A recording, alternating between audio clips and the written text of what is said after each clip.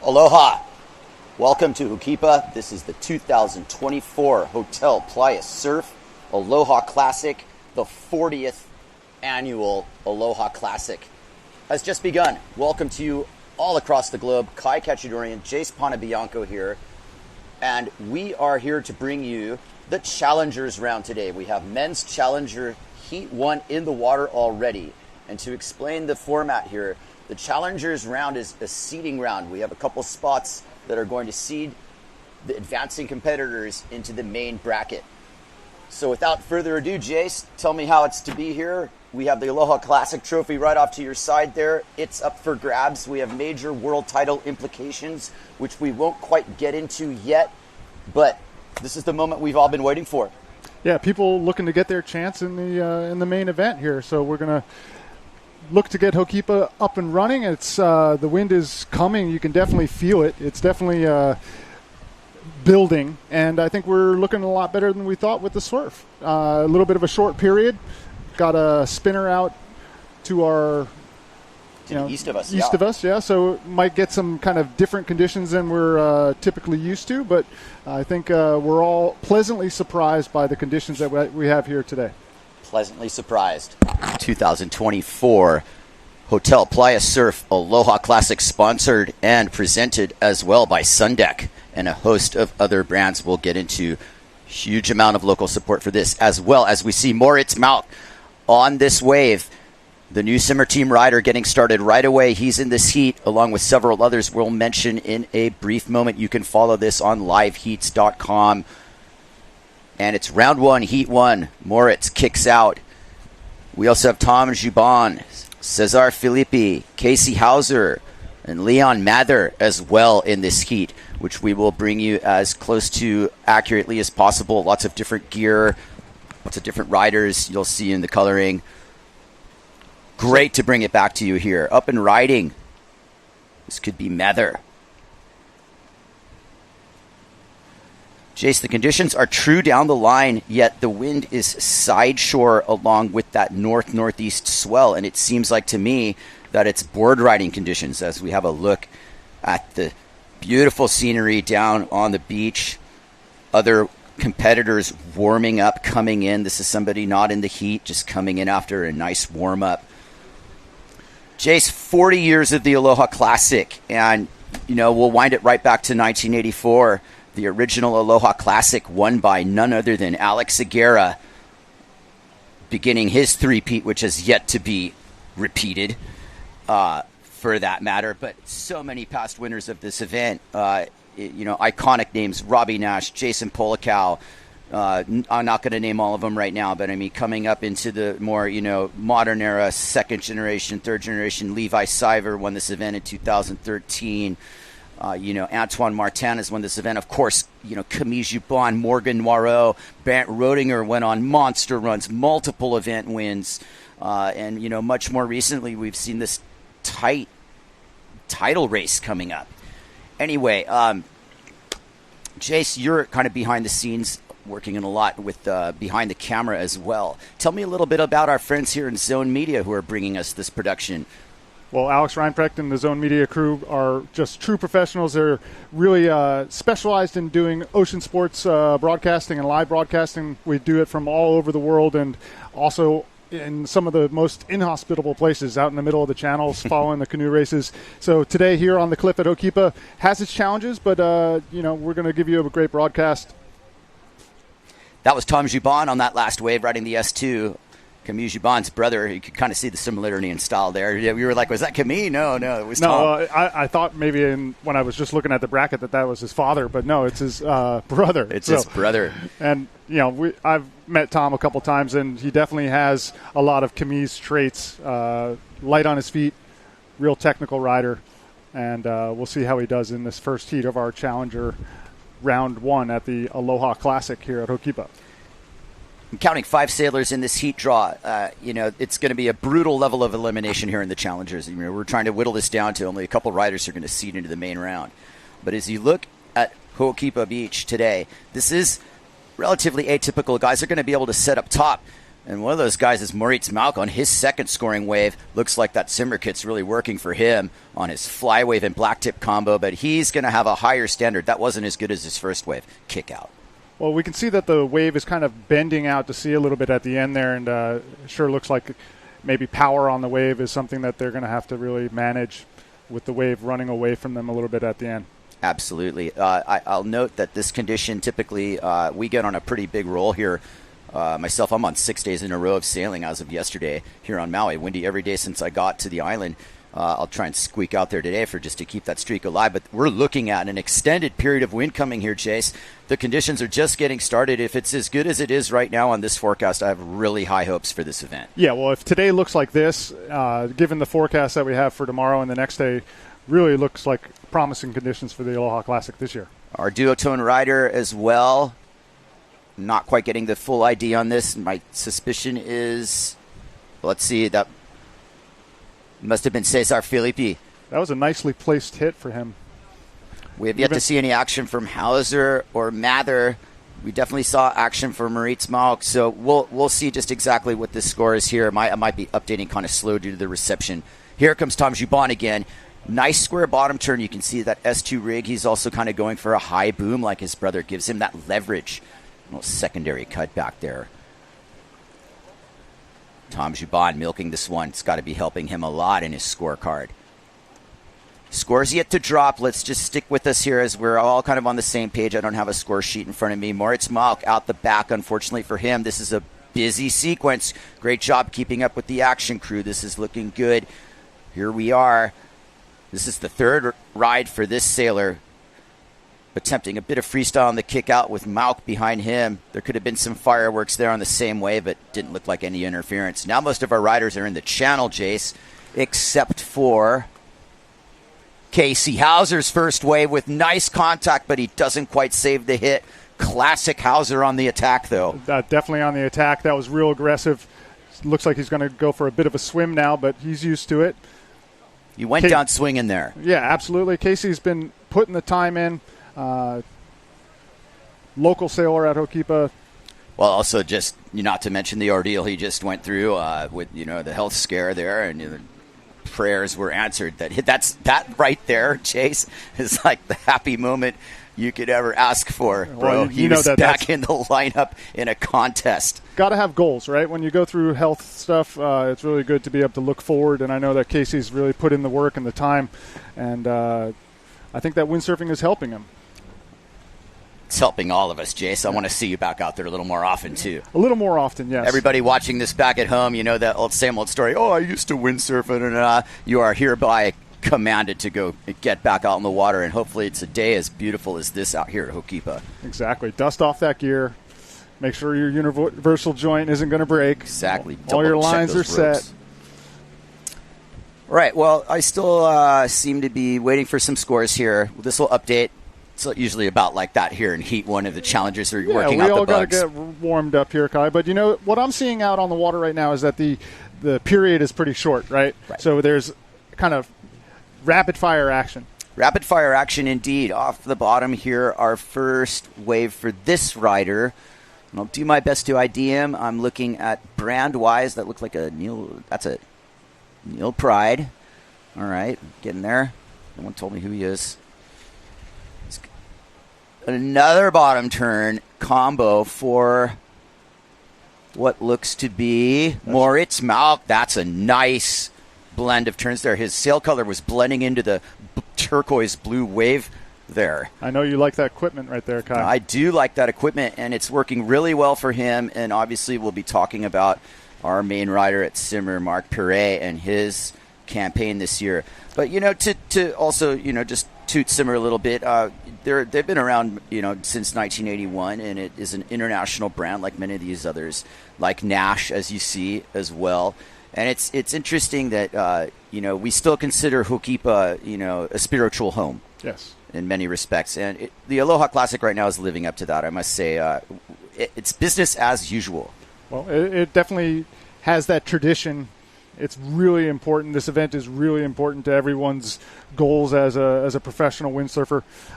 If you win here, you're kind of cemented your legacy in the annals of windsurfing. It's a great way to get started here in Challengers Men Heat, Round 1, Heat 1. It's a pretty tight battle right now. I think, Moritz Malk to me has got a good edge. Tom Juban's got a couple good waves. Cesar Felipe, I believe, is our guy in the duotone. Don't quote me on that, but I believe that's how. And you can see Casey's got the potential to pass this. Casey needs wave number 2 with the nice connect. Back that up. There is only so much more time left. In fact, we are looking at something more like 2 minutes left in this heat. They are 18 minutes long with a 2-minute transition, one heat every 20 minutes. Here goes Moritz Malk on a nice-looking, somewhat of an upper set. But he's going to kick out of that. So what happens in a short interval, Jace, is sometimes you get fool's gold on those earlier waves. They stand up on the outside, but because it's a short period, it's not allowed to shoal as much, and the wave behind it takes the energy, as is the case here. Yeah. Do you have an idea what size sails these guys are riding on? Most guys have to be on 5.0 or bigger, unless they are just not that heavy. You need the power to get down the line. As much as we would be calling this board riding conditions, you still need to catch the wave. But right there, that was well played. He ended up stuck at the bottom there for a little bit. Casey Hauser sitting on top with an 8 for the hit. We might have missed a wave. Probably did. On the broadcast, I would think that that's a combination of scores. Tom Juban looking good. Second place, Moritz Malk, third. And so on and so on.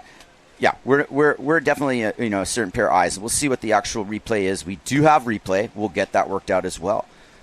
And now the scores are recalibrating yet again. Moritz Malk with that last score, possibly. And I will bring a few other guests up here in terms of who's connected to both the IWT and the PWA to really talk tour pictures here. I think we're really going to stick at the task at hand here, Jace. We're going to talk about this heat and get into the value of the Challengers round for even just the aspiring competitor, which I'll make a note that, these guys are getting a chance to mix it up with some top pros. Of course, the top pros like Moritz Malk, comes in here with less, points than he would need to just automatically qualify. But he's giving it a shot, but it levels the playing field kind of. It does. And, having a little bit of extra time on the water is not a bad thing. So, if you can pass these heats, for a lot of these guys to get the time on the water to put some waves under your belt, it really gives you probably a better chance in the long run. Tom Juban kind of got bogged on the top there. It would have been a decent scoring opportunity, but also showed how side onshore it is, as our other competitor here on the duotone rig really struggling to put his rig into the wave with this side onshore wind angle. And it is what I always tend to proclaim, Jace. It's the Euro bottom turn. And you just grab wide on the clue and you kind of do it almost like a jibe. It's not the same thing as like a Polakawa or a Levi bottom turn. Yeah. It's a bottom turn, and it's functional because what you do is you keep your apparent wind alive, and you're able to unwind for the hit, which needs a little extra body English to bring around. If you do the leaning, you're going to fall off the side. Yes. And that's a consequence both of not reading it correctly and in many cases not rigging a big enough sail. Yeah, and also not having an opportunity in a lot of places to get the down-the-line wave sailing, right? So it could definitely be an advantage for some of these European guys to be able to understand how to deal with a onshore look. This is not our typical look right now, to get that little bit of an onshore angle to it. Coming from Europe, these guys probably have some experience with an onshore type setup. Indeed. Moritz Malk, Casey Hauser in the lead here in the 8-point range. Tom Juban threw away that last wave. I'm sure he wants that one back. Maybe he can get a better one. 7.5. Leon Mather with the 6 and Cesar Felipe 6. So I'm going to let the scores do the talking.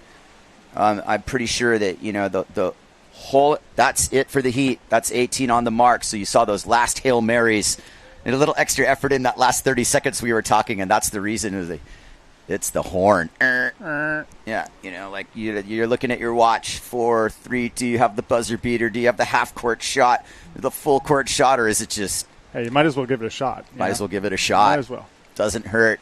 Well stated, Ponte Bianco. Great to be bringing you the 2024 Aloha Classic Hotel Playa Sur, presented by Sundeck, part of the unified IWT PWA World Tour. We have a huge world title scenario to talk about, but we're a little far away from that right now with Tom Rivney, Otis Buckingham, Michael Fradel, Zdenek Marizko, and Giacomo Dalepe.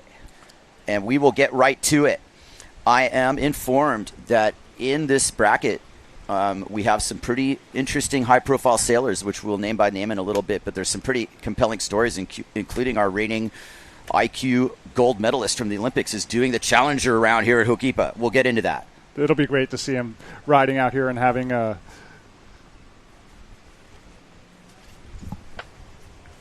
Yes. We want the trophy. Yes. Excellent. We're getting in tune here. Look at beautiful Maui. Our drone angle. I could just hear the slack key guitar and picture Don Ho in Waikiki watching the TV as he catches the Aloha Classic. As you all at home are, we are proud to be bringing it to you.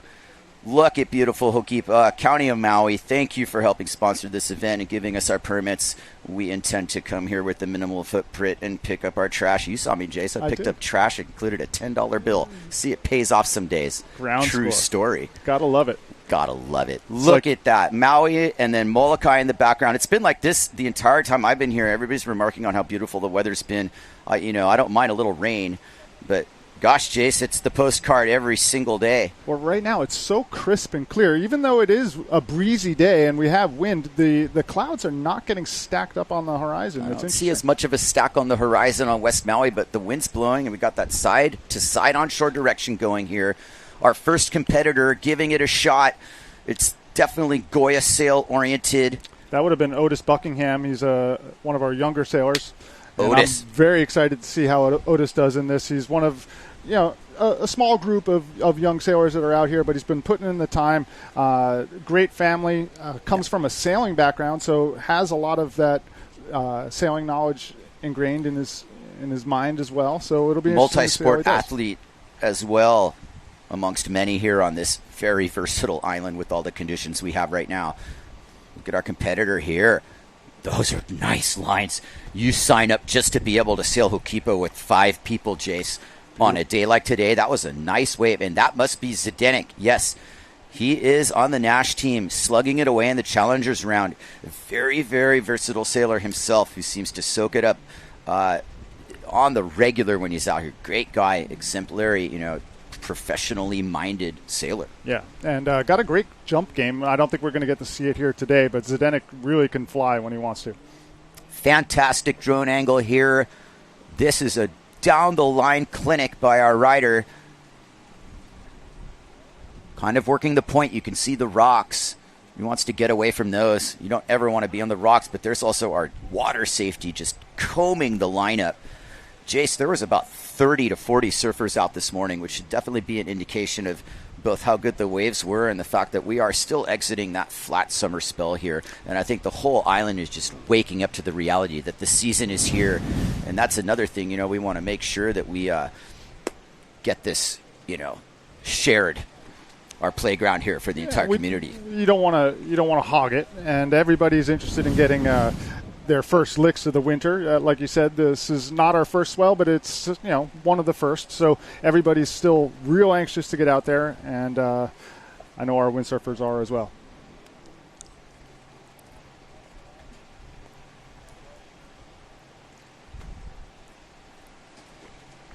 Yeah, being in the Challengers round, it's you can see it's both trajectories. It's the up and comers. It's the people who are still trying to stay in contention. I mean, it's brutal. This is the most brutal round, really. Not as many people are advancing out of this, and it's still worth a shot. Look at these conditions, Jace. Look at this 1-2 exchange set here coming in. That'll be we got both riders setting up here. It really shows how Ho'okipa works. The first wave's going to bunch up there. As the rider gives it a good drop right there. Nice cutback. That Goya rig really well designed for this exact spot, being able to pocket ride. But usually the first wave of the set sometimes is the smallest. As you see, our second rider, Zdenek, been going to town on that second wave with even a third wave behind him. And, these are fairly equal exchanges where Jace, at some point, maybe it's the wave that actually, amounts to the score as well. A nice late hit there. We like contact. Yes, and that would have been Otis, I believe. Otis smacking it. Back to the prototypical modern-day water sports athlete. We're talking about windsurfing, surfing, winging, kiting, SUP, downwind foiling, prone foiling. It is an amazing assortment of water sport craft that you can ride out here. Windsurfing being one of the original core sports here. It's beautiful to see the continuum of that, especially here at Ho'okipa. And you see these guys, setting up their rides. They're fading into it because of the wind direction. You're able to chip in under it.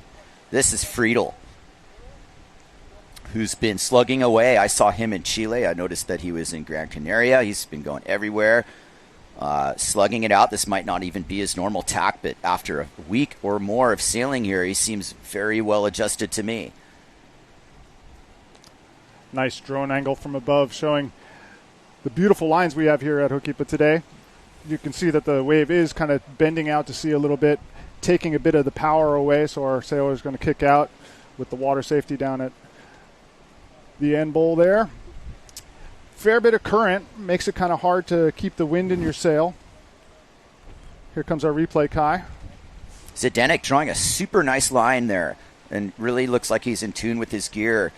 That was well placed. He was deep on that bottom turn. He's been watching Boss Robbie ride. Pretty well executed wave, and that Nash gear looks like it's perfectly suited for this. Yeah. This is all about effectiveness, and you got to be able to ride the right gear in the situation. It's going to allow you to select the waves. Yeah, just because you like riding a 4.7, you got to know how to ride the 5.0. You got to be able to ride a little bit of a bigger board in conditions like this because you need to have the mobility to get around the playing field. I mean, it could be said that this now takes that home field Ho'okipa advantage away, in that this is more of a real-world type of condition. I will say it's far beyond average in terms of the waves that are coming in. Maybe I'm being specific to the side-to-side onshore wind direction. Yep. That's fairly untypical here. And so guys who are used to riding bigger gear in more marginal environments might have a bit of an edge here. This looks a lot like some of the stuff I sail in California. Same thing, Casey in that last season obviously had something of an advantage there. Yeah. Well, you'd be happy to get these conditions anywhere else in the world, that's for sure. We're happy to get him here, and we're just about to get on a roll, like I've been saying. I will be chirping about it often, about the forecast and the amount of wind we're going to be seeing here. These next couple days, that shot right there is going to be full of white caps and hopefully some nice tasty waves too. So we do have someone setting up, and I suspect it could be Zdenek or Otis. Otis. No. Otis is in the orange. This is the... Okay. Oh, yes, there's Otis on the outside. We got orange and red here. 10 minutes, 30 seconds to go in our heat number 2, round number 1 of the PLAYA Surf Aloha Classic. The 40th rendition of the Aloha Classic, Kai. Such history. The top A maybe on that last one. Let's try to get the IDs here. Friedel in that yellow Goya, Zdenek in the orange Nash, Otis on the orange Goya. All right.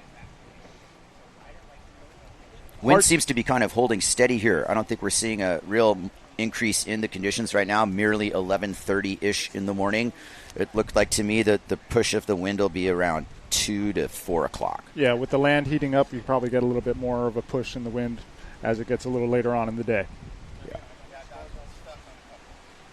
Jockeying for position here at the 2024 Hotel PLAYA Surf Aloha Classic, presented by Sundeck.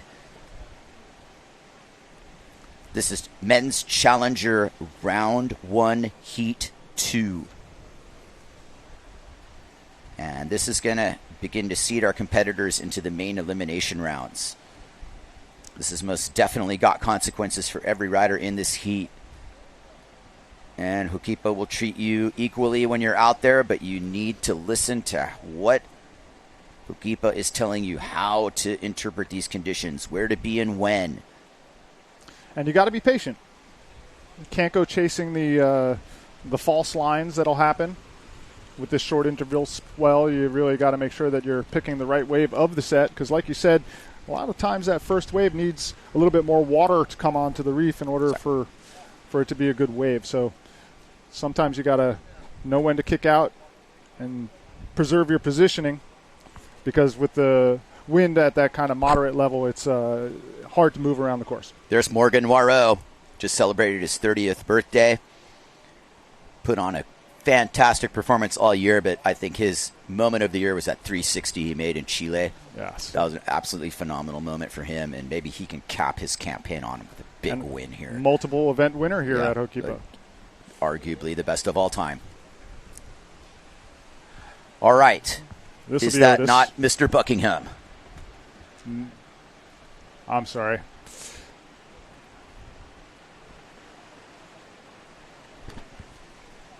We could ourselves benefit from the old days of the pendants and the streamers. It wouldn't hurt. It wouldn't hurt. Well, we have lots of people on same gear. But yeah. Anyway, talk the replay itself out. That was kind of the high line on this one. And you see the moderate spray, but he doesn't want to wrap it all the way around to end the ride. He's got his eyes set on completing the ride. That gets a little wobbly in front of the rocks there in the channel. It does, and the wind is at the kind of absolute worst down on the end of the corner there, with the current taking all the wind out of your sail.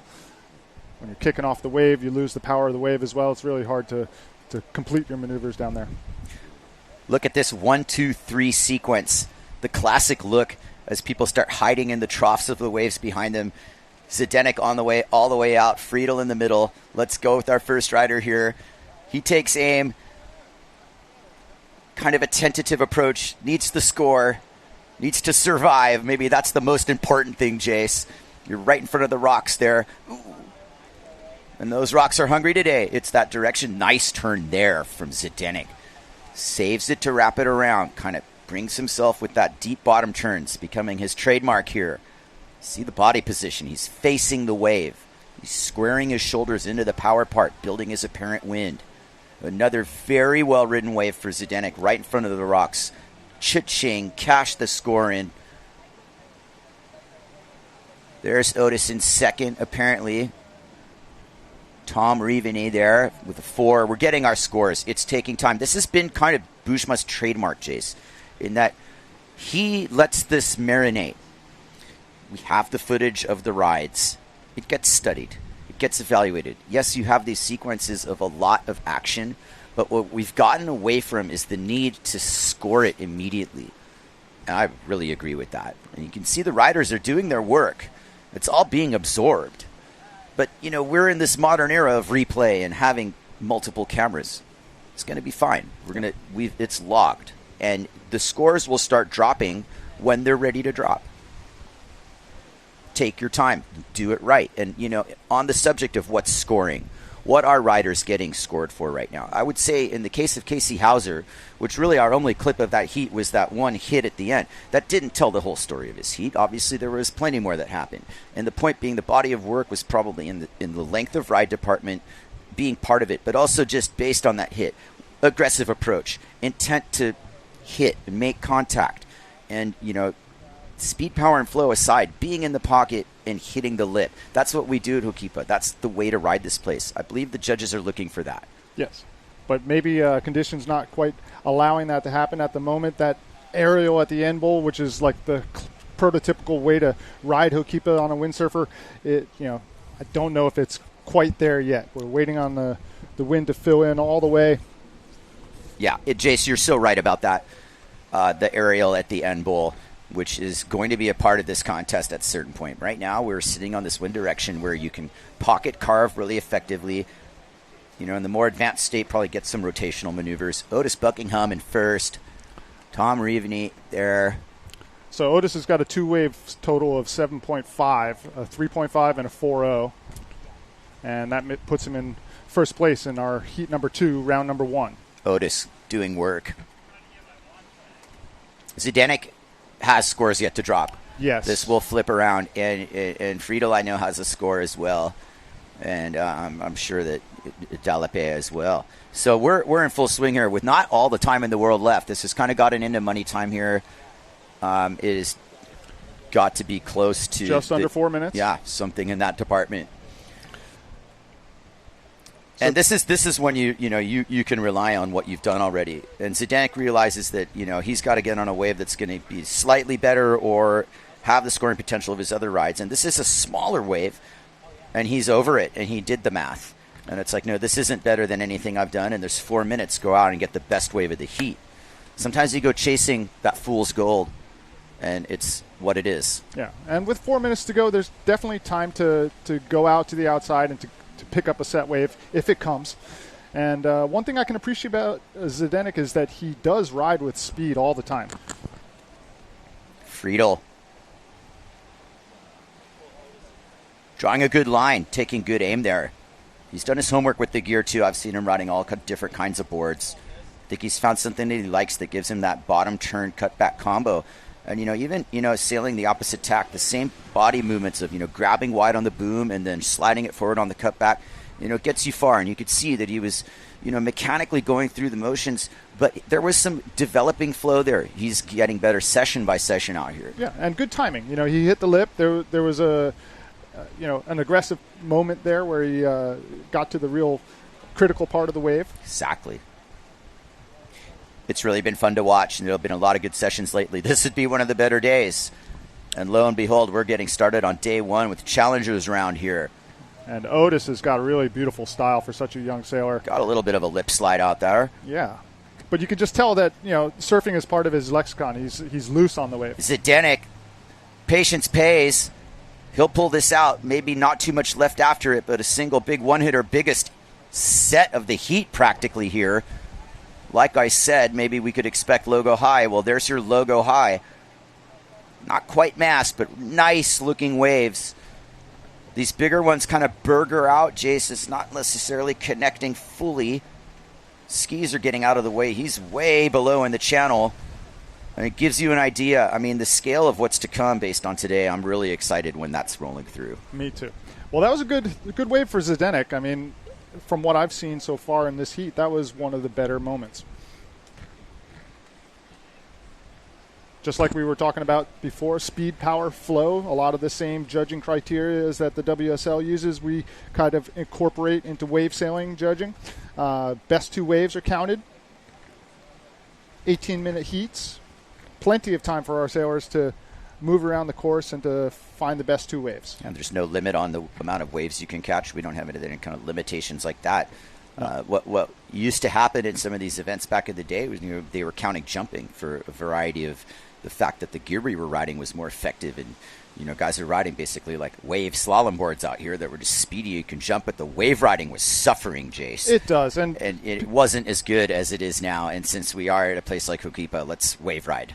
Right. Well, people might ask the question, why don't we have a jump in the scorecards? And I think what you just said there is truly the idea behind it. We want to see the very best possible wave riding. And if you have to incorporate a jump in, a lot of times you're making gear choices that allow you to do it, but really negatively affect your wave riding. So far, anyway. Maybe that design's coming where we start flying around like those slalom board days. You never know. And it's also been the spring event, quite honestly, Jace, is that we've really only had an event in the fall here for decades now. Yes. And if you do remember, even the last couple of the spring events when we had the Jeep and we had that Severn contest, there was jumping. Yes. Oh, there was jumping. And that's the main difference. These modern-day wave boards definitely still jump. Not like the single fin era, though. Nice-looking wave here. You could definitely see that the apparent wind doesn't lock up quite as much. That was almost a complete, crisscross, cut back, upwind.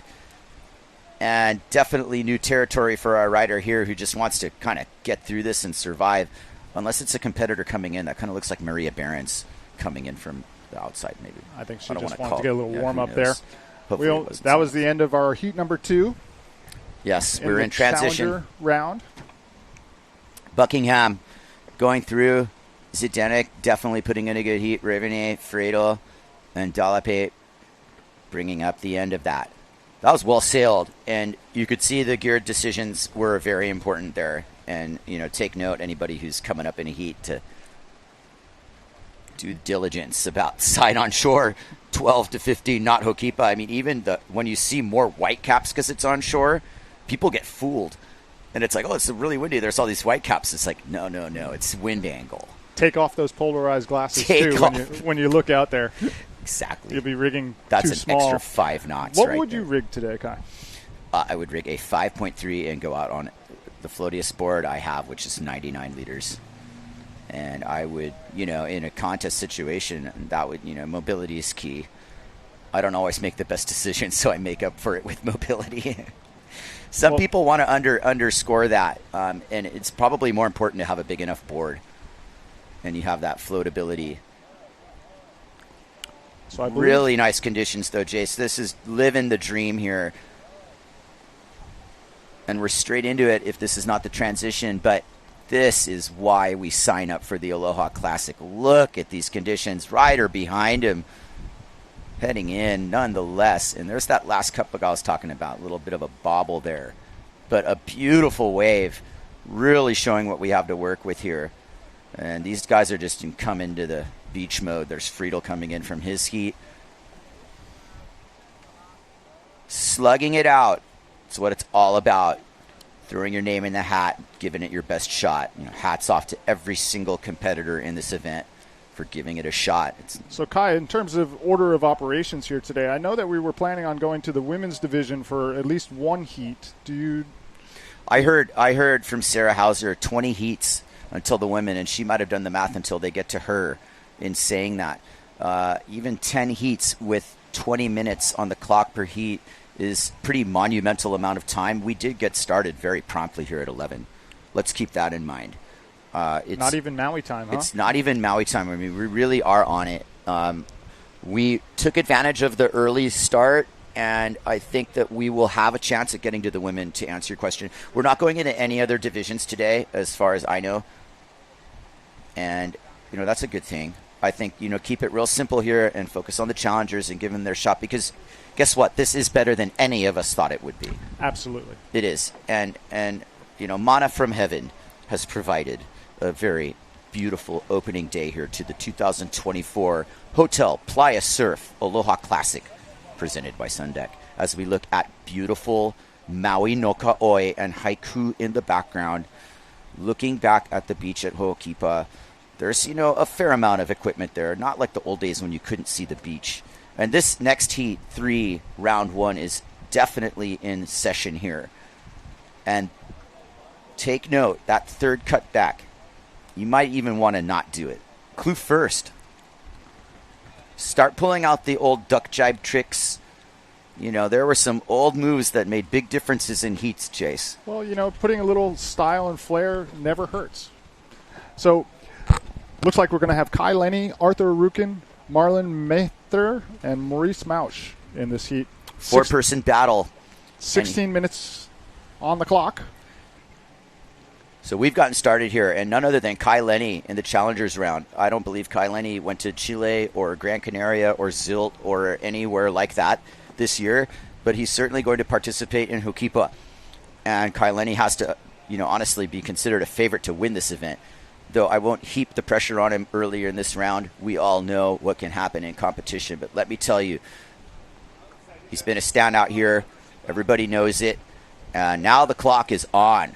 And this becomes, we're firing real bullets. And there's Lenny setting up H. Poco point proper, crisscrossing, letting this wave form under him. He's right in the spot. He just went surfing for 2 hours this morning. He's in tune. Lenny crushes that lip with authority. Continuing on, second crushing cutback, right in the pocket. He is surfing with a sail. Beautiful vertical hit. Fourth turn. The third one was just absolutely brutal. Pocket riding, you blink, you missed it. Vintage Lenny, back out for more. There were a few riders behind him. And that ride right there, probably our score of the day so far. and sets the standard for the fact that we're in round 1 of the Challengers. Just keep that in mind. Beautiful bottom turn there.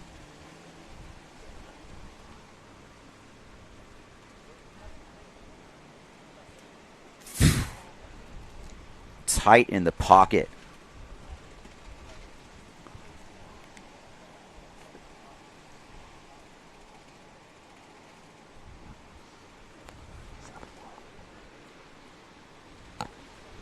We definitely got some, same family people here, Mather and Malk, got some full-blown round 2, heat 1. All right, Moritz Malk already in there. I wonder if these are typos, if this is actually how it's going. That's interesting. Well, I know how much this event means to Kai Lenny and how much winning here has got to be a goal for him. And with all the attention that he's been putting in other portions of his life, from riding big waves to all the wing foiling and the foiling that he's doing, and fatherhood, which with absolutely twin girls, that's takes a lot of time. But I know that an event win here would just mean the world to Kai. It's been on the list of things to do for the moment he stepped on a sailboard, or even Robbie Nash's shoulders back in the day. You saw that shot, smiling Kai, probably under 5 years old, just waterman. And it's no secret that, he is a great ambassador for the sport of windsurfing, and I think he's brought the ability of what you can do windsurfing to the masses, and it's certainly opened up a lot of eyes as to the amazing capability of this sport, whether even the conditions are good or bad. You saw that last ride, and those are things that really, really come to light when you look at riding at the highest level at one of the best places in the world for it, both in terms of quality and consistency. But just like Otis Buckingham, the list is long for these up and coming watermen. It's an amazing breeding ground. You could say so yourself with your son Kingston. Exactly. But I know that Kai spent a lot of time with Otis over the years, kind of Hanai brothers sort of thing. I know that Otis owes a lot of his windsurfing, love from Kai, because Kai's always been the one to take him out there and to really push him to come to do an event like this.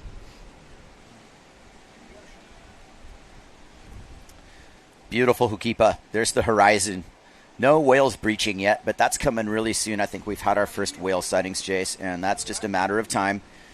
All right, so it's Kai Lenny, Arthur Arutkin, Marion Mather, and Moritz Malk. So it's somewhat of an elimination round. Lenny must have been seeded into this round. Arthur must have been seeded into this round. And so the challengers in the first round came into this round. This is pure elimination here. It's rapid fire. This is live bullets. And, Lenny's got a great wave under his belt. Bushma's letting it marinate. As you look at the scene here at Hokipa Beach Park, we're in that white tent in the center of your shot. How's it going?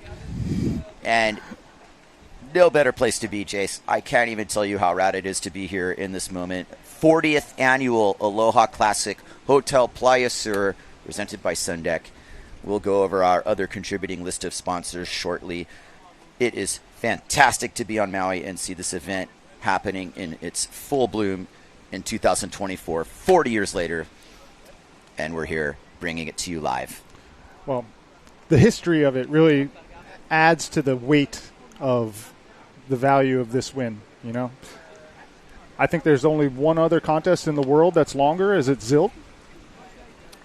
I believe, Jace, to be honest, I think all these events are celebrating their 40th anniversaries. Pozo, Zilt, and Maui. It's a symbiosis here. Kai Lenny in tune with the floater under the lip. And look at the down-the-line momentum making that hit generated. Lenny takes aim. Safe whitewater climb, still going. Little duck jibe and out. I'll tell you, that's 2 big scores right there.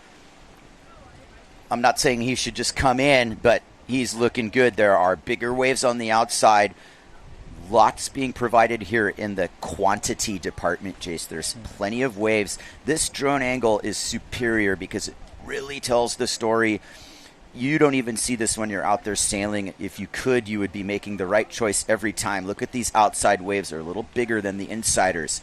And the question being, do these outsider riders have enough wind to pick it up, snapping it away from our inside trollers who can't quite make the decision And right there, this wave coming in is the first of many. It's the jockeying, all the stuff happening in between the wave rides. It's a heavy, heavy little game of chess. Yeah, and the drone angle really does give you that beautiful opportunity to see which wave is the right one. And you can see some of our competitors allowing the waves to go underneath them so that they can kind of select the perfect wave. And it would be so much more defined if the swell period wasn't so short, but a carefully selected wave here by Lenny, who goes for the rotation, brings it around. The Taka slide off the lip, ladies and gentlemen, done to perfection and done in round one of the challengers. The level just got upped significantly. The scorecard is looking very, very positive for Lenny. This is a great warm-up for Kai. Yes. It's going according to plan. You know, Kai so this is Marianne Mather, yes, who is in the heat with Moritz. I haven't seen Moritz if he's actually in this heat.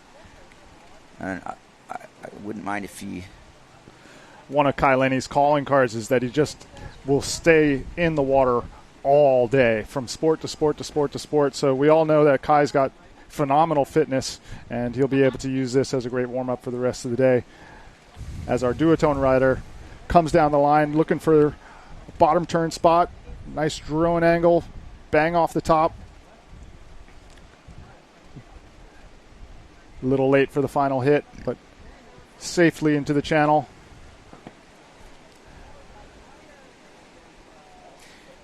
Definitely seeing some more white caps, Jace. Hang on tight. The wind is going to pick up. If it picks up and goes more east, you're going to see an improvement to the wave riding because it's going to be even more down the line. And that's going to bring in some of those rotational end bowl moves. Kai Lenny, though, with that Taka slide off the lip, take note at home. And, he does work very closely with KT and Keith. Here's our replay. Ace right here. This is just a pleasure to watch. We'll get the replay in a second. Live action. We have someone going.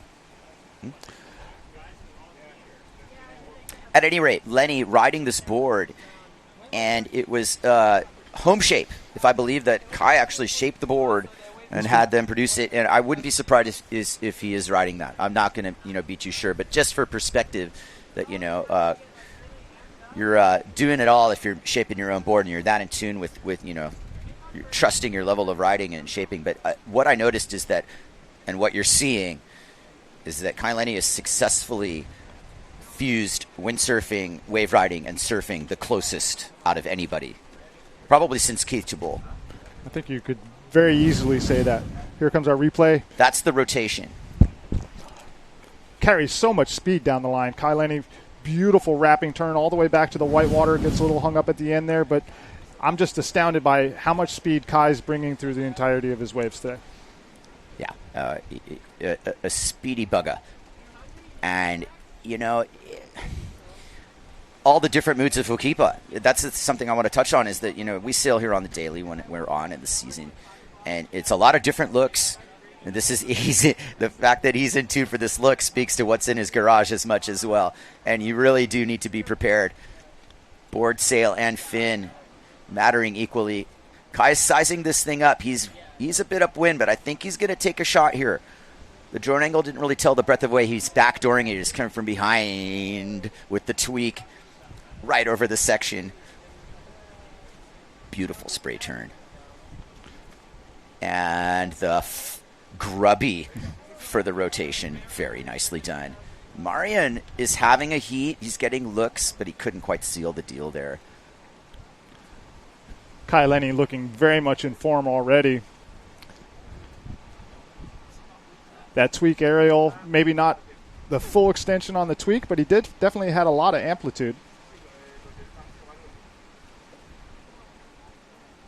I haven't seen Moritz scoring yet. I don't know if there's a listing or a communication issue. We'll see.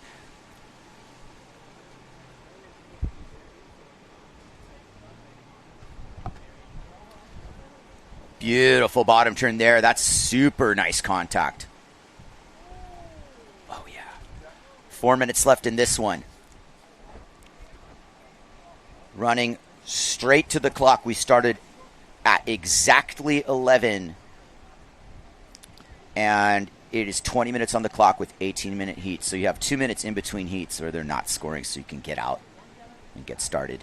That was an interesting example with that wave, Kai. That was not the biggest of the sets, but you could see how kind of the mid-sized wave actually had a lot of power and it kind of ran right through. So our sailor was able to take advantage of the speed of that wave.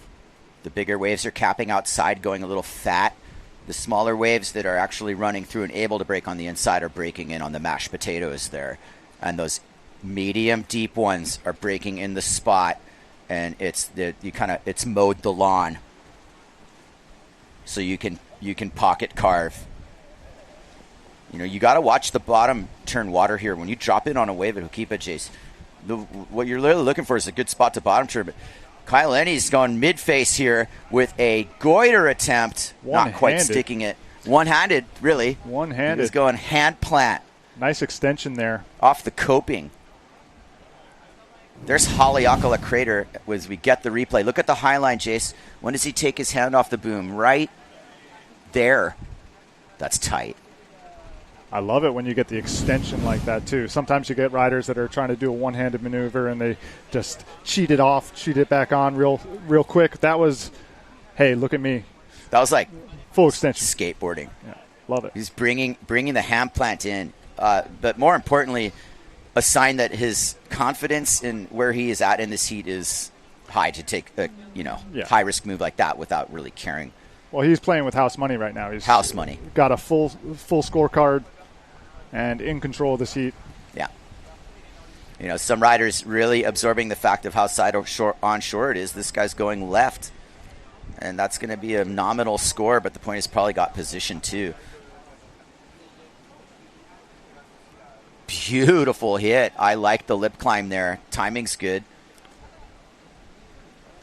Predominantly a Goya sail heat, I reckon. It gets a little confusing. Yeah, we'll also have some confusing duotone heats, especially with the women. I was struggling mightily in Chile because they were also all called Maria. just to make it simple. It was really hard. There goes Maria, and you're like, what? Which one? The duotone one? Oh, which one? Duotone one. Exactly. Yeah. Anyway. Beautiful Ho'okipa Beach Park, the gathering place. There's the green tree. And that green tree actually serves as an indicator for the upper peak that we have at Hokipa. My personal favorite. On the big days, it's breaking outside of the green tree and running, half a football field all the way or longer into the channel. Sometimes the full football field, the full touchdown. And that's the one you're looking for. Usually those start up at the green tree. And we're definitely seeing some activity up there. It's split peaking, though. And so what's happening at H. Poco Point is that some of those wide ones that are breaking fat are actually kind of better off down there. And then the medium ones we were talking about are kind of up by the tree. But we saw Kai Lenny do that behind the hit section there. So he's coming from behind the peak. It didn't look like he was on much. We were in on him tight with the drone. And then all of a sudden the land shot showed that, the grower. And take note at home, that's a really good way to ride Hokipa is to, go through the back door, as they like to say, and right through the top and the bottom of the wave grows on you. And otherwise, you're doing stuff like whitewater hits and trying to do a little home cooking and impress the judges with your actual, trickeration. But nothing beats proper wave selection and power positioning. Nothing beats it.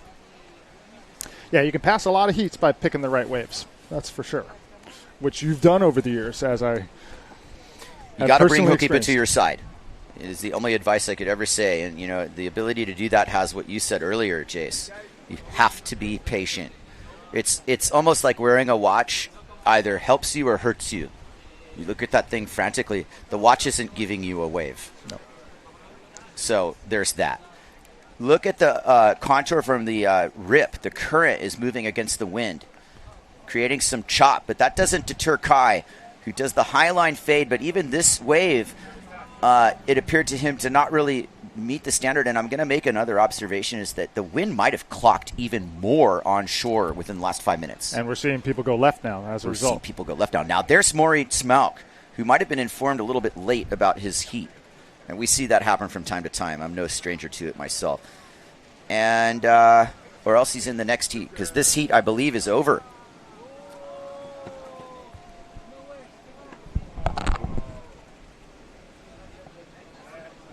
Oh, say this.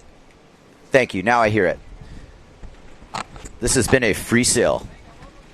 And the heat is about to start. That's why Moritz Malk just entered the lineup. So we've been like talking as if this was a heat. Sorry to break the news to you.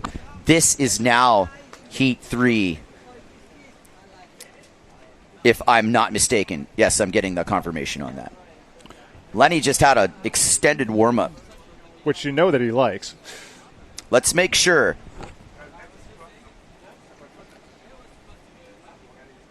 Round 2, Heat 1 says Kai Lenny, Arthur Arukin, Marian Mather, Moritz Malk. And that is what is about to start here. And I believe it's... Here it is.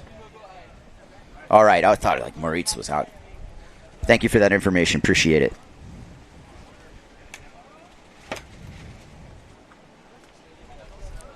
Setting up top. And live bullets are indeed now moments away. That drone angle really gives you an idea of how far the wave is bending out to sea at the very end there. And I don't think that was the wave that Kai wanted, but you can definitely see what you're really looking to identify. Is you're looking to identify a wave that's not going to run away from you at the end. All right.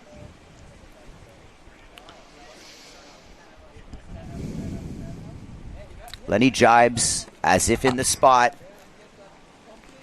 I'm curious as to the status of this right now. Are we running? Looks like he's setting up and kicking out. I mean, perhaps we are live. This heat is on. It has started. There it is. Moritz Malk getting started right off the bat. Beautiful wraparound cutback off the hit. And a low boom rider. Moritz really crouching low. Not the tallest guy, not the biggest guy, but a very effective sailor. And a very versatile one as well. Both tacks super well adapted. This is a gnarly heat. Now we're on. Pardon the disruption there. We could have just had music in the background. But this is now happening, and it's a really big battle. All 4 of these sailors totally capable of making it through. You could definitely tell that wasn't the way Kai wanted to start that heat. He had picked out 2 good waves, and then I think he was just waiting on the heat to start. Just trying to get something better. He wanted to start the way he started up that warm-up. And let's not get thrown off by that either if we're Lenny. And here we go with the replay on Moritz Malk. Crouching tiger style. Carried a lot of speed through that wave.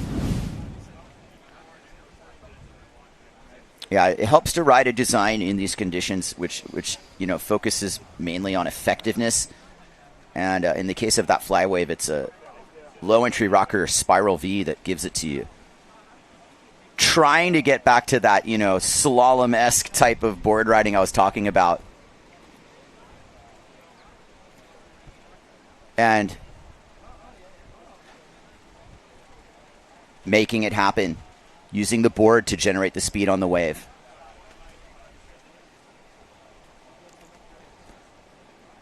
The drone angle showing the positioning of our sailors and our water safety crew, keeping the sailors safe from the infamous rocks at the end of Ho'okipa Beach Park.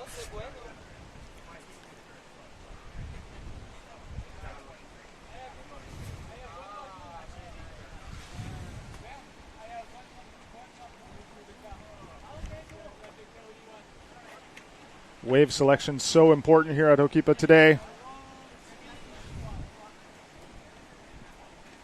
Managing to generate a little bit of speed. Nice. There goes Marlon. Okay, we got Marlon Mather. Sorry, Marion. Marlon. There, we got it right. Marlon. Out the back, mate. With a set coming. He's like, is he going to be staring at this set? Maybe he even getting closed out by it. We'll see soon here. And that's AA, Arthur Arukin, definitely aware that the green flag is up and that we're scoring here. Moritz with a 3-5 for his first ride. An insider with a couple slices. Sets the scale of this heat. It's always a little bit different depending on how it goes down.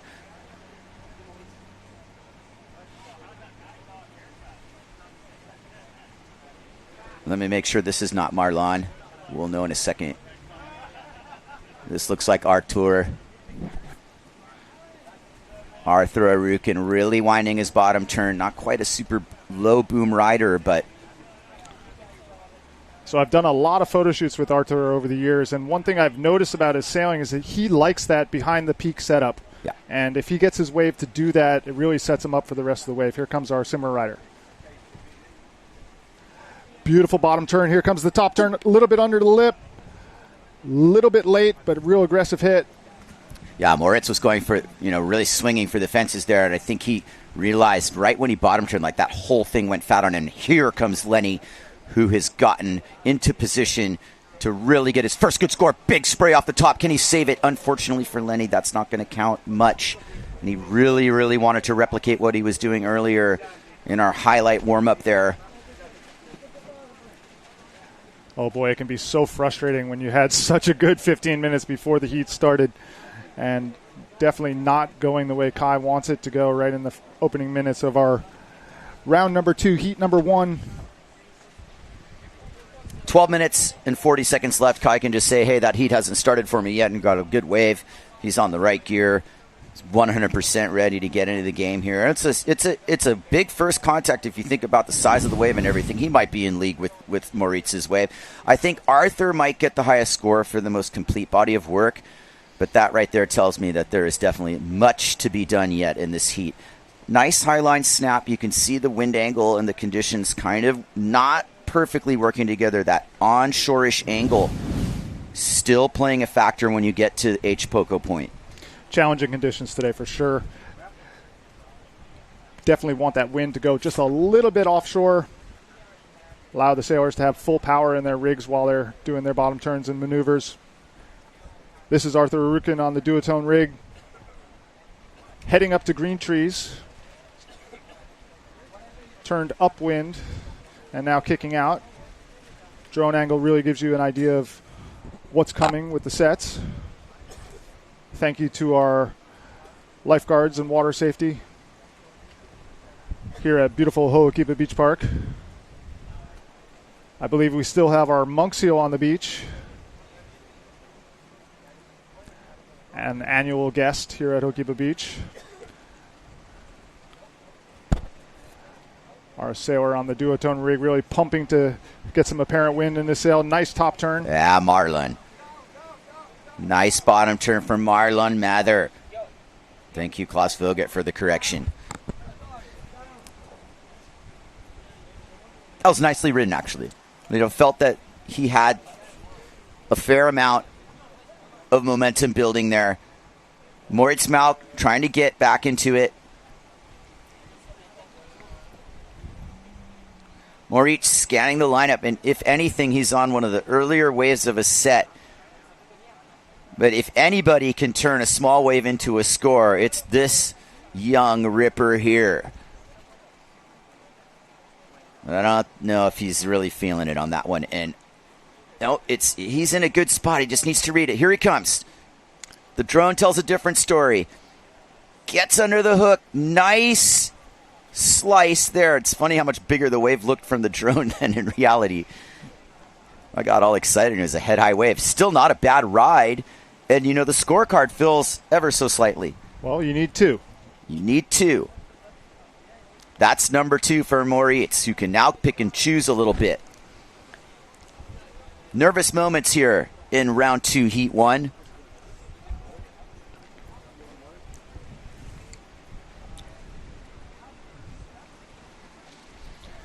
Arutkin. Nice save off the cutback. Over the fall, slightly sideways, but full efficiency mode. Arukin's a real dynamic sailor. Always comes at things with speed. Has a real good aerial game. One of my favorite archback aerials he does.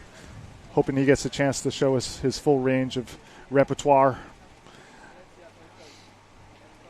A little bit of a brutal get out yeah, this here. Is a really good view on the shore break experience at Ho'okipa. You really want to make that launch count. He got slapped up wind. The key thing is just to make sure you don't stand up on the dry sand and knock your fins out. Replay, Kai Lenny. Oh, Moritz Malk, excuse me, with that nose bonk. And you know what? That could possibly still beat that 3-5 for what he delivered there. And this is a replay of Arukin, who actually gets the fins out with that late save. The judges Call it splitting hairs if you want. Not quite splitting hairs. But the ability to differentiate is going to be identified here. And Lenny is under a bit of pressure here in the wave selection department. But Hukipa will provide more than a few opportunities for Kai. And this looks like to be one of them. As we pan back into Maui, who's setting up as well. We have exchanges coming up here. Beautiful Hukipa. This is the setup. I love this angle. Super good job, guys. This is a really good look at Kai Lenny and what's in front of him. There is a rider in front of him. Stick with Lenny here. Big first hit. Lenny brings it around. Second turn. Crispy off the top. Fins out. Beautiful style. Lenny smiling his way through this ride. One more hit for Kai. A lip climb nonetheless. That's 4 contact points not lost on me. We call that connecting the dots. Yes, and vertical with his turns. You got to love the way he brings that surfing style into it. 100%. The speed, power, and flow. Maybe not as much the speed. The flow and definitely some power, even on a wave of that offering. But what he did to that was set the stage because he's got a solid score now that's on par with anybody else's score in this heat. Relatively speaking, we won't get to specifics. Beautiful rail work, setting the bottom turn line, all back foot there. Brings it all the way around. It was like Tom Curran or something. Another fins free. You have to slow it down to appreciate it. That's the beautiful thing about the replay. Yes. Here's Harukin. And this is what I was talking about with Harukin. He likes to be behind the section here. Wrapping it back up to the power spot. Nice vertical top turn. That gets was really the fins nice. Release. It was really nice. Arthur is a tall fellow, so it affects the way that you ride. I can appreciate it.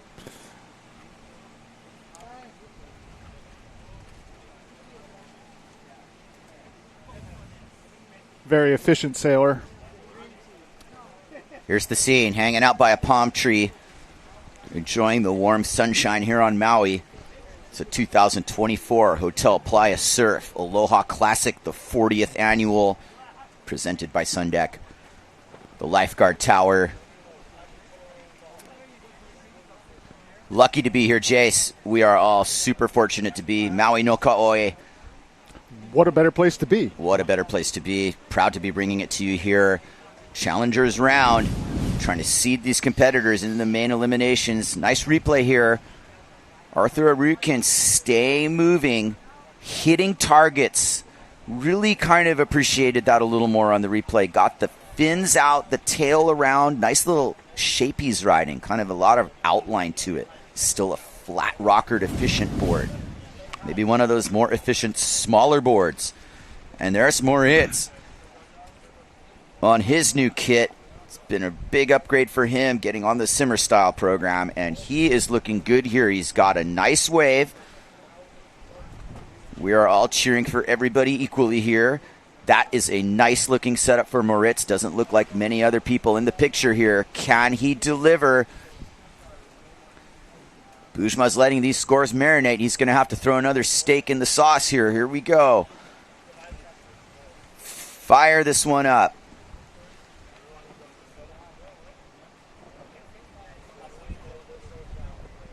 Definitely opened up the clue to that bottom turn. Second turn. Nice cutback. Brings it around. That was really important for his campaign. One-handed. A nice way for Moritz. That's the style. That's why he's on the team. And there's Harukin.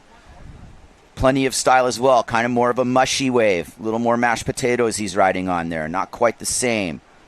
Not as much open face. Not as much clean green. But still a nice wave. And he's staying busy. Arthur Harukin, I promise you, has a busy scorecard here. Kai Lenny. Very important wave here. Not a whole lot of time left. We're probably 4 minutes. 4 minutes. We'll set up the replay. Lenny's got big work to do here. Arthur Harukin, beautiful looking 2-turn combo. That first hit was the best hit. There's Kai, live action. Huge wave for him. Super important that he executes here. Nice turn to start off with. Is there a lower bowl, a grower? It looks like it. Gets the Taka rotation and rotates around in the most pivotal clutch fashion. That was so super important that he made that. And it was a flocka on the face.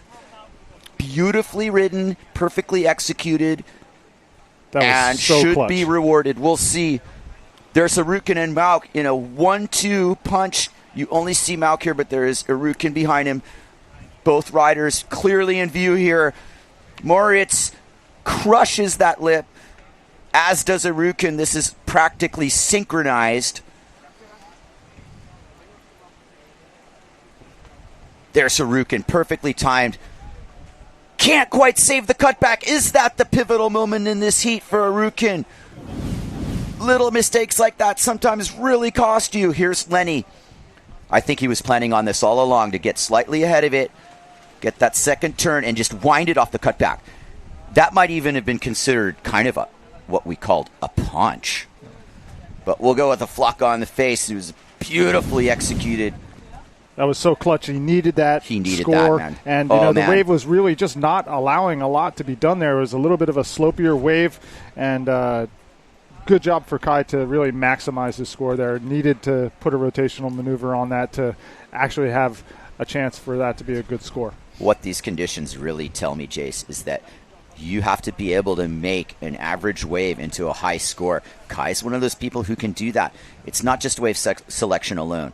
And I think the judges will be able to differentiate that. I clearly feel like maneuver-based riding is just as important as wave selection. And there are riders who can turn mediocre waves into big scores.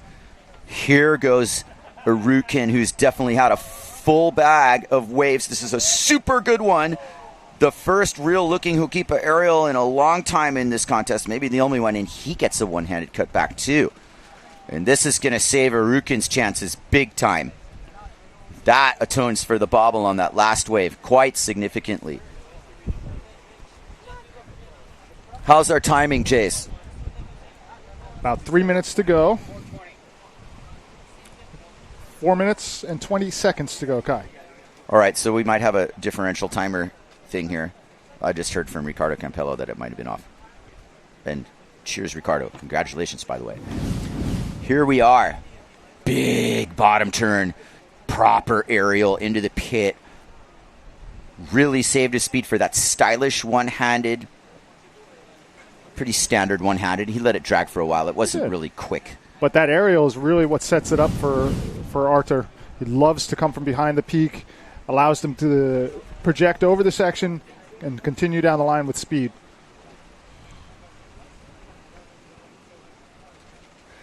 Bujma marinating to perfection the scores. He's taking his time, but we're going to see it all happen in sequence here. Moritz Mauk, however, just enters the shot. Bottom turning from green trees for sure. This one's going on for a while. Slicing and dicing. Not quite that last turn, though. Again, just the undoing of any complete score is that fall at the end. It's almost that early kick-out day. As you see, heaven on earth itself. There is, in the middle of that shot, our resident seal. The monk seal. And you have to stay 20 yards away or it will bite you. Look at that thing. It's beautiful. We used to have one called Makana and then another one called Makani. I wonder who that might be. Either way, give our resident seal its space, please. Mere moments left in this heat. A lot went down there, Jace. I'm not going to make any predictions. Mather, Arukin, Lenny, and Mauk all got busy there. It's not about wave count. It's about scores. And, technically speaking, you only need to catch 2 waves as long as you got good scores on him. I would say Arthur caught the most waves in that heat, and maybe Moritz also caught quite a good handful of them. Mather as well. Marlon had a good start there. I didn't see much of him for the remainder, but it's kind of hard to pick waves off of a crew like that. That's hard. These guys are all ballers in it. Hats off to all of them, win, lose, or draw. That was a well-sailed heat. That's a good shot of our seal. Well, there's just no easy heats in the Aloha Classic, and Kai's really hoping to put something together here before the end of this one. Might already be done and dusted. Oh, is he going to pull that out? Mere moments left. Can he dive over them? Never give up. Never surrender. Never surrender. No, there's no quitting, Kai. Definitely no question. And we'll see exactly where the judges have this. We will update.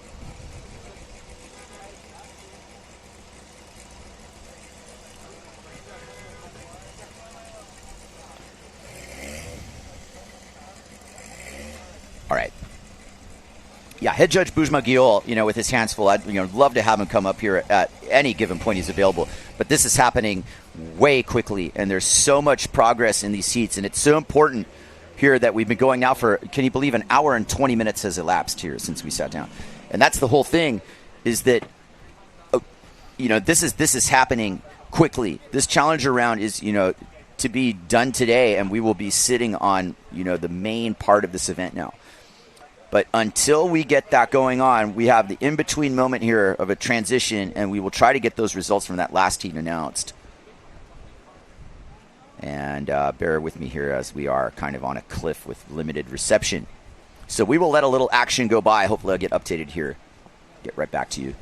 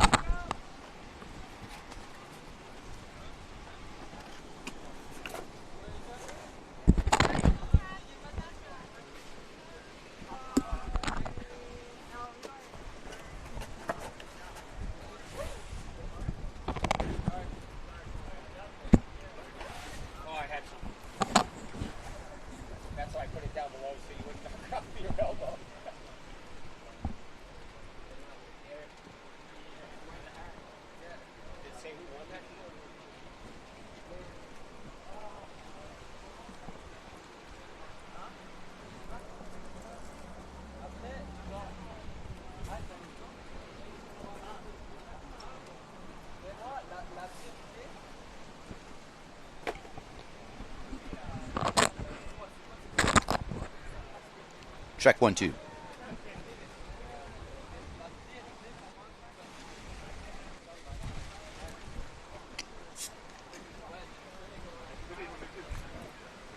Looked like good news for Lenny there. I believe I saw that he advanced. I won't get ahead of myself, but there's a replay. Live action here. Ooh, yeah.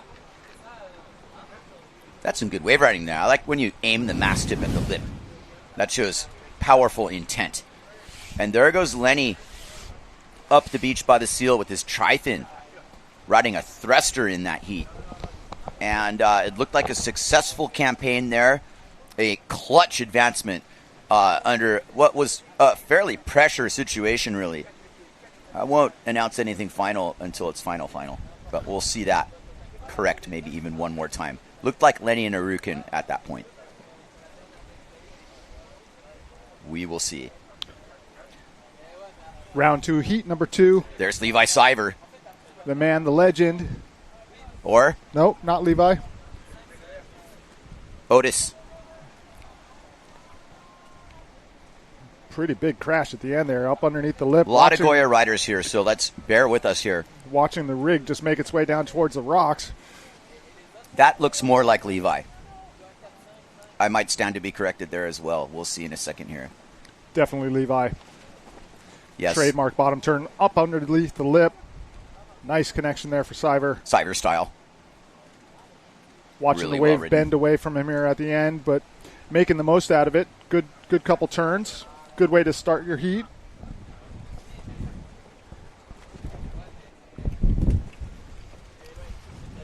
We'll get the scoring worked out.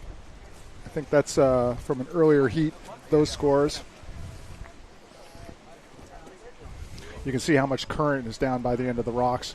Our water safety backing down to help our rider out. It's not something that you get to have every day at Okipa, but boy, when you get a chance to get sucked out of that area, that's something you're very thankful for when you get a little help from the Water Patrol.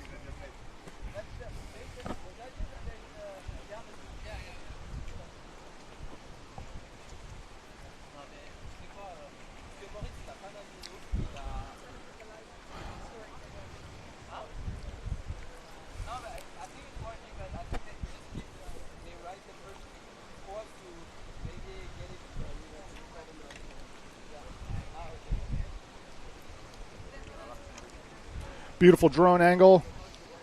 Paul Van Dellen coming all the way from Australia to help out with our aerial photography. Nice replay here. Otis Buckingham goes for his bottom turn, but gets a little caught in the whitewater and then takes the lip to the head, gets rolled. Here comes Levi Siver, beautiful underneath the lip hit. Goes over the rib in the wave, still manages to get connection there. You can see that the wave has these current lines in it. That was carefully selected. And, that's become the name of the game here. If I look at the lineup live shot, as you look up the beach towards pavilions, as our other competitors are slowly starting to get ready, that's Baptiste Clorec, who won the Fiji Pro last year. I got to see that live and in person, and what a performance that Clorec had there. In this heat, it's Siver, Bermudez, Vincent, Beauvarlais, and Buckingham. And Vincent's an intriguing character, a pilot from the Caribbean side, British Virgin Islands. Siver keeping busy. Siver nice with the signature tweak. Second turn, keeping busy. Our riders only need 2 scores. So it's good that Levi retains his identity as a sailor, as a competitor. Sometimes you see people split off into a different type of sailing personality. Not Levi. This is vintage Siver right here. Really able to explode that tweak with the board just contorted, nose down into the pit. He's had that on lock for a really long time. And it's just like a normal day sailing for him. Now, I saw him this morning. He looked pretty loose, I have to admit. It didn't look like he had put a huge amount of pressure on himself. And I believe that's due to extreme confidence, to be honest. Well, this is his backyard. Yeah, as well it should be. As we wrap that around.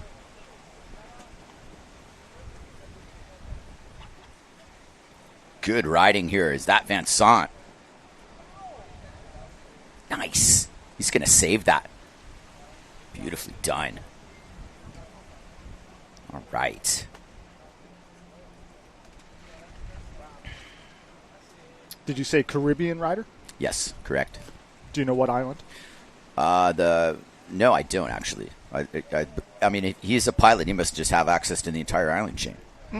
There's the banner for the Aloha Classic PLAYA Sur 2024 Aloha Classic, sponsored in part also and presented by Sundeck. And that's a beautiful thing. Here's a replay. Nice punt. Talk about speed. Just kind of barely kept that together there. A little late on the takeoff for the aerial. Managed to pull it out of the whitewater. I do have sailors advancing out of that last heat, and it's Arthur Arukin in first place and Lenny in second place. So good job for Arthur there. Yeah, that was big. That was big. And you know what? All you got to do is advance. So, I'm sure Kai would have liked to have won the heat, but ultimately not the biggest deal that you get second. All you need to do is advance. 15 minutes to go in our round 2, heat number 2. Levi Siver, Felix Bermudez, Vincent Beauvarlais, and Otis Buckingham. Levi's got 2 scores on the board, a 4.5 and a 4.0. With more to come for sure here. I like this 1-2 look here. Really giving a good look at what the conditions are. And Siver's really collected a nice wave here. There we go.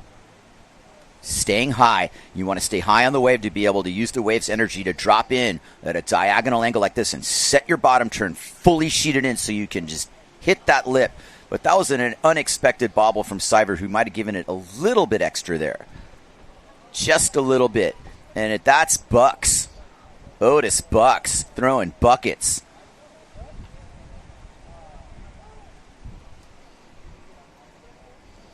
Behind him, is that not Vincent Beauvarlais? Coming in for a landing. The runway is clear. Let me make sure I got that right. This Goya gear, as popular as it is, does make it a little difficult to know exactly who is who. Though in this heat, it's coming across pretty well, I must say. It's a pretty good Goya advertisement right now. You got all the colors of the rainbow. It's like Skittles out there. And our competitor for our next tee coming up. We're getting moving on right along here.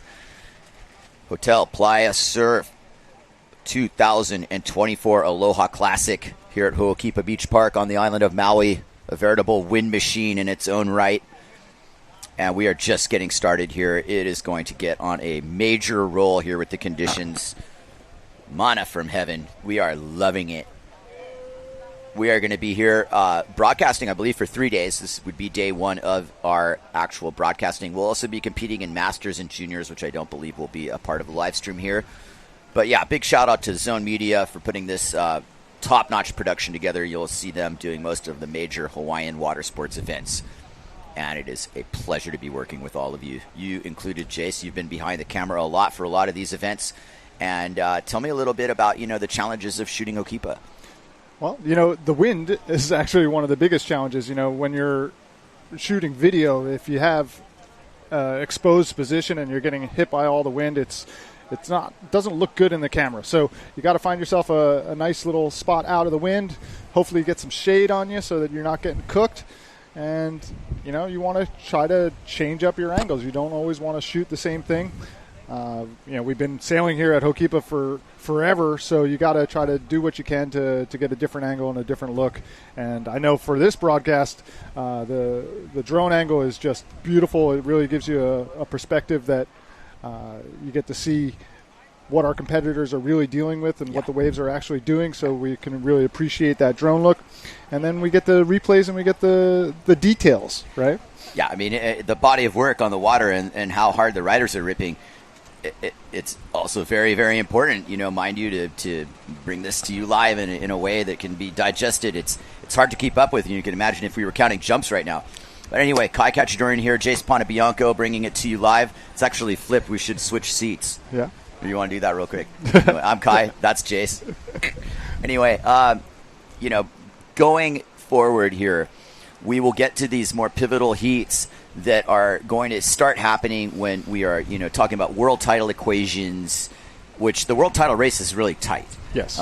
We've had definitely a lot to discuss on that, which we'll stay away from for now since we're only in these early heats of the challenger rounds, and also start bringing in some of our other guests and, coloring this appropriately with our members from the Maui windsurfing community that, sail here on a daily basis. And what we're also, celebrating, again, Chase, the 40th anniversary of this event. Again, the first year won by Alex Aguirre. We have all the big names that have, walked through the doors of this place.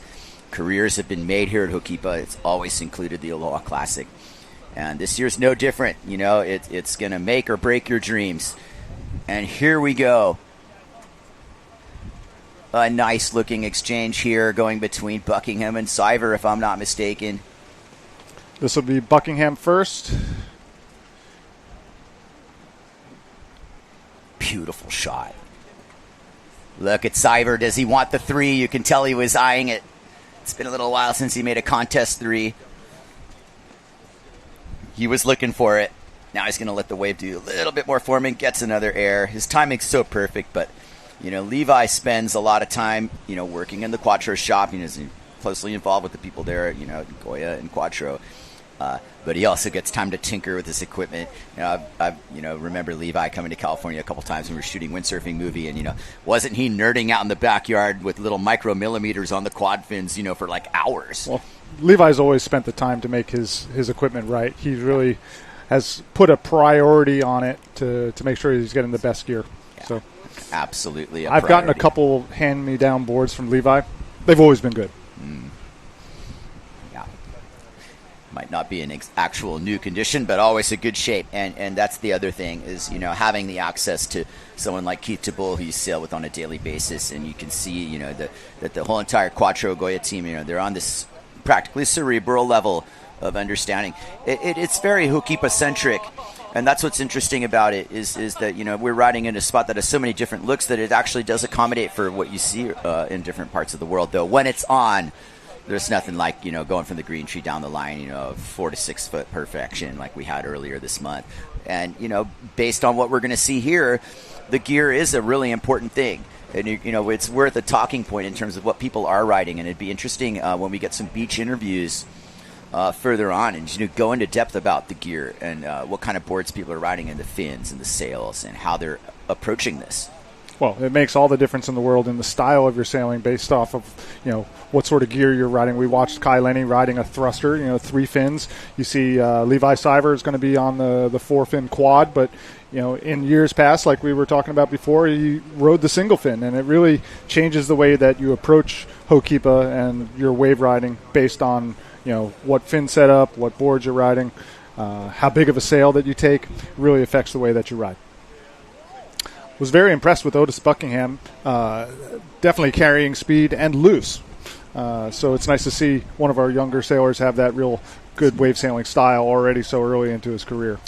Buckingham knocking on the door, Vince Beauverlet kind of holding him at bay, so to speak. It's a good story here. So I guess Beauverlet is on the yellow. I'm trying, to make sure Beauverlet's got some more hair going other than that. Anyway, let's see what sail numbers we have. So all of our sailors have filled up their scorecards. Everybody's got more than 2 waves. Oh, yeah, look at this.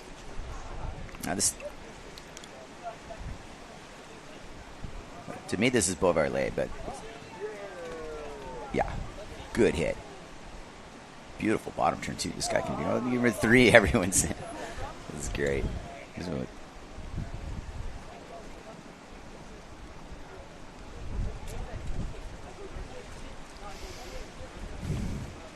This should be Bermudez. There we go. I remember him from Chile.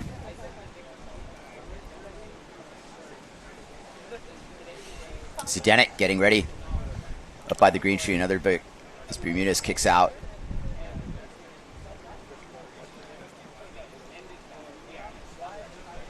When the winds are lighter like today, it's definitely takes a bit of time to get positioned back out all the way upwind. So a little bit over 6 minutes to go, 6 minutes, 40 seconds. And round 2, heat number 2 of our Challengers round. Getting much closer to seeding these competitors in the main round. When you've got the likes of Kai Lenny and Levi Siver in these heats, you better understand that it's a throwdown. Yes, there's no easy heats anywhere in this bracket. And you would definitely not want to run up against a Levi Siver or a Kai Lenny in your first round. It's fascinating, nonetheless. And, some of the sailors who get to mix it up, and it's come one, come all. Well, it's fun, isn't it? It is fun. To ride against your heroes. Absolutely. What a great experience.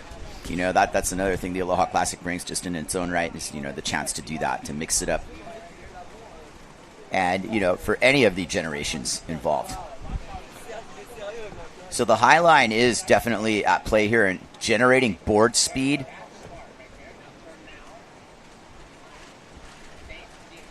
Two-turn combo for Buckingham. All the way at the end bowl now. It's mid-face riding. Out the back, that's Levi Siver. Trying for the 360. Yeah. Siver's sitting on a pair of 4.5s, leading the heat. Total of 9. 5 minutes to go.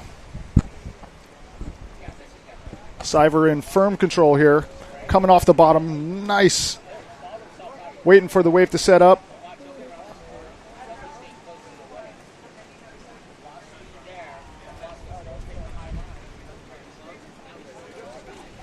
There's the 360 from Siver, but Almost just can't quite it get around.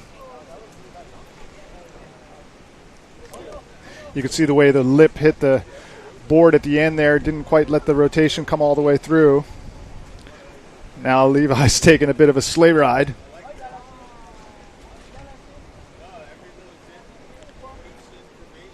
Felix Bermudez riding on the Goya rig.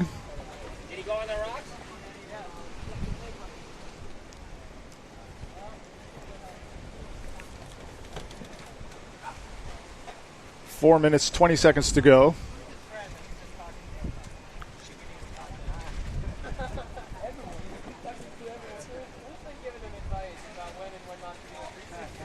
So we got a battle between second and third. Yeah, Vincent Beauverlet and Otis are in a battle here, and that's Buckingham, knocking at the door on the replay here with that hand drag, one hand cut back, anything to create some separation with the judges. He was even thinking Flocka there at the end. He was. I've seen Otis do that one-handed turn a bunch over the last couple days. It's definitely something he's trying to add into his repertoire. You take that one hand off, you can really add some style, get a little extra bonus points. Beautiful Maui in the foreground here. What an absolutely stellar scene we have here. Levi Siver, Vincent Beauverlet taking the top 2 spots here right now. Plenty left to play for here. Not a ton of time, but you get the feeling that Hukipa's going to provide one more little burst here. Let's see. Was that the end of the heat? Maybe that was. That might have been it, Jace.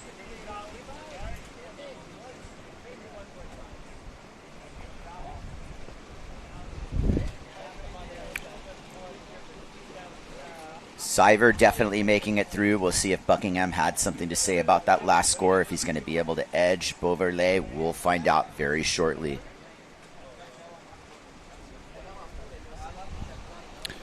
Can't say that the wind is increasing here, Kai. It's a little surprising, to be honest, because we had such a windy morning that it hasn't really filled in completely. Is a bit surprising at the moment.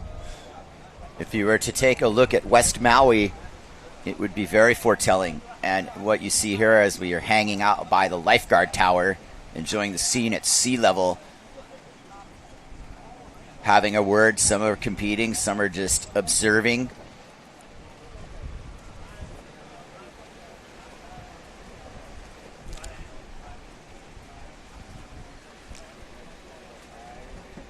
Our next heat coming up, round 2, heat number 3, Baptiste Clarec, Shirikata, Rudd, and Casey Hauser. All right, Hauser definitely in the game here, trying to make the main. Clarec, obviously one of the highest credited challengers. So this is real deal here. As our other competitors are coming in, somebody's opening up shop. That's Casey Hauser. And he is running down the line with a lot of style and a lot of speed on a super nice wave for Casey. Big off the top there. He is going to continue. This is absolutely, according to the plan, holds together his line. That was great. A high five for Hauser. I mean, come on. We're rooting for you. We're rooting for you, Casey. Yeah, we are definitely rooting for Casey. At everybody else, but definitely Casey as well. Oh, running a little bit fat on Clarec, who makes it around the section. No stranger to going down the line in critical situations. Baptiste Clarec kind of gets to the back elbow of the point, and the wave bends away from him. And that's all she wrote on that one. And you saw that ride. There was a lot of section going as our guardrail judges here, the Peanut Gallery, has their say about what score that was. Everybody's got an opinion. Let the comments rain down as well here on our YouTube channel and all the other links. Who won the last heat? Who's getting scores for what? We don't mind a little armchair quarterbacking for the sake of discussion. Absolutely. We'd like to hear from all of you, so be sure to leave a comment. Let us know what you think of the broadcast and who your favorite sailors are at the 40th Aloha Classic here at Hokipa Beach Park. Absolutely. One thing I would really appreciate about Casey Hauser's style is that it all starts with the bottom turn. If one thing I've ever learned from Levi Siver is that, the basis of wave sailing is the bottom turn. And I know that Casey really puts a lot of time and specific effort into making sure that his bottom turn is engaged, really tight rail work, low lay down sail. Here we go. We're in sequence yet again. Outside is Clarec. Inside, Casey Hauser. Yes. A great 1-2 exchange and a great way to continue the heat for Casey on the first wave of his set. Nonetheless, Clarec on the better one behind him. Casey's going to get a good view for that hit. Chlorek drawing oohs and ahs from the crowd because he's riding on the edge always. And, Baptiste Clorek's one of the smaller framed riders we have around here, and therefore one of the more efficiency expert style riders as well. Yeah. There we have Samantha Campbell's tent, the deep to peak tent, where you can go get your body adjusted. Guys coming out of the water getting slapped around, you might want to give her a visit. There's Casey Hauser replay. How was the mass pointing bottom turn straight into the first lip? It was a placement hit, but this was a hit. Boom. Nice. Casey's like, yep, I'm on TV.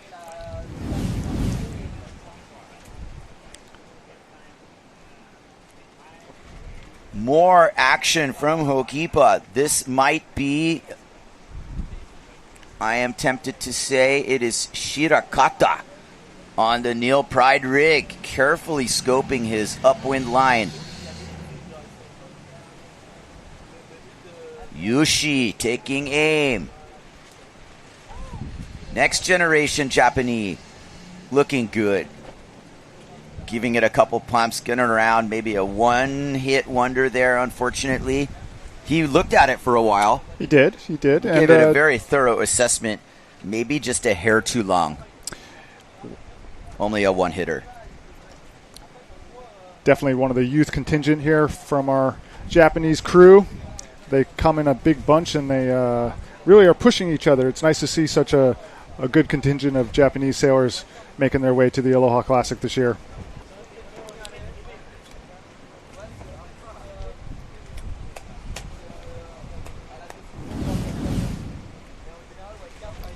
Great looking opening bottom turn, but the hit kind of got misprojected. He didn't get projected down the line, and that is just as much a symptom of the wind direction as it was any of the decisions he made there. But man, like some of these looks, they happen quick. That wave looked like it would have done something. It would probably behave differently if the wind was side offshore. But with this wind direction, you're getting a little bit extra crumble. And sections are shutting down a little more, and it becomes more of a board riding situation. I did like his bottom turn, though. Had a good coil up to it. Yeah, winded up his coil, had a really, really good start to the ride. Yeah. I mean, you're looking at... I'm trying to identify our Nash rider there, or if maybe that's somebody in another heat. Or is it Rudd? Early. If it's that Zdenek who's going to go out next. We're also looking for Vladimir Rud, but I believe he uses different kits. So we'll see him enter the scoring phase here in a second. But man, it's already been a good heap of action here. So we've had some scores drop. Clerek with a 3.0 and a 4.5. Casey Hauser with a 4.0 and a 3.5. In our top two positions. About 11 minutes to go.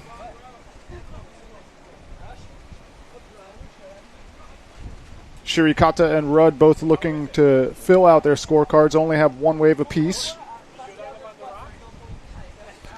I have to say that I got to meet Baptiste Clerek in Cloudbreak before last year's contest. And, he was completely new to me. I had never heard of him, never seen him, and boy was I impressed. That guy is fearless, fast, and just goes for the amplitude. I can really appreciate that out of a sailor, is just going for broke, and he does it. Clerek firmly in the lead here. Casey Hauser actually tied, so they're looking good, both at 7.5 as you watched Graham Ezzy getting ready for his heat. So the likes of Graham Ezzy in the Challengers rounds. You're looking at veterans already in business here. It's a very, very interesting format, the Dingle, in that, you don't have these eliminations, but it works its way around. Now, there's Vladimir Rud. Guadeloupe. Yeah, that's a pack, too. Guadeloupe, that contingency, highly impressive. And we're going to be hearing from them for a while because they're here to stay. There's Hauser on the end bowl. And Shirakata put it together there on that wave right there. That was a nice aggressive hit. You're seeing a lot of riding on this end bowl. There's definitely a lot of setup to these rides at first.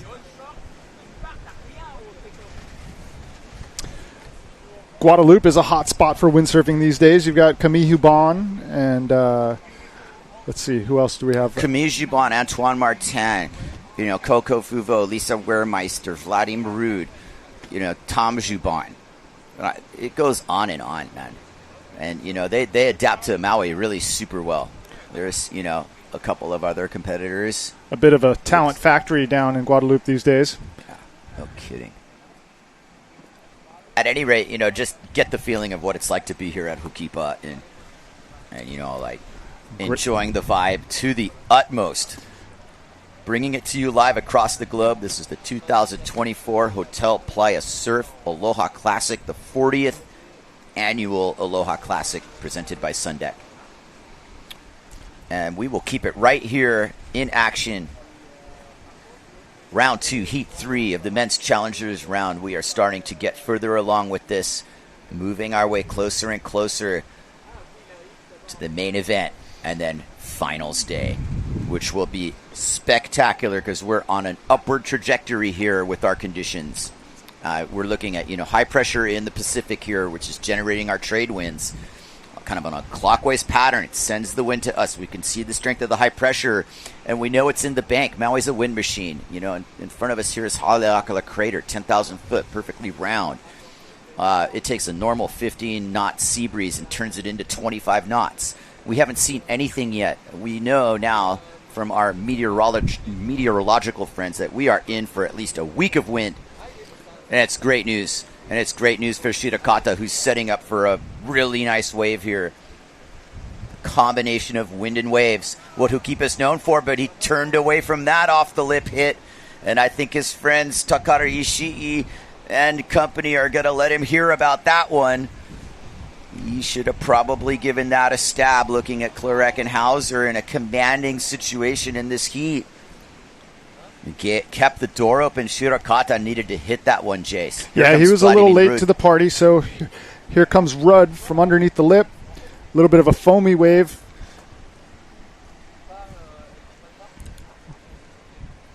Making the most out of the end section here for Vladim. Really hard when you get the foam on the wave. It doesn't allow you to do what you want, Kai. I think Vladim's happy to be out there. I realize, he realizes he's in a stacked heat. He's going to, put his name in the hat. At the same time, the opportunity to sail Ho'okipa with this few riders out is once in a lifetime, really, and definitely worth the price of admission. And you see combing the upper part, Green Tree area is Hauser. He's sniffing out those upper nuggets. There are some really nice long wave rides to be had if you can pick the right wave. This is the right swell direction to be combing it out there. And Hauser connects with one here. I think he's looking for something even better. Casey has very high standards. He does, but it's interesting that you two follow a similar pattern. I know that you both like that setup right up at Green Trees there. So here comes the road again. Like we were talking, a little bit of a foamy wave, but still manages a good top turn, bringing it back to the whitewater section. This is all the way at the end bowl where the wave kind of disappears and gets a little bit filled up with current down there as well.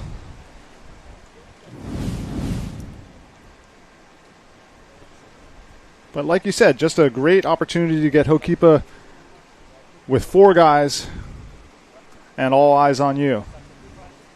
Another look at our shore break launch there. Give it some time. Just jump right in there. I believe that's Svenja Jugoba from Switzerland. Slowly getting ready. Will we see the women's challengers enter the fleet? There's the infamous Rocks, Jace. We have both been on there many times. It gets expensive. It breaks your heart, but it keeps you coming back for more. And no session at Ho'okipa isn't complete without a little bit of a little near miss on the rocks. I tell you, when I'm filming, Kai, and I'm sitting down there with my camera and I see people go on the rocks, it's always this, what do I do here? Do I help my friend or do I film it, Jace, last time I went on the rocks, you actually helped me and didn't film me, so I thank you for that. It was a choice. I paid you back. Yeah, great. And the thing is that it's avoidable. You lose your rig, you got to swim for it. You get to it, but then you just never let go. And that's the important part. Is it's super important to just know where you are in that whole scheme of the rock pile, where it's actually the current's gonna sweep through, and it's never that apparent what you're doing. Nice. All right, ladies and gentlemen, we are going to go to commercial. It's that time to pay the bills. We'll be right back at the 2004 Aloha Classic PLAYA Surf Hotel 40th Annual. Be right back.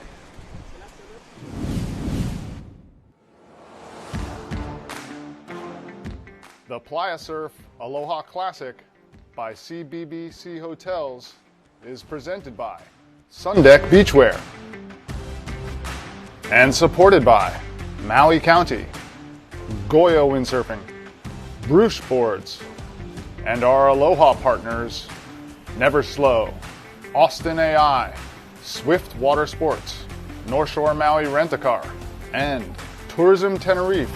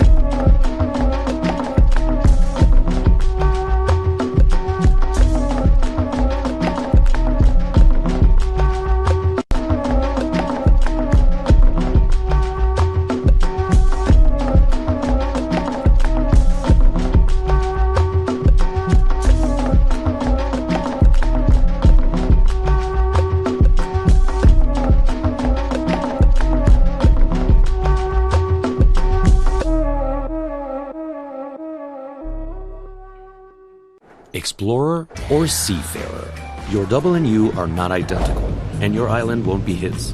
Tenerife, one island, 1,000 yous.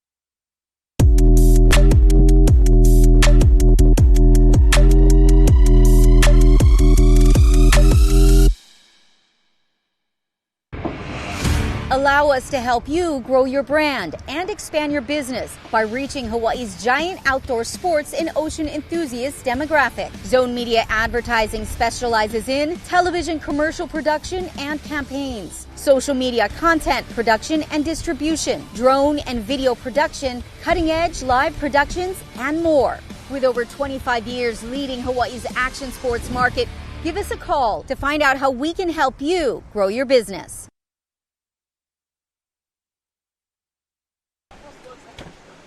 And we are back. Ho'okipa Beach Park on the island of Maui, right in front of the rocks. Not where you really want to be, but close enough. That's Casey Hauser, understanding. Enough wind to water start, definitely enough wind to wave ride. Maybe that wasn't Casey. But anyway, welcome back to Ho'okipa. We are here for the 2024 Hotel PLAYA Surf Aloha Classic. And that is Shirakata on the replay, kind of doing a forced-looking aerial, unfortunately bobbling that one wave ride where he had the opportunity to make a real big difference in his campaign, but he kind of didn't hit the lip. He'll make up for it, but he'll see the replay and realize he should probably hit it. You're in the heat of battle here. Ho'okipa is definitely providing lots of conditions. It's continuing to be perfectly contestable. Definitely a good amount of quality waves coming in. It's the art of deciphering it. Does that look like Clarek, who unfortunately is going on a little bit of a swim, but saves the day R1-3 cheers for the water safety when you're right in front of the rocks with waves coming in to come destroy everything to your name. And Clarec's going to live to fight again, even though his heat might look kind of over. And we'll see where that ended up. But at least his gear is intact. And hopefully for his campaign, he made it. He's getting dragged out there. Is that not Curtis Chonky doing the water safety? Our ace. I know this is important for Clarec, too, because I talked to him on the beach a couple days ago when he had broken a mast, and he was telling me that he does not have a lot of spares. Right. So conserving your gear here, having a little help from the water safety, really important in that moment. So who knows how important that was, as we have Graham Ezzy, Zdenek Marisco, and Francisco Goya, Octavio Cavallaro. So this is nothing short but a completely stacked heat. And I mean, Graham and Goya were seeded into this, and those other two have earned the right to come through. There comes Vladimir Rud, Guadeloupe, hanging in the pocket, coming in. He didn't make it through his heat, but he's not too bummed. I thought I saw him get a couple nice turns for all of you at home. A nice campaign for our young Guadeloupean, and better luck next time. What kind of sail is that, Kai? That's a local sail? Is that a Guadeloupean brand? I am going to defer to you on that. I'm not sure if that is what I thought it was. Anyway, not as many of those as Goya's or otherwise. I mean, you know, have your prominent sail brands here. As our flags are waving in the wind, which might have signaled a little bit of a wind change. And looking through and surveying this lineup, look at that surf. Just beautiful whitewaters coming in. Vladimir keeping it away from the seal here. Hawaiian monk seal getting a tan, waving to the camera. It'll be our It gives you an idea of just how big they are. They're huge. When you actually see them in the water, it's really impressive to see the monk seal out there. Certainly a different story in the water. And meanwhile, on the water, trolling along peacefully in front of the water photographer. All right, so I got a text from Ricardo Campello telling me that that's a Witchcraft brand. Witchcraft. Thank you, Ricardo. Thank you, Witchcraft. Ricardo. Vladimir Rud. This is a Nash, and that is a Zdenek. Making it pretty far through these Challenger heats. Made it through that first one. So let's see if he's got enough game to make it through this one. Yeah, that's a good start for him. Puts his head down. Maybe a little bit more riding to do. We'll see. Zdenek has put in the time here at Okipa through all the Nash shoots that I've done over the years. He's been here every year. Like I said, he is a great jumper. It's really a underrated part of his game. If you ever get a chance to see him, he's got a real mean stalled forward. Gotcha. Here comes Graham Ezzy behind the green tree, surveying it, high line, Hookkeeper veteran style. Graham punches his first bottom turn. Definitely a nice hit there.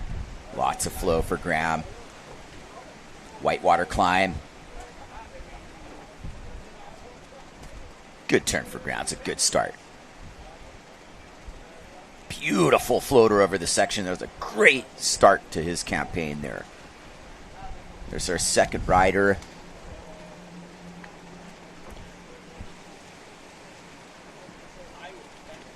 That should be Octavio. Octavio Cavallaro. Getting a few turns. Riding a single fin. I thought I saw three fins. Oh, did you? Is it thruster? Yeah.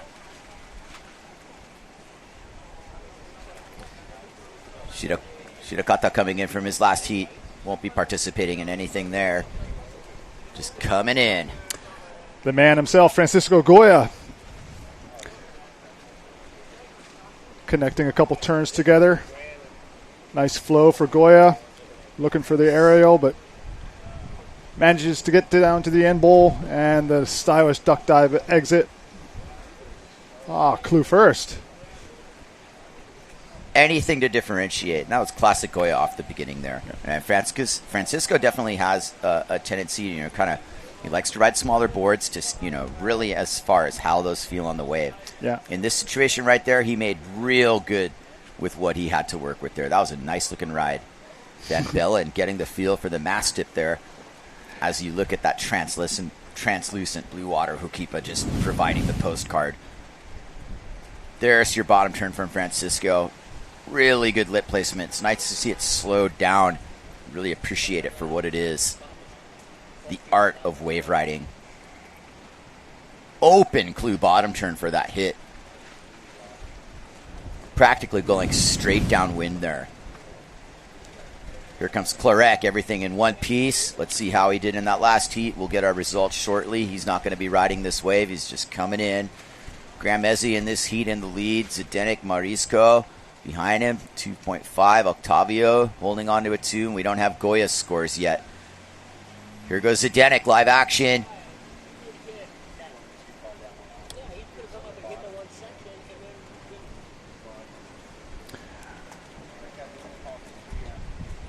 Gramezi, full rail bottom turn. He dragged his hand. That was a one-handed cutback lip hit combo. Graham getting his second turn in. Good power. He's having a good heat.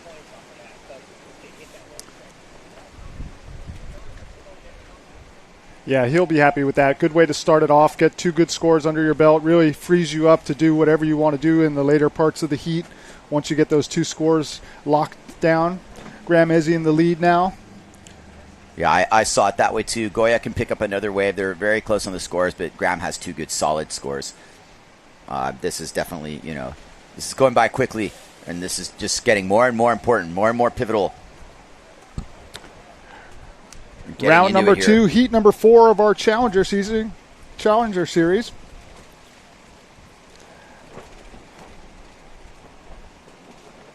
Going to fill out our bracket. There's Casey walking tall.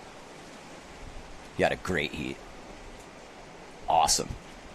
These are all these rippers are going to collide into one really super important heat to make this main event.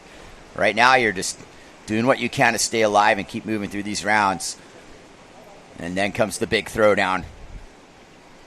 Octavio Cavallaro doing his utmost, trying to set his rail, bouncing around a little bit. That's more wave selection than anything else.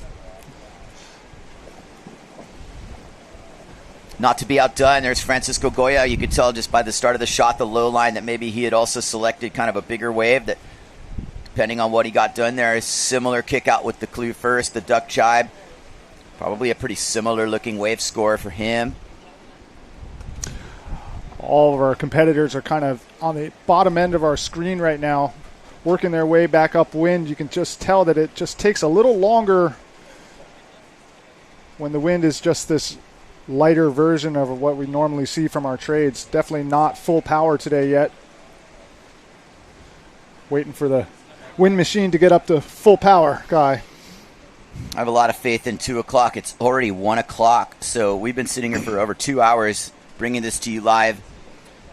Definitely start mixing up the roster here, get some of our other luminaries getting started here, share the load, be able to enjoy the scenery as a spectator for a little while. Just had another score drop, so Francisco Goya gets a 4.5 as his second score and puts him into the lead. I had a feeling that we only saw half of that, right? And we'll get the replay in a second, but obviously a lot went on there. The judges have their work cut out for them. You at home have your work cut out for you as well. There's a lot of action going on at the same time here, and it's all about the action. And Gramezi and Francisco Goya definitely seem to be getting the biggest piece of the action. But don't count out Zdenek Marisco, who's going to get into the action.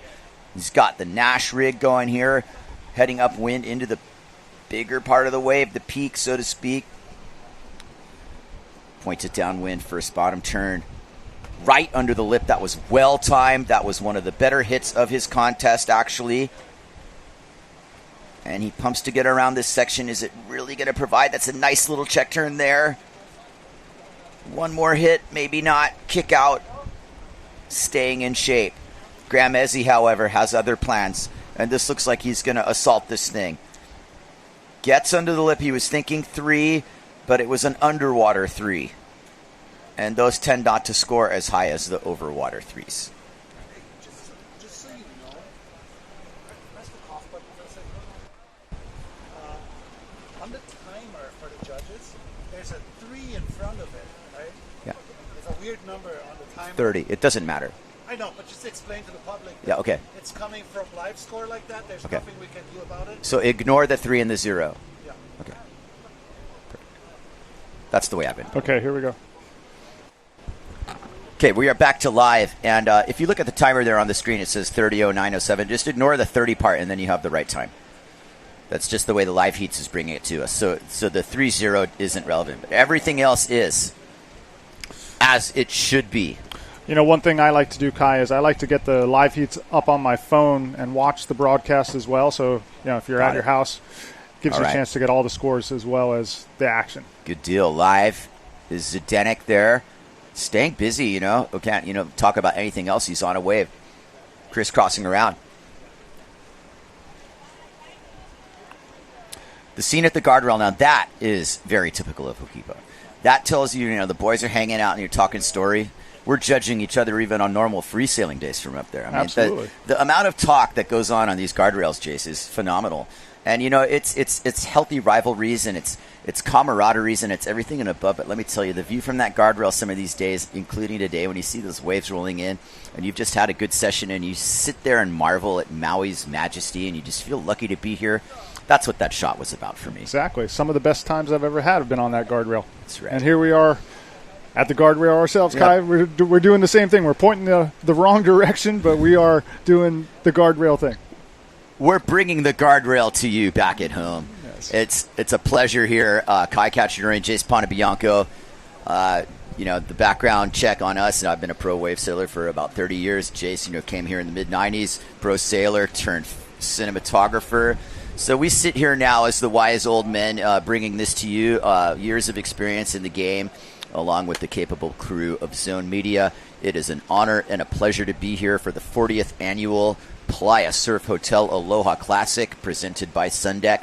We are getting closer and closer to the ultimate conclusion of the Challenger rounds here, and that's going to bring us into the elimination rounds and then finals day. We'll be broadcasting 3 complete days here at Hokipa, and the story is unfolding. As you see outside, Hokipa providing all these scoring opportunities. Francisco Goya on the wave here. Big hit from Goya. The power of that hit was not lost on me. Francisco having Such a late hit. Beautiful. Yeah, it was late. Francisco having won his world title back in 2000 at the turn of the century. Francisco Goya wins the world title mainly based on his result here on Maui in spring in Ireland, and then bringing it back for the Aloha Classic. And that was a very, very historical title for him after years of trying. And, he has been the same guy ever since. Totally approachable, humble, yet high level of sailing.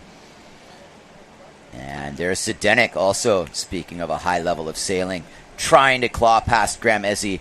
And honestly, Ezzy's created a bit of comfortable distance. You see the scores, 7-5, 5-5. These are the cumulative totals of the 2 highest scoring waves these riders have scored.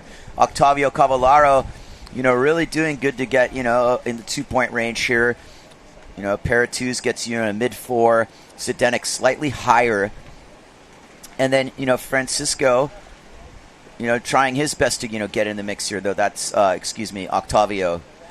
And definitely a lot of work to do if you're, sitting looking up at Zdenek, Graham, and Francisco. But the point is, with the amount of time left and everything else aside, the beauty of being out there just tells Zdenek that it's not just a bucket of fun there to be out there at Hokipa. Replay on that last ride. You can see his approach, bouncing off the white water, back and forth. Peanut gallery aside, wonder what scores they would have given it, pondering it, but at the same time just enjoying the action. And that's the beauty of it, is that this story is unfolding as to how this contest is going, but at the same time to just breathe in and understand that, the World Tour final aside, we're here on Maui for the Aloha Classic, and the conditions have totally aligned for us. It's a really good feeling. It beats last year by a mile with the suspense we were in. This is a live look. Very much live action here. Zdenek has been keeping so busy. He's got 6 waves in his scorecard. Zdenek picked the first wave of the set on that one. And Goya behind him kind of tore the bag out of that one. And Ezzy's got a really super nice wave. Here comes Graham, Easy E. Nice hit there. Beautiful bottom turn. All sorts of technique. You know, Graham has gotten into the clinic world and has meticulously dissected the various points of wave sailing. He's a very cerebral fellow, you know, a very smart guy, and you can tell that he's put the time in to really study what makes, you know, for good wave sailing. Yes, he's studying it, and that's the point. This is starting to look a little more typical of the Hokipa contests. Rigs all over the beach, and top pros milling about, and it is a beautiful thing. Postcard level conditions here at Hokipa for the 2024 Hotel Playa Surf Aloha Classic 40th edition, presented by Sundeck. Really tight heat we got going on. It is tight. It's tightened up considerably now. We didn't really see Graham's last score, though, which might separate it a little bit. You know, those low scores start getting erased. We remember only these moments. Octavio. Quite under the lip there, but none the worse for wear. The gear's going to survive. He's going to survive. Maybe a little bit of post-nasal drip at the end of the day. Nothing serious. Francisco Goya in a commanding lead here. Graham Ezzy narrowly behind him. And Zdenek Morisco just behind him.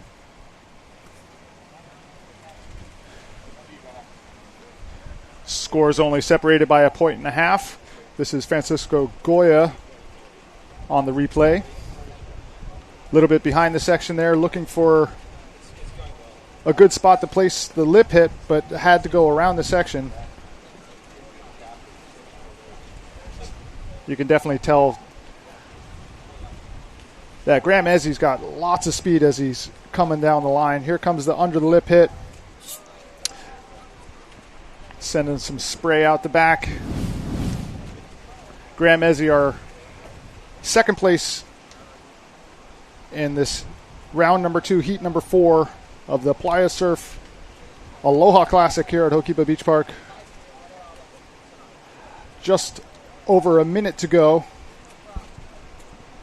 It's money time. This is where the big throwdowns come in. It's like you've done all the hard work. You've gotten to this point. You're not going to take some crappy wave. No. You need to have a high standard. Francisco clearly absorbing that. Francisco's been a part of some buzzer beaters that have gone either way in his career. He knows. You know, you almost learn more from the ones that you lose narrowly than the ones you win, I'll tell you. And it's always worth it not to settle for a small wave at the end. You always, go down swinging, whatnot, but man, you have to find a good one to end it on. Well, that's the thing about competition. You can control the beginning part of your heat, and you can control the end part of your heat, right? So you want to get your wave right at the very beginning, and you want to get a wave right at the end so that you can maximize the amount of... There's Graham Ezzy trying to end his heat on a high note. He's had a very good heat. And I think Graham wants to wash away how the Aloha Classic of last year ended for him. Some of these factors just completely, like aligning against him, and wave selection and lack of waves and conditions. That was a nice ride for Ezzy. And last year is last year because now he is hunting. And he is definitely putting on a clinic here. Good riding from Graham. Veteran at Hokipa. Top 3 finisher in the Aloha Classic. Definitely somebody who could win the event. Well, and he's got all the rotational maneuvers, so when you get to the later parts in this contest where you really have to be able to pull out a maneuver, Graham Ezzy is one of those guys that's got all these maneuvers on lock. And in fact, he does a lot of the stuff one-handed. His one-handed goiter is really a staple of his contest routine. So it would be interesting to see if, as the conditions improve over the next couple of days, if we get a chance to see some of those maneuvers. All right. Next heat, we're going to bring the women in here. And we might do a little bit of a lineup change in the commentary booth as well and provide a little relief. Jace, if you want to, I'll take a break. I think we both could use a break. Shauna Kropa, Svenja, excuse me, that's a silent J. Svenja Jugoba. Who else is in there?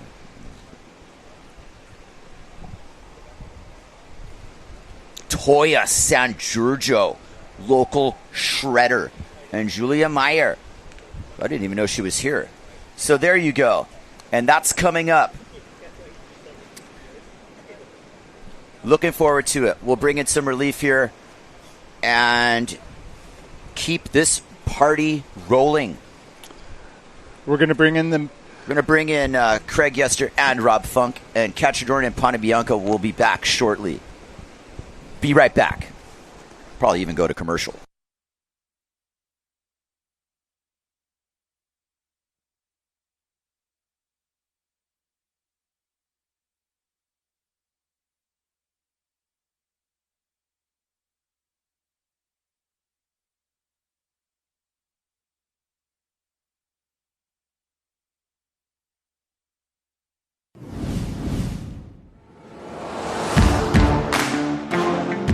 The Playa Surf Aloha Classic by CBbC Hotels is presented by Sundeck Beachwear and supported by Maui County, Goya Windsurfing, Bruce Boards, and our Aloha partners, Never Slow, Austin AI, Swift Water Sports, North Shore Maui Rent-A-Car, and Tourism Tenerife.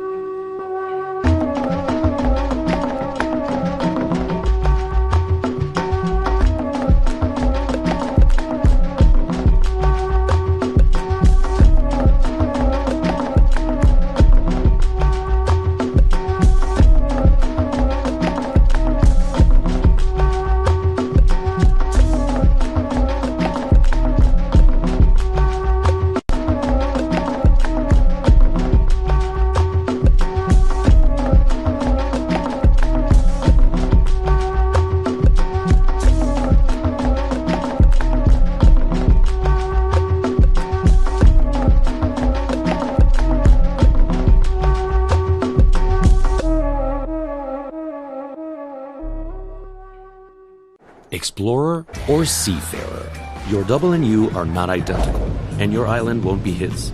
Tenerife, one island, 1,000 U's.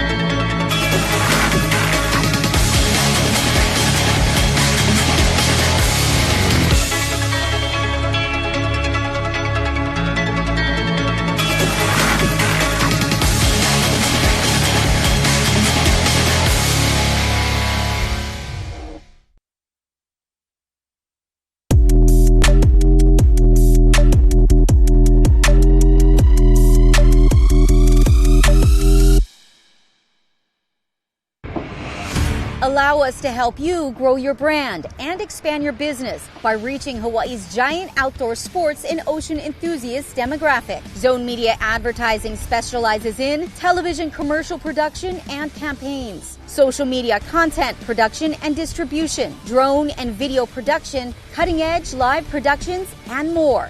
With over 25 years leading Hawaii's action sports market, give us a call to find out how we can help you grow your business.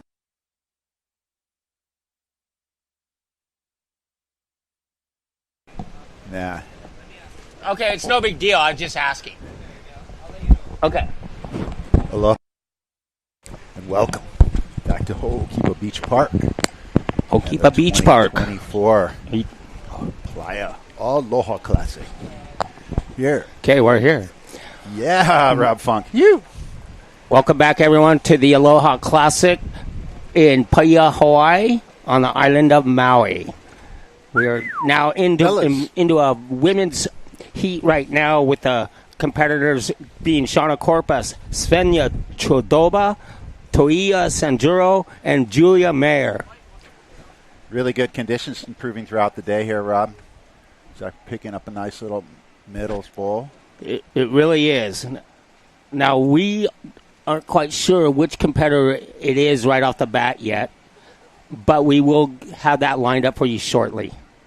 Yeah. Totally appreciate Jason Kai holding it down and doing all the men's heats. We get a little spotter. That'll be helping out a little bit. But the conditions are improving. Surf's about 2 to 3 feet. Last few days have been pretty flat. Light southeast winds. But all the men and women have been getting out there. Junior's been busting, killing it. Rob, have you ever been to Rome? Never been to Rome. They got this structure over there, pretty famous. I think it spelled C-O-L. You see them? Bro, right out here. But this is a Coliseum of wave sailing right here, bro. Ho'okipa Beach Park. So we're hoping that throughout the day here the conditions will improve. We'll nail out some of these early opening heats with these women and get to just throughout the day it's going to be improving and the level of sailing is going to keep rising. So we're pretty psyched to be here. Yes, we are. And this swell direction is unusual for most of you people that have been watching for years. We normally get a northwest direction type swell. And this type of swell is coming more from a northeasterly direction, which makes it not close out. So the wave is open up and running. I'm not sure if Kai or Jason explained this to you, but it's an open face wave, and it takes more of basically a surfing style. And the competitors have to adjust to these conditions because they aren't our actual normal conditions. More summertime conditions. There's a live shot of the tower here at Ho'okipa Beach Park. This park's kind of divided into two parts. You've got pavilions up at the right when you enter, all the surfers up there, men, women, and keiki, and then down at the bottom where all the wave sailing goes down, either kiting, winging, windsurfing, any kind. So we do have wave scores for Shauna Kroppus and Sven Chudoba, or Svenja, I'm sorry. And so Shauna Kroppus, as you can see, the score is up by a point.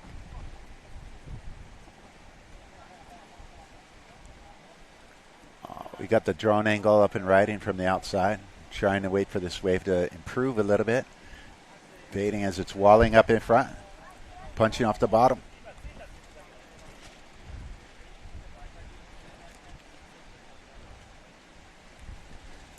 She's fading into this. She's going to come bottom turn. Her board's bouncing around a little bit. That means the wave's a little bit bumpy for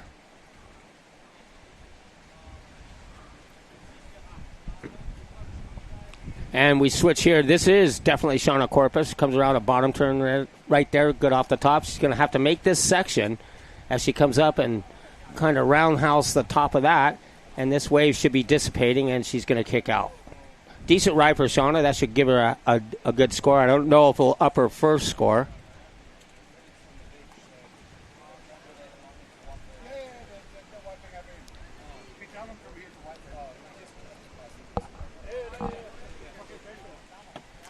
And here we are.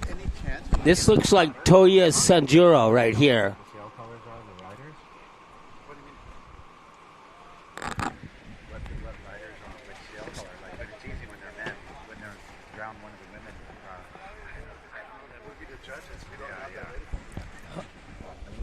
Okay, this was Sonia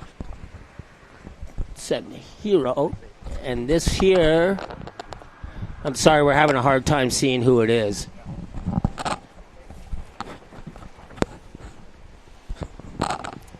But as she kicks out, and the other little thing that's a little harder to see is the fact that two of the sailors have the exact same sail.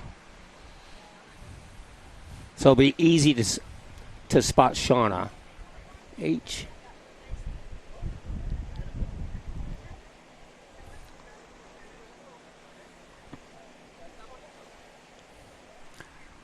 '40th annual, Rob. That's pretty rad. And you were here in the 1985 for the. I was here in '84. I've been here for every one. There you go. Yeah, everyone. Haven't done every one, but actually '84. It was big that year too. Actually '85 was big too, but. 84 was a very, very big year for. It's like Shauna's going to pick one up here at middles and fade, let the wave improve a little bit for her. Starting to wall up in front, out by middles. Little gliding off the top, kind of stuck in the white water. punching out to the open face. Need a little more power. Yeah, she has no power there whatsoever. So you just got to deal with Mother Nature right now and try and have her do all the work for you. Although she has improved on her score.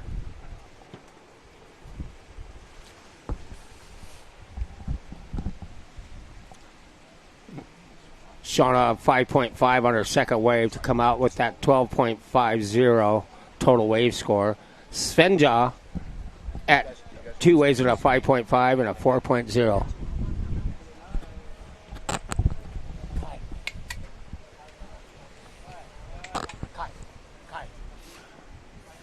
What a beautiful looking shot right there. Nice blue water. All right, that's good. That's fantastic. Little side commentary here. We're having fun with the crowd here as the next mince heat is getting ready to go out. That's it. Presto patch. Stick it in. All right, fill it in. But a little launch sesh. Kind of got to avoid. There's a Hawaiian monk seal down on the beach down there. And then also kind of a little semi-tretch shore break earlier, depending on what tide is that you're launching. And I think this is Svenja right here. Chudoba, as she kicks out of this wave. Shauna Corpus with a commanding lead at this point.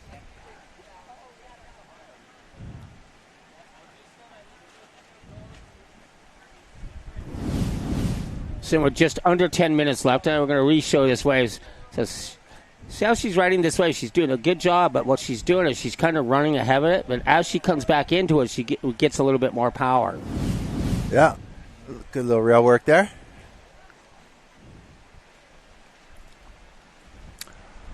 Right now, these ladies are probably using anywhere between a 5.0 and a 4.7, 4.3. And maybe like 85 to 75 leaderboard, right in that range. I concur on that one. I agree 100%.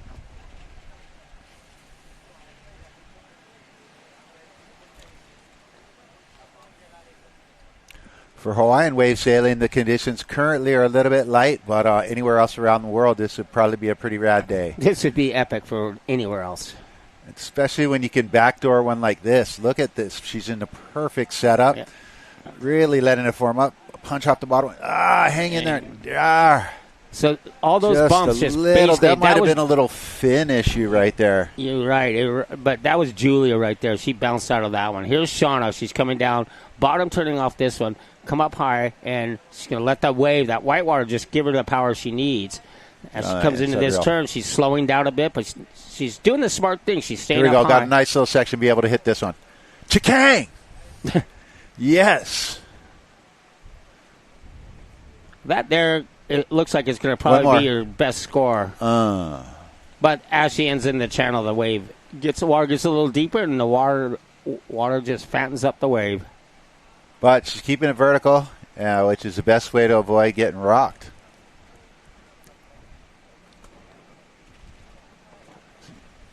Props out to the Hawaiian Water Patrol, Maui lifeguards that are just helping everybody out, making sure nobody's getting too crueled out there, and is able to keep their equipment for the later heats.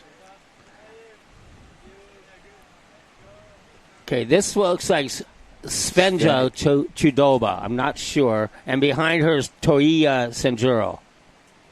And one's kicking out of the way. Yeah, this looks like Toiya. Yeah, it is. Yes, it is. Look at Toiya go, man.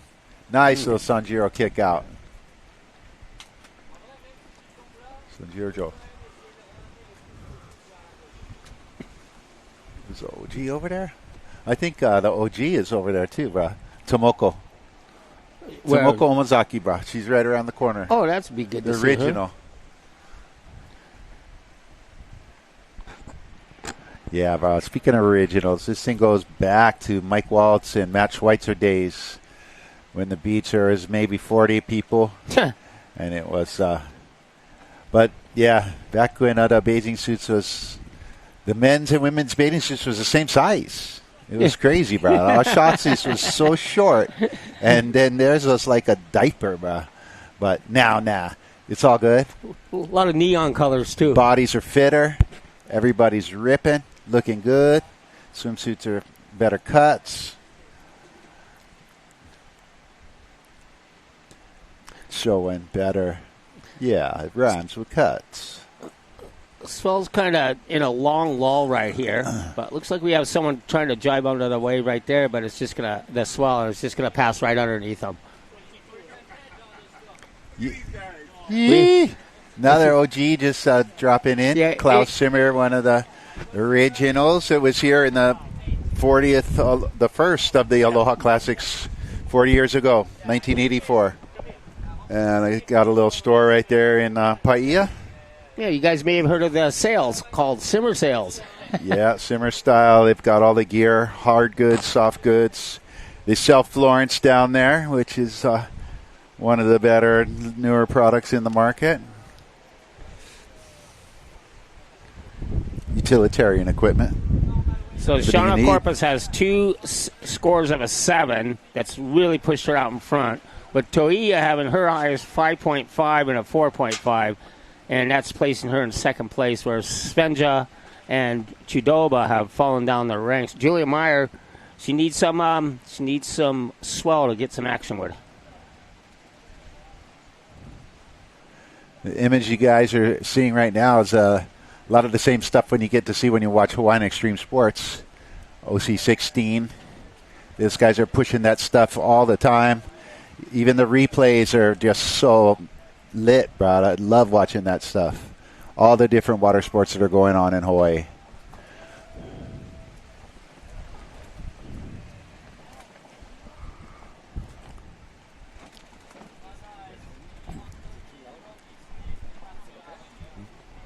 Can you hear me? Yeah. Our technical difficulties have been rekindled, and we have... Looks like our end heading out, huh? Yeah, looks like we have the king of the windsurfing sport, Robbie Nash, heading out. Robbie's like, come on now. I was here 40 years ago. Let me show you how some of this stuff get done already. Like, what's he got? Twin fin, single? No, he'll have a quad. I thought he'd maybe just go retro, just go rock the single.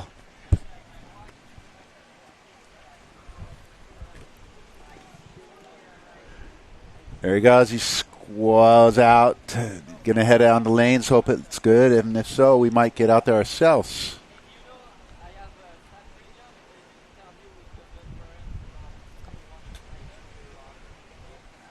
So, yeah, Yes, we can. So leading this heat is Shauna Corpus. We've got about 3 minutes and change. Yep. Yeah, 3 minutes and a few this and that's. Going to wrap this heat up. It is judged on your 2 best waves scores, and right now her 2 best wave scores are better than anyone else's. Even her low scores are better than second place. But it is good to see Toyoa Senjujiro has climbed up into second place. There is really no priority in windsurfing like there is in surfing. These are 4-person heats. You want to just try to get in the position to where you can recognize where the sets are going to be, jibe or tack, and really either fade, go down the line to make sure that you're right at where the peak's going to be, and it's obvious that that's your wave and not the person that you're competing against. And, yeah, pick 2 nugs, and if you can get a backup, then you're super stoked. You can just go Richter on that one. But we've got our first heat of round 3 coming up. I hope we don't get subbed out, Rob, because this one looks like a rad one. We got Marcilio Brown. We got Graham Ezzy. We got Finch. Come on now. Let us hang for a little bit. We want to talk about some real wave sail go down. But, yeah, you got the unks. But, man, Rob, that picture you bust out every now and then, a Lahaina, you windsurfing in front over there, brah. Oh, that's a tough one. So, we got Jules Donnell. We got Julian Fletchett. We got Graham Ezzy and Marcilio Brown coming up in the next heat. That is going to be a cracker.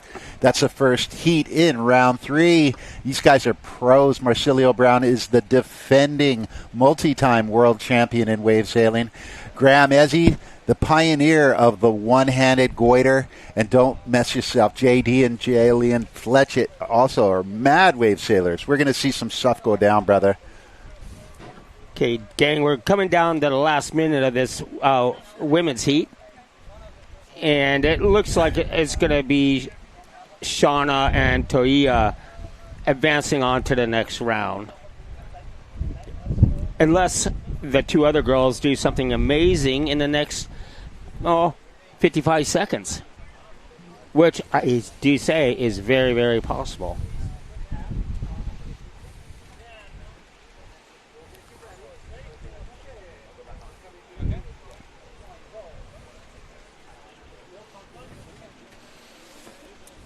And this looks like Toia.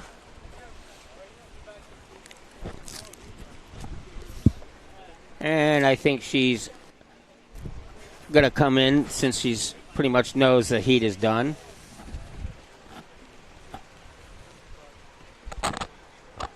And this is Shauna coming down for her bottom turn, and she doesn't need to go and hit that lip with or shoulder with Whitewater with 15 seconds left, so she'll play it safe and come on in. And about 5 seconds left, and we are going to say aloha and mahalo and turn it back over to Kai, and we'll be out of here. Aloha. Thanks, Rob. Thank you, Rob Funk, and you will be back shortly as well. Appreciate the, we call in baseball terms, the relief. Rob like Funk's a true more Dodger. than a relief pitcher. He's in the main seating for sure. Thank you, and we'll be definitely starting to get a few guests along our way.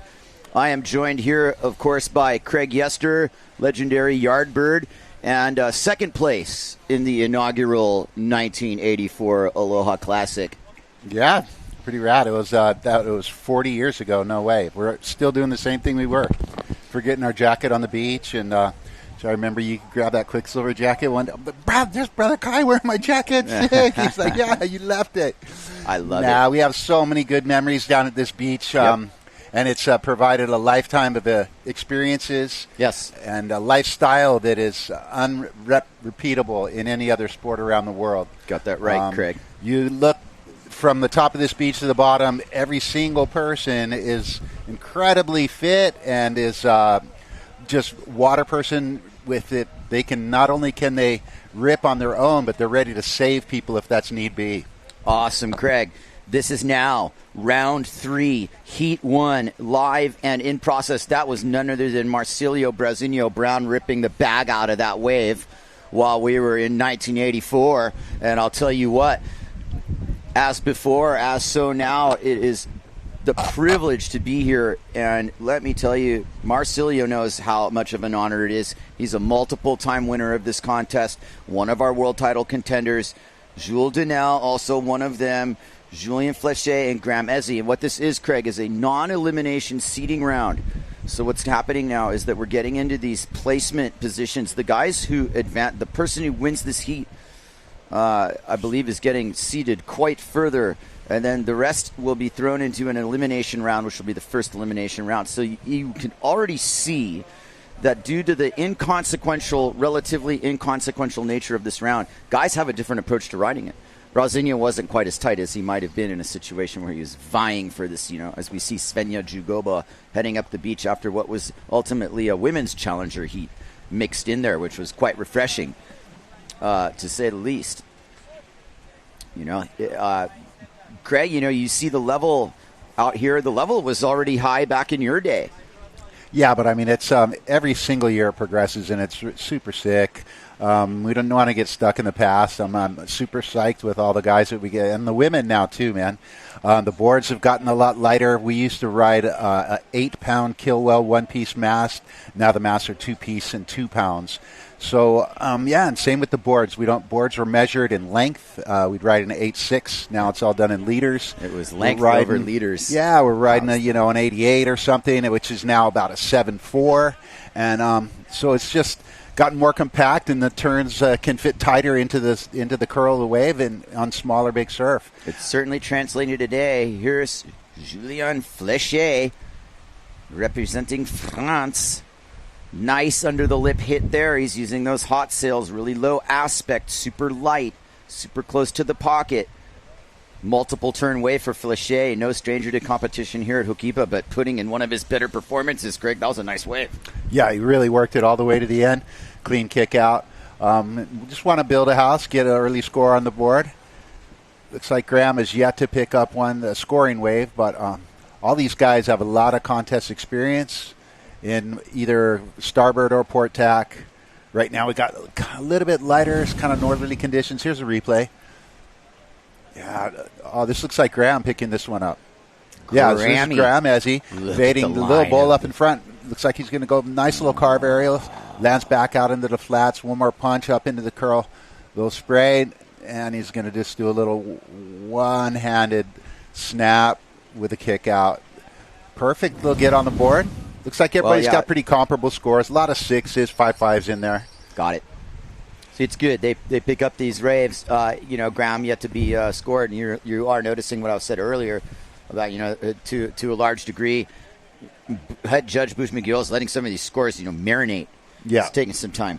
For sure, you don't want to put that ceiling too high on the first ones. It's got to be measured. It's good that there's a body of action going through. As you can see, our scorecards are completely full already. Everybody has now gotten on the board. This looks like Jules Dunella. Big fade. They'll look real close on that. Nice bottom turn. Right into the one section that was waiting for him. He's got enough. This tells me Brazinho. Oh, yeah. Yeah, I'm sorry. My bad. Sure it is. Yeah. Brow. Many-time world champion, Aloha Classic champion, was going to go for the 3 there.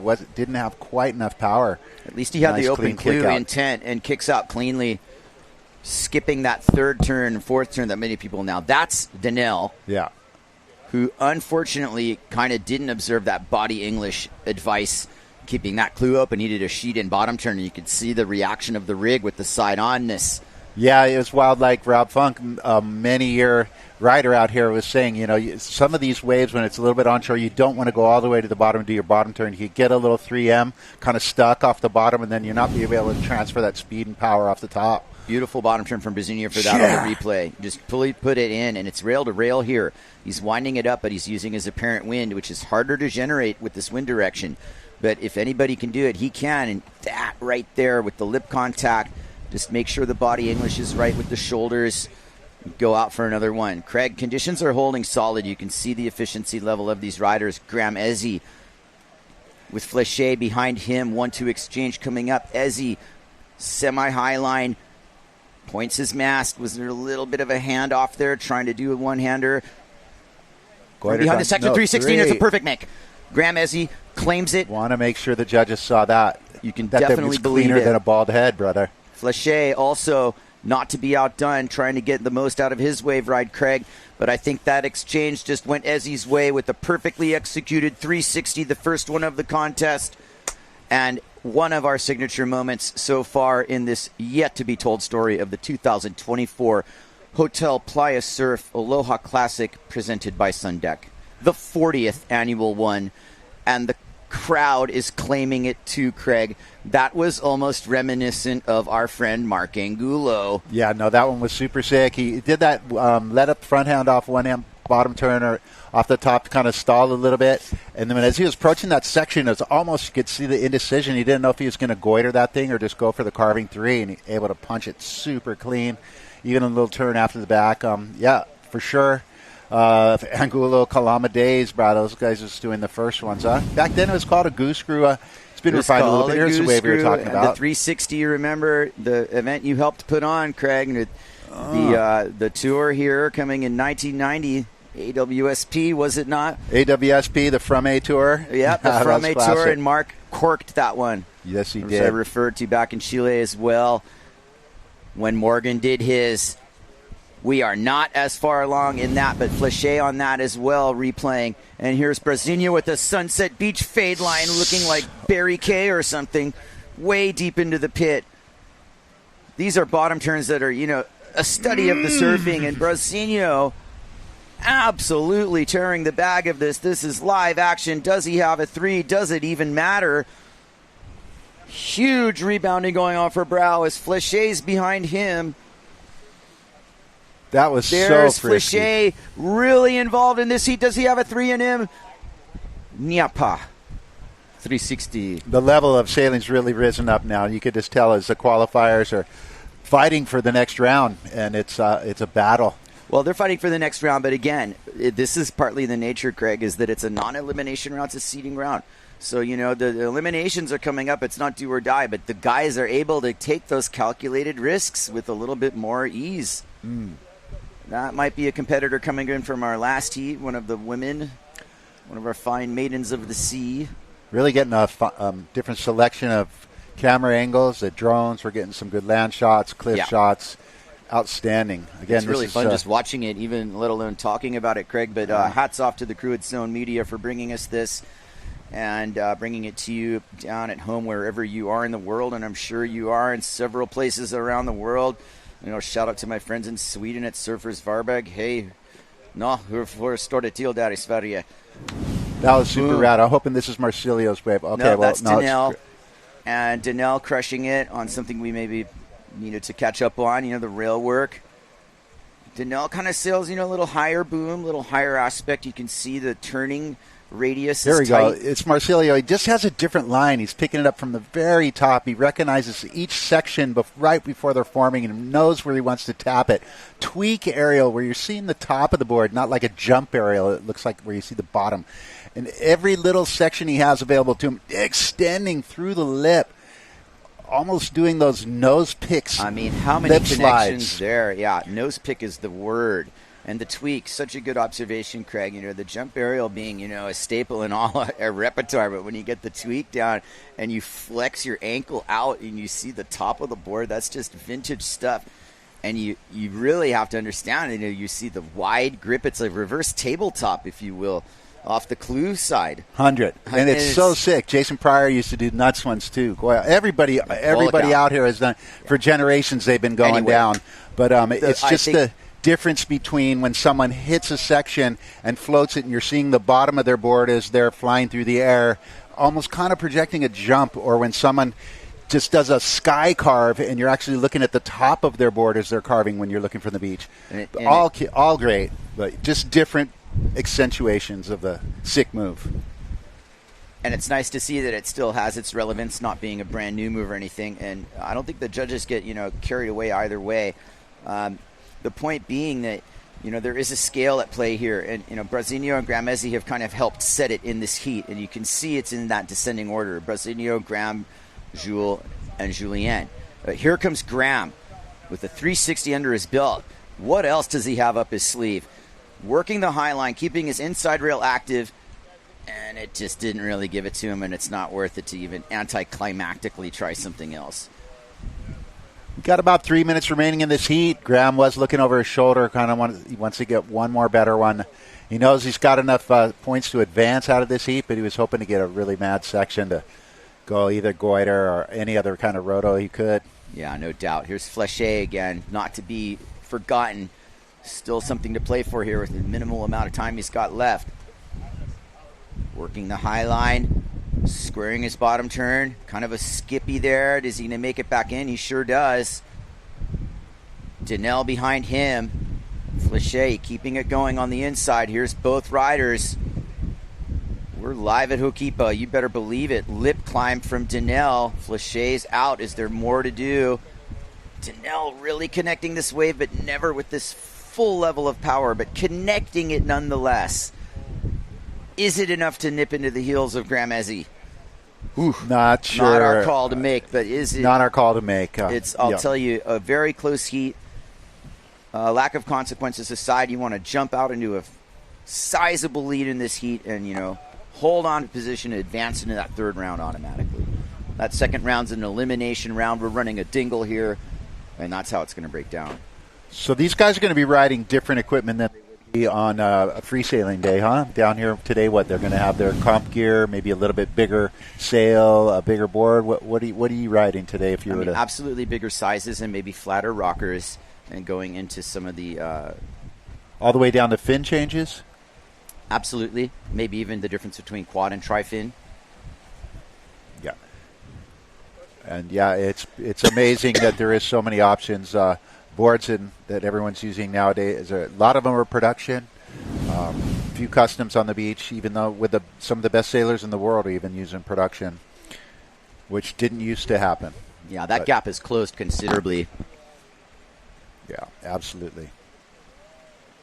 Yeah, something like fins also, you tend to think of it as a smaller element in the equation, but the reality has definitely turned out that fins are just as important as your board or your sail. Sure. Absolutely. Here comes Graham Ezzy on a quintessential Hukipa offering. Takes the vertical hit. That looked really nice in live real time. A good shot of how this northeast swell's kind of growing fat around the end section. Brazinho's behind Ezzy as Ezzy's waves kind of closed out for the most part. Here comes Brazinho. Winds up his coil. Perfect looking wave. Perfect read. Wraps it around.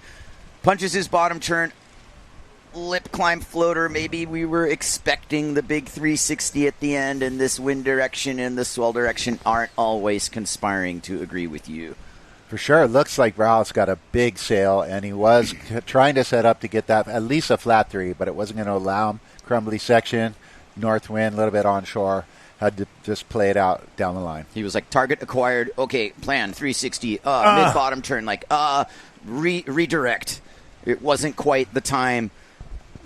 Browse ultimately got such a high percentage on his threes and everything he can do, but it's one or the other. Life's not how you act, it's how you react. And he saw that section, knew what to do, and made it work. Here we go back to the replay of a Graham's wave. Looks like punches a tiny bit late, but makes it happen right through that section. That was like his dad. But then that was like his dad, Dave Ezzy, the original sail designer from Ezzy. Look at Marsilio's turns. Oof. So sharp. And this was when he wanted to 3 that thing, and it was like, sorry, he didn't pal. back down from it, though. No. That's not in his lingo. That's language and lingo. We made that up. Brazinho in first. Graham Ezzy, second place, 12.5. And I'm sure there's some scores marinating on the grill. Brazinho's cooking them up. Making sure that he's got the right flavor to him. How was the opening party the other night? Was it a banger? Like we were all down in PLAYA, registering, getting, on the paparazzi and pictures, flash bulbs and stuff. And saw it. A little bit of disco music on the side, not too much, and some really good food. I mean, thank you again, Don Pooley, for, helping organize that, amongst many other things. The interviews, couple guys posing with the trophy. What an incredible trophy, work of art. Look at that. It's a beautiful trophy. I feel like it's in a close distance, and we like to look at it, and some people had that debate about whether they were going to touch it or not. Right. Top 5. And, we'll see how that plays out. It's like the Lombardi, bro. You don't want to touch that thing right before the big game. Maybe not. Maybe, though. See what works for you. Yeah. It's a beautiful trophy nonetheless. And Julien Flechet wants his name on it. And if he wants his name on it, he's going to keep getting busy like that. Making it out of this heat only means you're further seeded into the elimination rounds. These guys will be in round 3. Flechet sailing a fairly solid heat. The battle seems to be between who's going to pass Graham Ezzy and Donnell and Flechet. Brazinho firmly in the lead. And Donnell on what's an end bowl here at the point. And he's pretty far over on it. This heat's got to be tapering off, though. I can't imagine there's too much time left. It'll tell you how much time's left if Donnell actually actively rides this, a wave some people might have not opted for, but there must not be much time left. Flag just went down. So there's Donnell on the last wave of his heat. Lip climb. Does he make the air? Does he re-enter? No, he does not. And that is possibly going to send him to the second round. You can keep your head high either way in this heat. And there's been some sequences here where you see, there was a heat with Lenny, a lot of flow going on before this heat actually started. And then it started and you could see the ocean change a little bit and things, flip the script up. Look down at lanes, Craig. It's firing, and you've got Robbie Nash and Kai Lenny sailing down there. Go grab my 5-3 anytime you want to go head out. We're in a festival environment here at the Aloha Classic. And whenever you want to sail, consider yourself available. Such a killer gig. It's like working for Florence, bro. You go to work, and they're like, nah, the conditions are good. You need to get out there. There you go. Yes. Well, I'd love to see you out with Robbie and Kai. I'll get my phone out. Yee, backside snaps. We got lots of people to come up here. I'll need to do that myself at a certain point. See how good the wind direction is as we watch Brasinho coming in, and the scenery is very lively at Ho'okipa today, I must say. That's what it's really like. Yeah.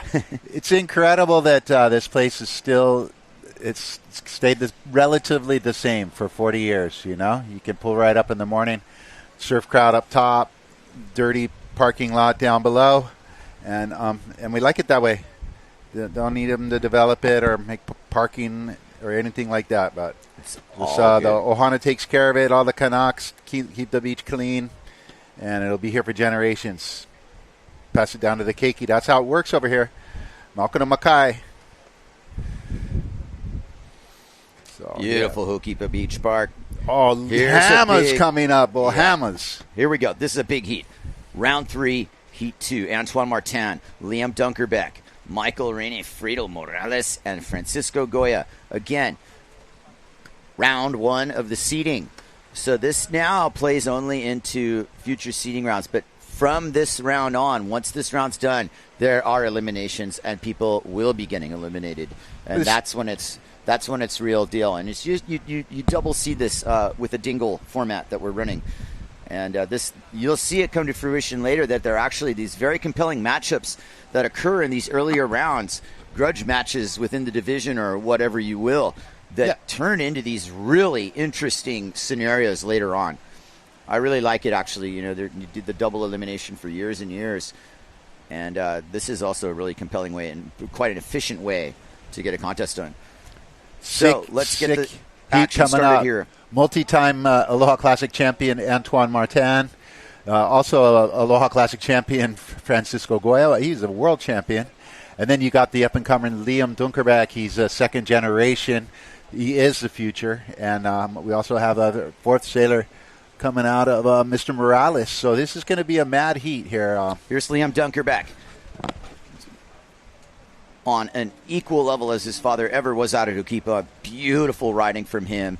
Severn starboard combo. Liam wrapping it around. A lot of bit of water there. That last cutback being the culprit for some rides here. I don't really see minus points. That was a good body of work before that little light bobble. Yeah, it looks like Liam is on production gear. He's got his starboard, and Severn, this rider going in from previous heat. All right, fantastic. Hey, we got a little in-between moment, and we're going to throw you to the beach for just a little brief second here and possibly keep the rotation going on up top here. Throw it down to the beach. Hey, Brasinho, how was it out there? It was a fun heat. It's a really fun swell, like a nice north direction, and I had a good time. I was luckily in a good position with the rotation, and I got some good fun sets. Saw some really good sets and some moves. Next round, what are you going to take away from this? Yeah, I got a little better positioning now. I made a mistake on the last set, so just understanding more which waves are good, and just relax, have fun, and try to be on the right waves. Awesome. Good luck. Thank you. Back to you, Kai. Thank you, Anna Marie. Great interview. Anna Marie Reichman. So past competitors definitely, factoring in here. Brasinho. Friedel Morales. We're in real time there, aren't we? Yes, I was mistaking a logo there. That was a really good wave from Friedel. Yeah, it was clean. Good angle. I really felt like that. All of a sudden, I'm looking at Brasinho, and it's Michael Rene. Friedel like Morales. Tsugumi in the next heat. I'm going to go with Michael Friedel just to shorten it. Dig the way all the Japanese guys are riding these days. Compelling heat here with Antoine Martin. As you watch two sailors, launching here, they're not in this heat. They're probably in the next one or two heats. Regardless, Dunkerbeck and Martin, mostly tour staples. Michael Friedel has, I believe, followed most of the tour himself as well. I remember his name. I definitely remember him in Chile. And he's also competed in Gran Canaria, I'm not mistaken, Zilt as well. So practically doing the whole tour along with Liam and Antoine. What you see with Liam and Antoine, certainly a little bit more competition experience in some of these various environments. That's Antoine right there with the North Sail starboard combo. An extremely interesting rig, Craig. Very lightweight and higher aspect a little bit, and super effective. As you watch Antoine with the high line, target acquired and in the crosshairs. Here comes Antoine. Nice hit over the section, one-handed landing. The entire section spills over, as we've been seeing these bigger sets do, setting off the car alarms in the parking lot. Liam. Here comes Liam Dunkerbeck, Craig. Yeah, Liam, nice fade. Got a nice little hooking bottom turn here into a perfect section, straight up into the curl. Sticks boom down, no problem pulling that out. Hope he's got a couple more in front. Got one more little punch section. Fade back into the white water. Let it form up, and he gets a little stuck, but at least he stayed up pretty vertical. But, yeah, love the way Antoine set that wave up. He's such a projection guy. He really looks for those little air sections down the line and then hits them with a variety of moves. That was a nice offering from Hukipa, a nice solid wall that held up for a while. I think it baited him into maybe speed running it a tiny bit, whereas, whatever, I'm not going to armchair quarterback, but I mean, he had his target acquired. It seemed like the target shifted a little bit maybe away from him slightly. And sometimes he'll do like those flat speed threes where his board, he's not like going arcing like this. He's just like like a speed blur three on the lip. Right. Yeah, and multi-time champion, yeah. So, in fact, our defending champion right now. Here he is. Perfect water angle. Love the way this drone just picks him up as he tries to acquire this section right here. Little pop, one-handed aerial, lands clean, and then has to fight to try to get in front. Live action. Liam Dunkerbeck snapping. Replay. Not often you get a second-generation sponsored sailor. So Liam, as like his father Bjorn, are both sponsored by Red Bull, some of the same companies, Severn. Correct. Starboard. Antoine Martin in the lead here. He's in 9-point territory with 2 scores. Liam Dunkerbeck as well, 2 scores in the pocket.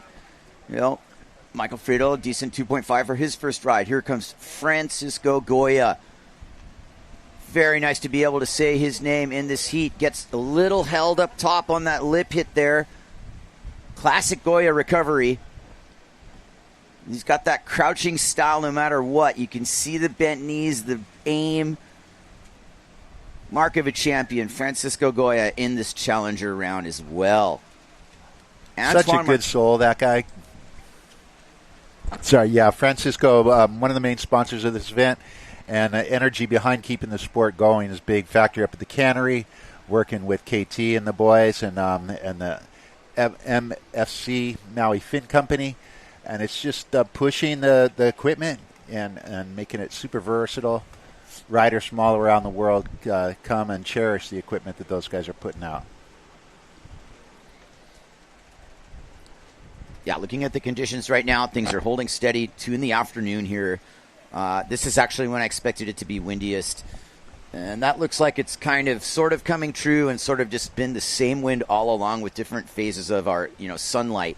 We're in peak sun right now. It's clear. I don't see any squalls coming. Postcard conditions here, Craig, you can kind of see it's a little drier than normal around here. And I mean, the basic observation is that at least it's windy and we've been sailing every day. What else do you need to know? We're sitting here on Maui and getting started here with the 2024 Hotel PLAYA Surf Aloha Classic presented by Sundeck. And again, the 40th annual running of this event. And this is more like it, crowded beach, lots of rigs, people trying to find some shade at this state of the day. The wind itself, I would call somewhere between like 12 to 15 knots, an occasional maybe 18 gusts, but not quite right now. And expecting it to get windier by like 4 o'clock. We'll see, which just tells me a full day of competing in wind will have been accomplished if we can get through this challenger round, Craig. It's going to be really interesting now what happens moving further forward. And just living the dream here at Hokipa Beach Park. Really just a moment to reflect and be really thankful for every single event sponsor and partner and all of you at home for joining us. This is, an amazing moment in the sport. I find that, the history behind it, which is long and dated and takes time to explain everything leading up to this moment, and the fact that this is, deciding world champions. We're watching some of them sailing right now, and it's a really, really important moment in the sport, too. Everybody gets to see what's going on. Here's Kai Lenny coming up from his lane session. Not a part of this heat, but a part of the mix nonetheless. Chairman of the board. There's not too many sticks that he can't rip on. I'll tell you what, Robbie, right there, that was a nice lane session. Craig, you're still more than welcome to grab my 5-3 and have a session. Anybody, would go for that. I'll maybe ask you to cover me here in a little while and go selling myself. But I've got a job to do. We all do. Lenny's coming in. He's going to have some work to do. It's only 2 in the afternoon.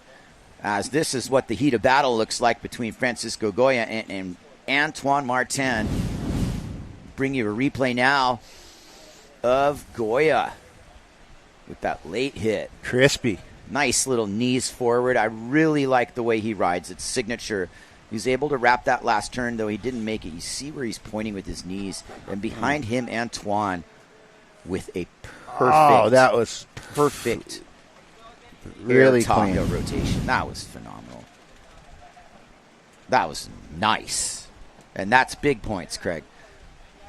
Maybe we got It's that big little points. slow-mo. That's yet to even marinate, but when that thing hits the grill, it's going to be a pretty big score. Liam Dunkerbeck in second place, holding that position. I think Goya's probably going to be nipping at his heels in a little bit here when score number 2 drops. Liam Dunkerbeck seems like he's roughly in the same position as he's been. Not completely safe. Nobody's completely safe. And Antoine Martin, even for all he's done, I'm thinking maybe a bigger score is going to line up for him. We're just waiting and seeing as Hokipa just continues to provide. And just looking at quantity here along with the quality, Craig. This is in your consistent conditions here. Guys are picking up waves left and right. Yeah, you can see from this wide shot right here at Mr. Morales trying to get back into this heat, fading a little bit. And then that wave didn't really work out for him. Kicking out, attacking up by Pavils. Now he's going to try to identify something that's going to be a good score for him. He is in 4th place. He needs 2 good scores. Kind of comboed right now. And this looks like Francisco Goya going to try to pick up a good one. Stalling, waiting for this wave to improve. This is a many-time generational champion. This guy's been tagging these waves since last century. That was a nice hit. Antoine Martin behind Goya. That was a really nice hit by Goya. Generational is right. Here is Antoine using the high line, Craig. Under that lip and through the section. Contact. Not to be outdone, Liam Dunkerbeck. Flashing out that rail work, kind of lost in the soup there. Is this wave going to clean up down low? Doesn't really look like it. Had a moment of looking like some real possibilities there, but the 3 hasn't really been completely on offer there. Gramazzi, hooked that one up in the earlier heat. This looks like more pretty much fundamental wave riding battle. Yeah, absolutely. Not too many rotations coming into play. Not yet. Mr. Morales, he's got a good one right here. Perfect angle. You can see it forming up in front. Got a nice little soft the bottom. Reconnects, perfect spray. Pushes through the whitewater. Little foam climb. Kick out. Yeah, he needs a couple big scores. I'm not sure that was going to be enough, but it's something to get him back on the board. All right, we got Anne Marie on the beach with another interview, I believe. Let's kick it to her.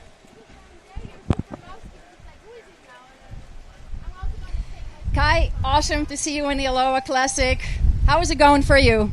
Oh, it's been so much fun. This is some of my favorite time of the year because everyone comes into town. This event is so iconic for us on Maui, but windsurfing in general. And we have some fun conditions. It's on the light side, but the waves are good and everyone's performing. And, I made my first heat, so I'm looking forward to my second heat here in about an hour. And, everything is going well. It's just a beautiful Maui day. Awesome. Any secrets you want to share? Any special focus for next heat?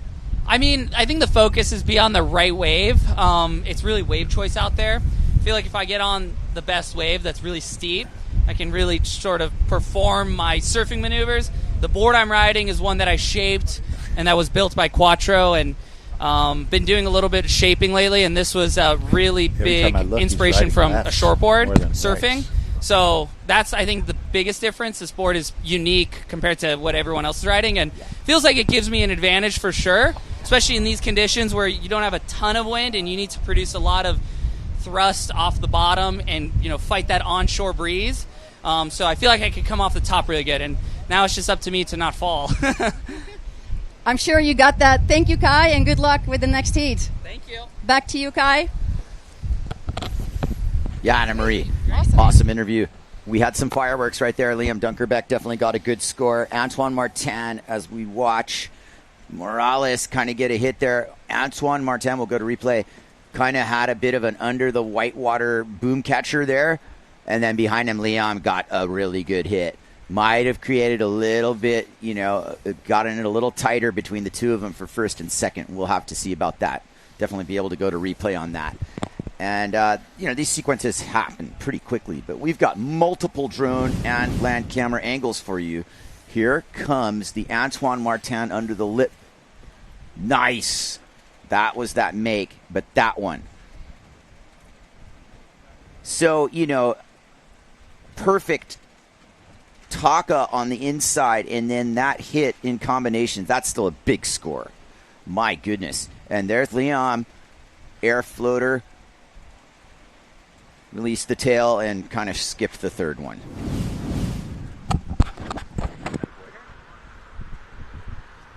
By definition, a goiter as well. You know, I would say, you know, unwound it. It just seemed like the rotation was off the lip instead of in the flat. Call it a goiter pretty much. Goya, clue first.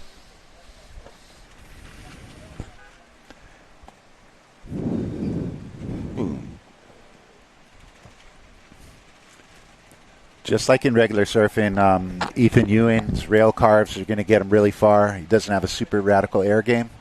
Today's the kind of day where your rail carves are going to take you real far if you have a really good rail game. The wind is not quite filled in for all the different variety of rotations that are available for some of these riders. And so if you do have a good surfing style, it's going to get you far through all your heats. Yeah, board riding, rail work are the fundamentals of what your scores are going to give you, and they set you up for those rotational moves as well. If you play your cards right and read your waves right. It's a super important thing to be able to channel into your program here as this moves along here. Antoine Martin definitely did well for himself. That was a goiter. You corrected me absolutely correctly, Craig. Nataka's more of the lip contact spinning. The goiter's when you unwind the rig. He was going through first, you know, inverted. Yeah, and almost pogo stick pole vaulted it right off. Pogo stick pole vaulted it, which is really a true sign of a goiter when you put the tip of the mast in the pit like that. So differentiate, you know, as well that Taka might be more rooted in freestyle, but the goiter was definitely born in the waves. And I saw Mark Angulo invent that. And that was another one. Some of the more inventive sailors, you know, in freesailing and competition sometimes differ. And if you're able to put in, you know, Hall of Fame freesailing into your competition repertoire, you become unstoppable. And some of these riders possess this. Liam Dunkerbeck, certainly in this mold of a competitor, just like his great father, arguably one of the most decorated athletes of all time, Björn Dunkerbeck. Liam with big shoes to fill, but he dances to his own beat and has done just fine.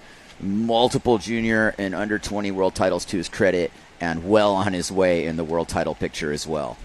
Someone who's we're missing from this event right here today, and which is Ricardo Campello. We want to congratulate him on the birth of his young baby, him and his wife. And but he's a guy who really took that freestyle Taka to a new level. He does his air Takas are so clean, or his just carved Takas are amazing. Here comes Antoine Martin. High line going down the line. He's really got a nice target at the point here if he reads it right. He continues to build his apparent wind. Here he comes. First move up, bottom turns. Gets his cut back. Maybe not exactly what he thought the wave would do at first, but he's still riding it down the line. A lot of intent, a lot of speed. Behind him, none other than Francisco Goya on a really nice looking wave. Did Goya have anything in the bag there? Kind of a late hit, late strike. Morales behind him.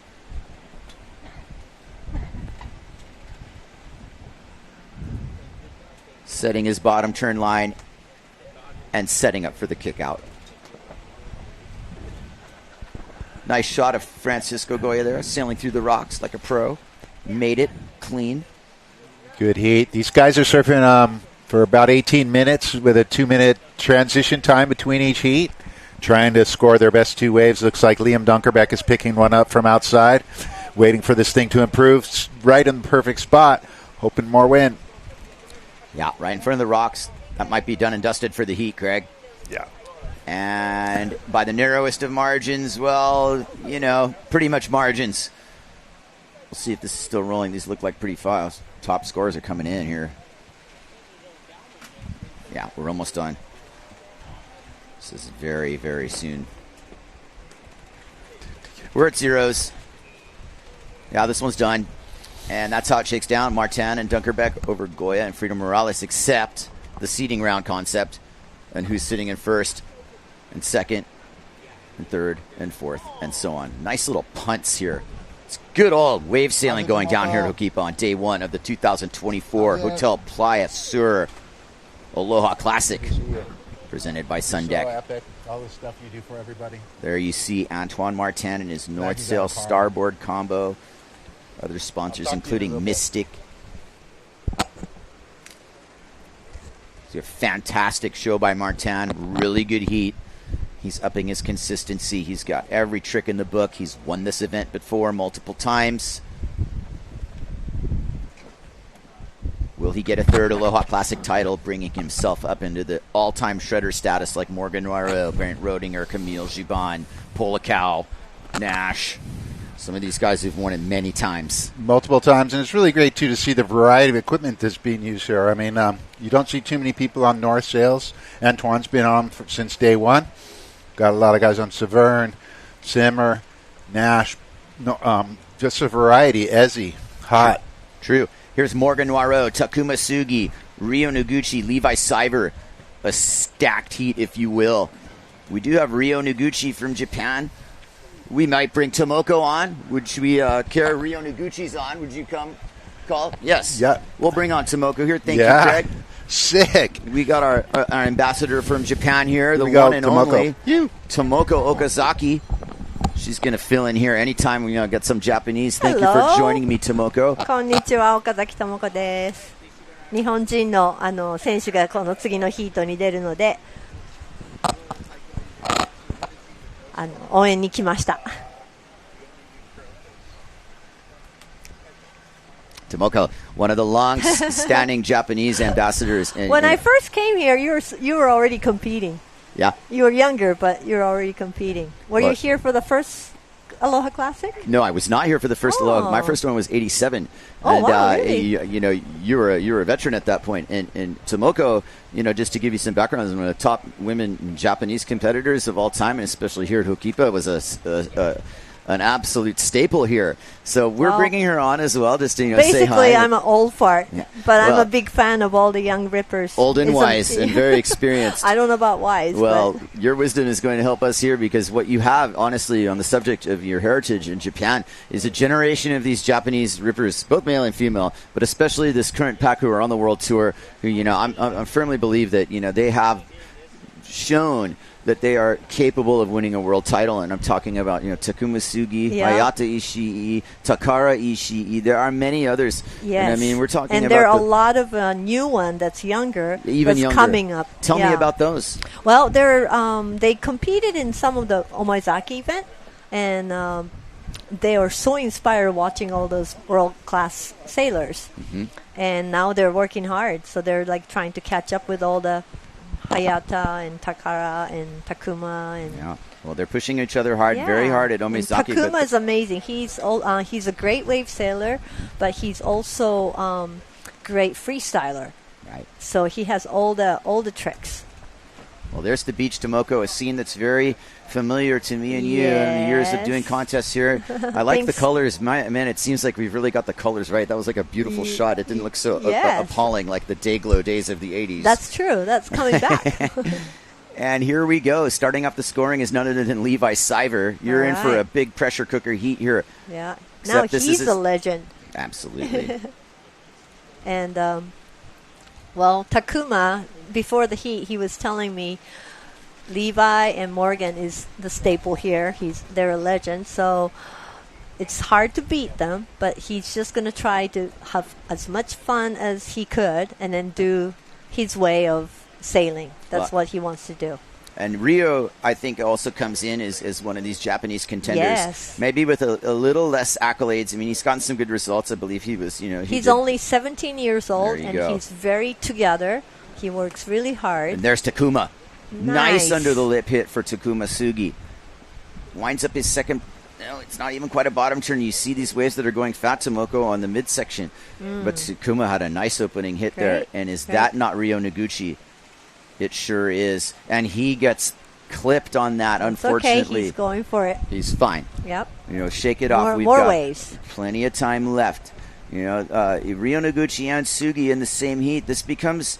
this starts getting me reminiscent of some of the other, legendary Japanese sailors. And we were talking about, Hideki Makino. And, wow. I'm talking about Tetsuya Hoshino. Yeah. Or Furuya. And, of course, Hidemi Furuya and Hisao Nakazato and Shiro Kanto. And, it goes up to and they're all Ishihara and Ikeda and these legends from Japan. Yeah, Ikeda's back but this the year. one guy I'm leaving out is my best friend, Taka Kamaguchi. And I just want to give a shout out to everybody out there in Japan. Yeah. Such a gracious grub in there 4 times. Here's the replay.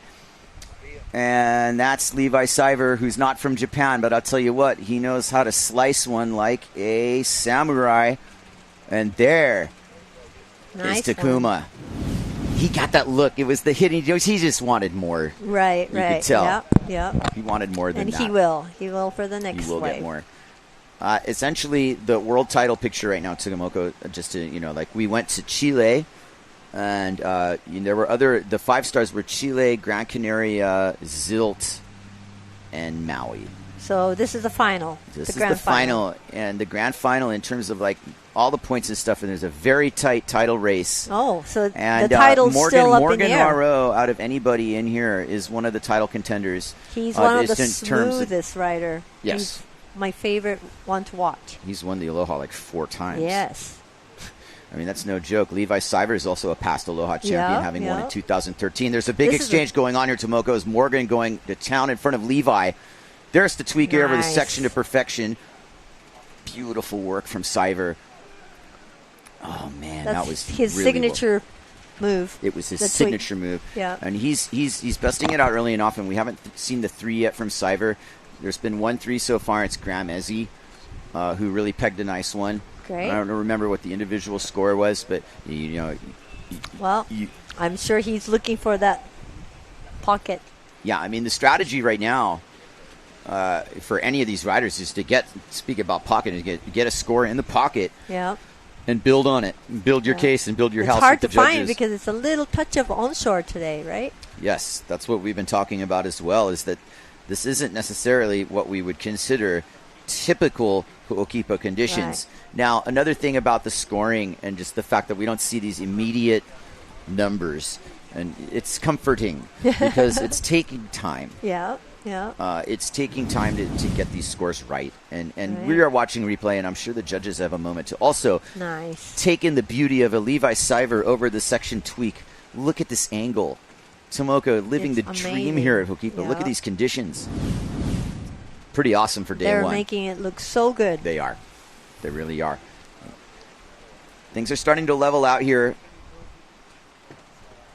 And we will definitely allow these scores to continue to tabulate as there is some action coming, but we will throw it to Anna Marie on the beach. Liam, congratulations for making your hoot. Can you give us a little impression of your experience out there? Yeah, so today we have really good conditions of waves. It's good size, good fun size for the contest. Maybe the wind direction is not the best for Ho'okipa, but yeah, still we are managing to do hits. Yas made my hit through the round 3. I'm in the round 3 now, So yeah, pretty stoked and focused for the next ones. Awesome. Anything special you want to share? Not really. I'm just having fun here in Ho'okipa. It's always fun to come to this place. I love it. I'm just trying to do my best and enjoy. Awesome. Well, we're stoked to see you and good luck for the next heat. Back to you, Kai. Nice action from Levi Siver during the interview. He's wrapping up his ride. Yeah, we had a little bit of an exchange between him and Ryu, who didn't quite connect. Morgan's already on the level. He's got a 7 in his pocket, just stashed. Levi sitting on a 3 and a 5, and possibly a higher score. Again, a lot of these scores are kind of currently marinating in Bujma's system.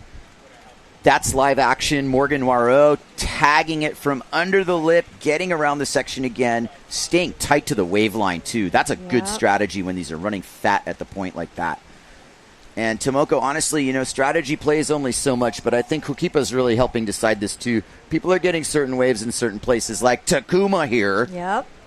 Well, Takuma 君が今波に乗っております。ちょっと遅くなったかな。でも、いい波をなるだけ乗るようにして、What's out the back in Japanese? Out the back. Out the back. 波の後ろに行ってしまいました。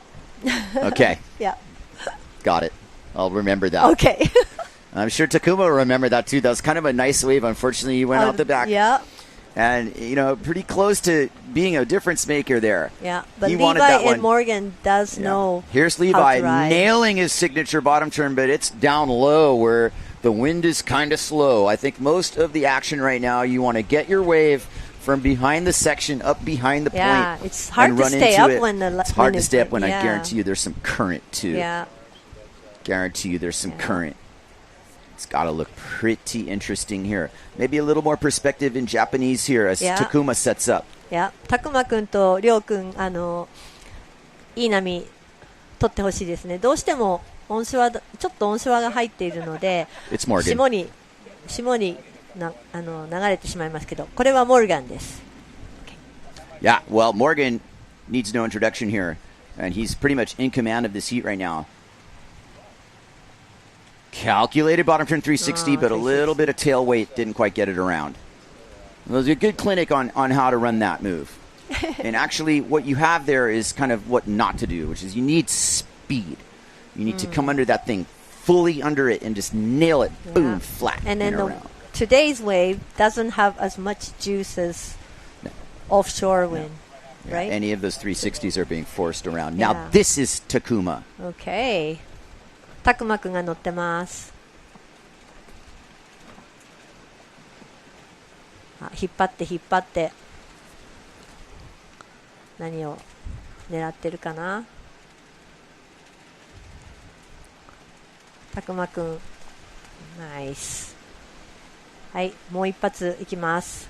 OK、 Aerial ナイス。はい、いい波乗れました。次はArigato Takuma. Levi Siver. Levi's absorbed the wind direction aspect of this heat, and anything that's going on down low is going to really slow down there. Was that Ryu? I think so. He went down, but it was a really nice. It was a sharp nice off ball. the lip. Yep.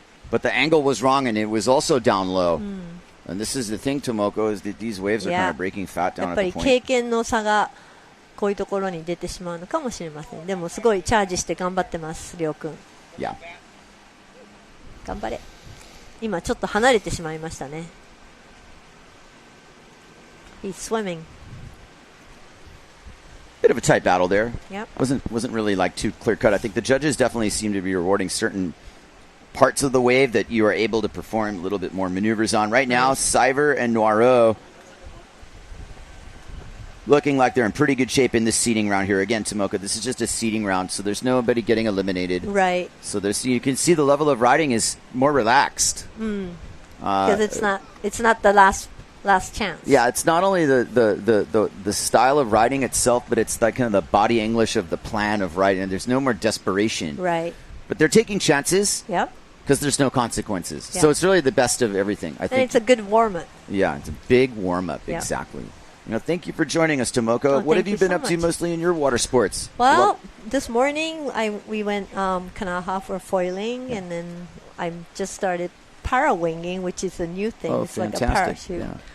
Just keep abusing my body well, till the wheels come off. Thanks for hanging with us. And, Thank you. The storied member of our Maui community, as we watch several sailors from all corners of the globe going out. All That's the the little rippers Guadalupe mob right there with Antoine Yeah. Martin and his crew.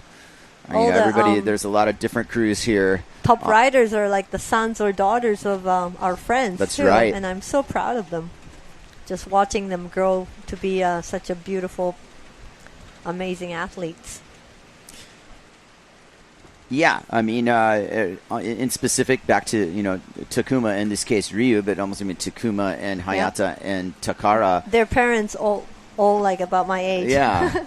So it's just been a really special thing to watch them come over the years, Yeah. when they were really small kids, Yeah. charging Hokipa. And I mean, they're coming from Uezaki, and Yeah. they're sailing some pretty harsh conditions over there. They come here toughened up. Yep. And also, not just the skill, like the technique, they're really grown to be a very amazing human beings. They're very well-mannered and really good attitude, positive, inspiring for all the young kids. So it's really nice to watch. Maybe one of them someday will be raising that World Championship trophy or Well, the I Aloha should hope Classic so. trophy, I don't think any Japanese has won the Aloha Classic. I agree. I Yeah. can tell you that none have. And it would be this generation where I can Hope see it so. happening, and especially, and they're ready. Depending they on want who, to. we're pulling for it. Yeah. Here at the 2024 Hotel PLAYA Surf Aloha Classic, presented by Sundeck. We are here at Hokipa, Maui, and it is turning into a classic day one. I'm just taking it all in. A little nervous moment this morning. Is it going to blow? And it's going to blow. It had the look. I went to the water's edge and got my feet wet, and Maui I just have to told say, me you are it's amazing. You're on. professional. Sometimes it just takes the little things like getting your feet wet in the shore break, and you get in touch with how the day's going to go. And it's been a Yeah. foregone conclusion that we'll be able to get through the majority of our challengers around today and set the course for these really, world title deciding heats. Yeah, that's It's been exciting. a year in the making.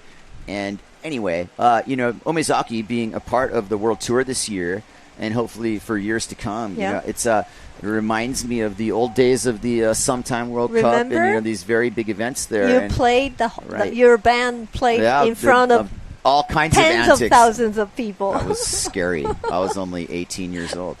But, all these great memories, aside from, the meeting really, very good friends over the years who I've mentioned, and, yourself included, and it just the journey. And it's nice to see it part of the tour. I think that it brings in this versatile part of the tour where, it's starboard tack kind of, and that, sometimes it's both tacks. It's all storm related. Here's Morgan Noirot.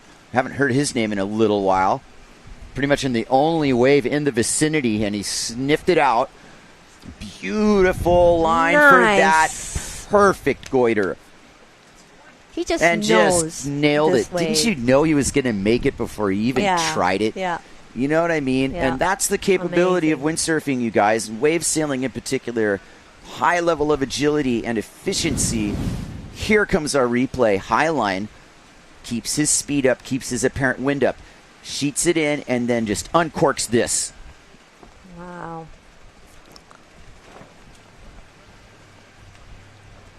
That's how you do it. Yeah, 100 out of 100. There's Robbie Nash carrying his rig. And that is a beautiful shot Yep. of the legend of our sport. Certainly speaking, coming down to have a little sail with us. I know. When he was going out, everybody was like applauding. I saw that. Yeah, that was amazing. Very much so. And moving on to what is still, I see more Japanese here. I see the signature RRD sail, which tells me, Tomoko, that either Takara or Hayata are sailing next. All right. You're welcome to continue if you would like. Here comes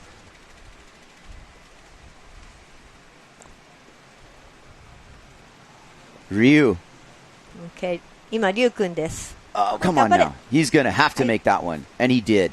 Nice. And here's Morgan, not to be outdone, but he's kicking out his standards through the roof. Here comes Levi Siver. He's got something he wants to do. And Takuma's inside of Levi. Levi's on the bigger wave. This is kind of a 1-2 exchange. We'll stick with Levi here. Levi Punches his bottom turn nice under the hook turn there. Spray still falling from that signature Cyber bottom turn. He's got an end section to connect. He does a little floater air to complete his ride. Nice. That was a good ride from Cyber. Morgan Noirot right behind him, lapping it up. Morgan's had a complete body of work on that. Bails right at the end. たくまくんも今1本乗ったはずなんですけど、ちょっとカメラが、回ってなかったようですね。リーバイとモルガンのいい波が。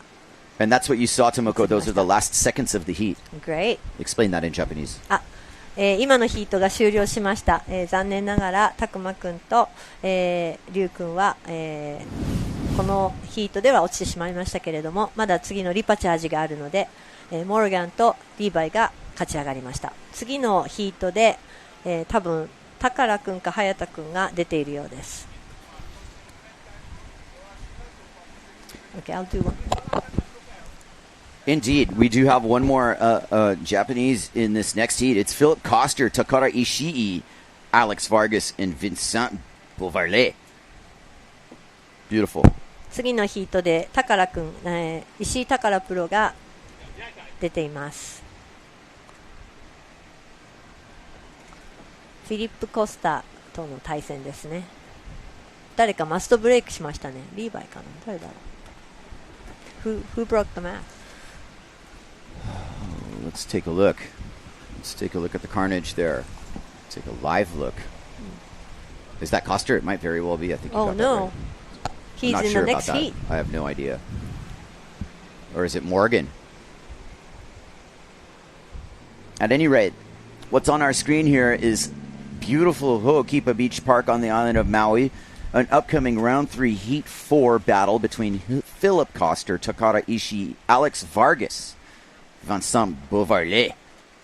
You better believe it. Beauvarlais moving into the main round. Hungry to make an impression. Where is he from? I believe he's from the Caribbean, British Great. Virgin Islands. He's a pilot. Owns an airline. Great. Phenomenal human being.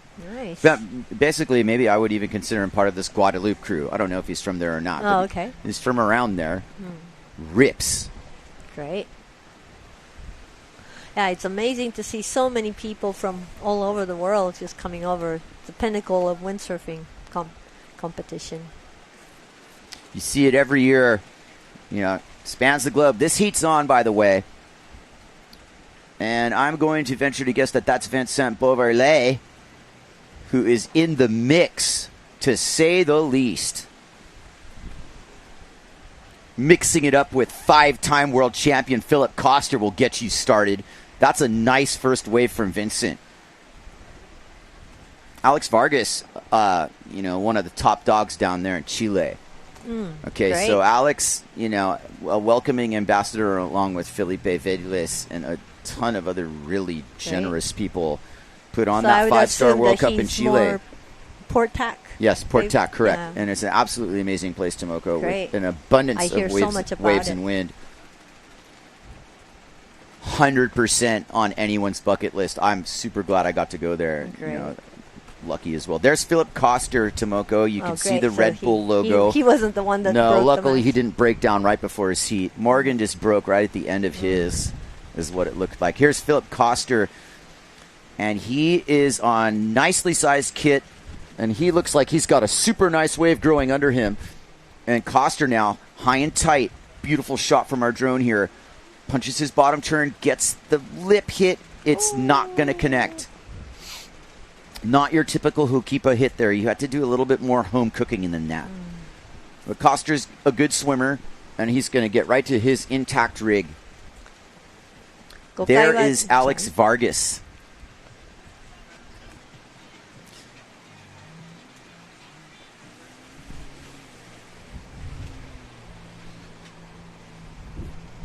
Vargas and Beauvarlais are in sequence here. I haven't seen Ishii yet, but he's on the outside waiting to strike. This is Alex Vargas.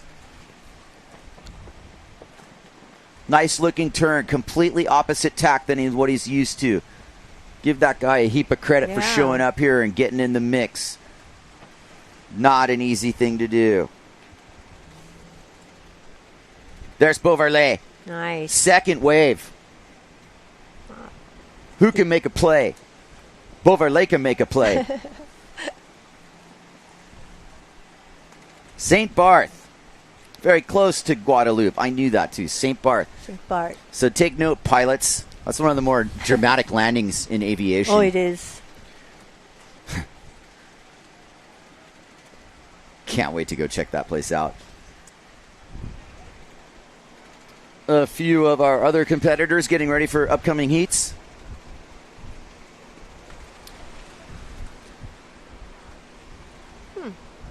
Koster with a half-point ride there with the lip hit. Here comes Takara Ishihi. Tomoko, please. Yep.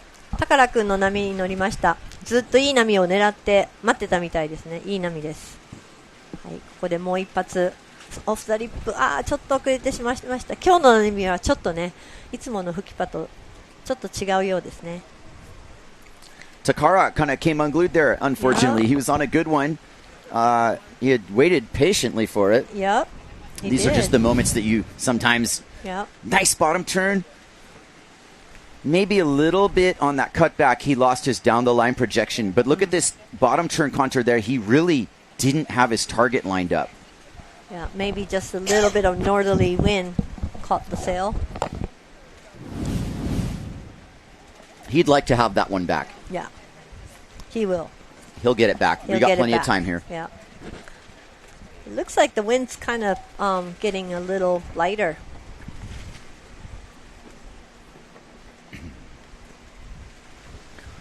I think it's just a temporary little moment. Sometimes we get this 3 o'clock heat bubble. Yeah, it's true. Tomoko, thank you for joining us. It's been a pleasure having you on board. Thank you feel so free, much. But stay with us until the end. Okay. No, And, my pleasure. I can't believe that it's been 40 years. Talk I about feel it. old. Yeah, but I mean, we remember historically speaking, it used to be the Maui Grand Prix, Yeah. the Aloha Classic, the I O'Neill. think the first Aloha Classic was sponsored by Mitsubishi and some Japanese company that the windsurfing was just blooming. And we had like 10 Japanese coming every year to compete. And they kind of fade away after like 20 years. And then we didn't have too many competitors here for a long time. Yeah. And now all these young guys are just coming back. The guy who brought that next generation almost was Shinjo. Katsushi Shinjo. Or Taka. Taka and Shinjo were in that middle generation that you're talking about. That was true. like this little bit of a void. Yeah. But they really were some of the strongest riders. They totally and, you put certainly the great understood impact. that when you saw it was very relieving to see Takuma, Takara, Hayata, Ryu, all this is now they're a pack. Yeah. And they definitely have contender status. Yeah, they can do well. And there's Kai Lenny heading out. He's obviously in a heat coming up here. Very little action other than what you see here. Kai Lenny heading out, jersey on, clear with his thoughts. You can see his harness line placement there, dead center of the boom, perfectly balanced. Love to be in Hawaii. Love to be on a board you shaped your own self. Nice to be well sponsored by a bunch of supportive brands. We were lucky to have him on board. Let me tell you, what the ultimate ambassador for I don't know how many different sports, but that's the complete package there. And you see a bunch of this younger generation. We have like 5 Kai on the island when he's around. Doing them all. He's doing all kinds of things all day. That's it. That's the nature of it. And he really inspires so many kids. Here comes Vincent Beauvarlais setting up. You see on the screen, you don't really see what's below him, but he's got a nice looking wave that's going to build. He's reading it perfectly. All the way from deep now, Beauvarlais. Bottom turns facing the wave. It's the only action that's really happened here for a little while, and he's taking over this heat, Tomoko. It's amazing. He really is. Yeah, he it's played amazing it so smart. to see the gear choices in this, but I think you are kind of right. It has gotten a little lighter. And, nobody gets affected like that in a heat more than someone like Philip Koster, who's actually quite a big guy. Yeah. Being a 5-time world champion isn't going to save you from being in the wrong place at the wrong time. Yeah. And right now, Koster's got some work to do. If he wants to get where Vincent Beauvarlais is sitting, which was just catching waves. Yeah. And something happens here to Tomoko also. Is if you catch lots of waves, the other guy's not catching lots of waves. Yeah, it's mentally hard. It's mentally hard, and you start becoming a little bit, strained on where it's at. for sure. It seems like Takara's playing it pretty smart and just waiting patiently to catch some good one. Oh, there he is. There's Takara. Yep. Nope. He He's didn't like that one. Going to hold it to a higher standard than that. Yep. But, I see some waves coming in. Yep. As we look at Vargas, who's on a nice one. Can Vargas get into the mix, sitting on a 2.5 already, which is a fair score for his first wave? Maybe he's got double that in him, and he'll be in the lead all of a sudden. Or at least tied for it. Aren't these slow heats still kind of exciting? Oh, yeah, it seems to me like there's a lot at stake here, even though it's a non-elimination round. I can watch in awe. I'm telling every you, heat. It's a good time. Amazing. Vargas punches his bottom turn as Ishii behind him sets up on a nicer wave. Vargas still going here, though. You see Ishii behind him. 後ろに宝くんがいいオフザリップしてます。バーガスの後ろでちょっとスープに飲まれてしまいました。やっぱりちょっと引っかかっちゃうのかな。Oh, I was like, I don't see Takara because he's underwater. Yeah. He went swimming again. He did. He just got the sail caught in the whitewash. But after a ride. Yeah. A pretty good ride. Yeah. He got 2 hits and then went down. There's Bant Rodiger. 次のヒートの選手がだんだんアウトに出ていこうとしています。これはバント・ロディガーですね。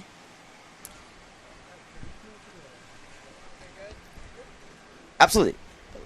Headed to the beach with Anna Marie Reichman and Takuma Sugi for an interview. たくまくんのインタビューです。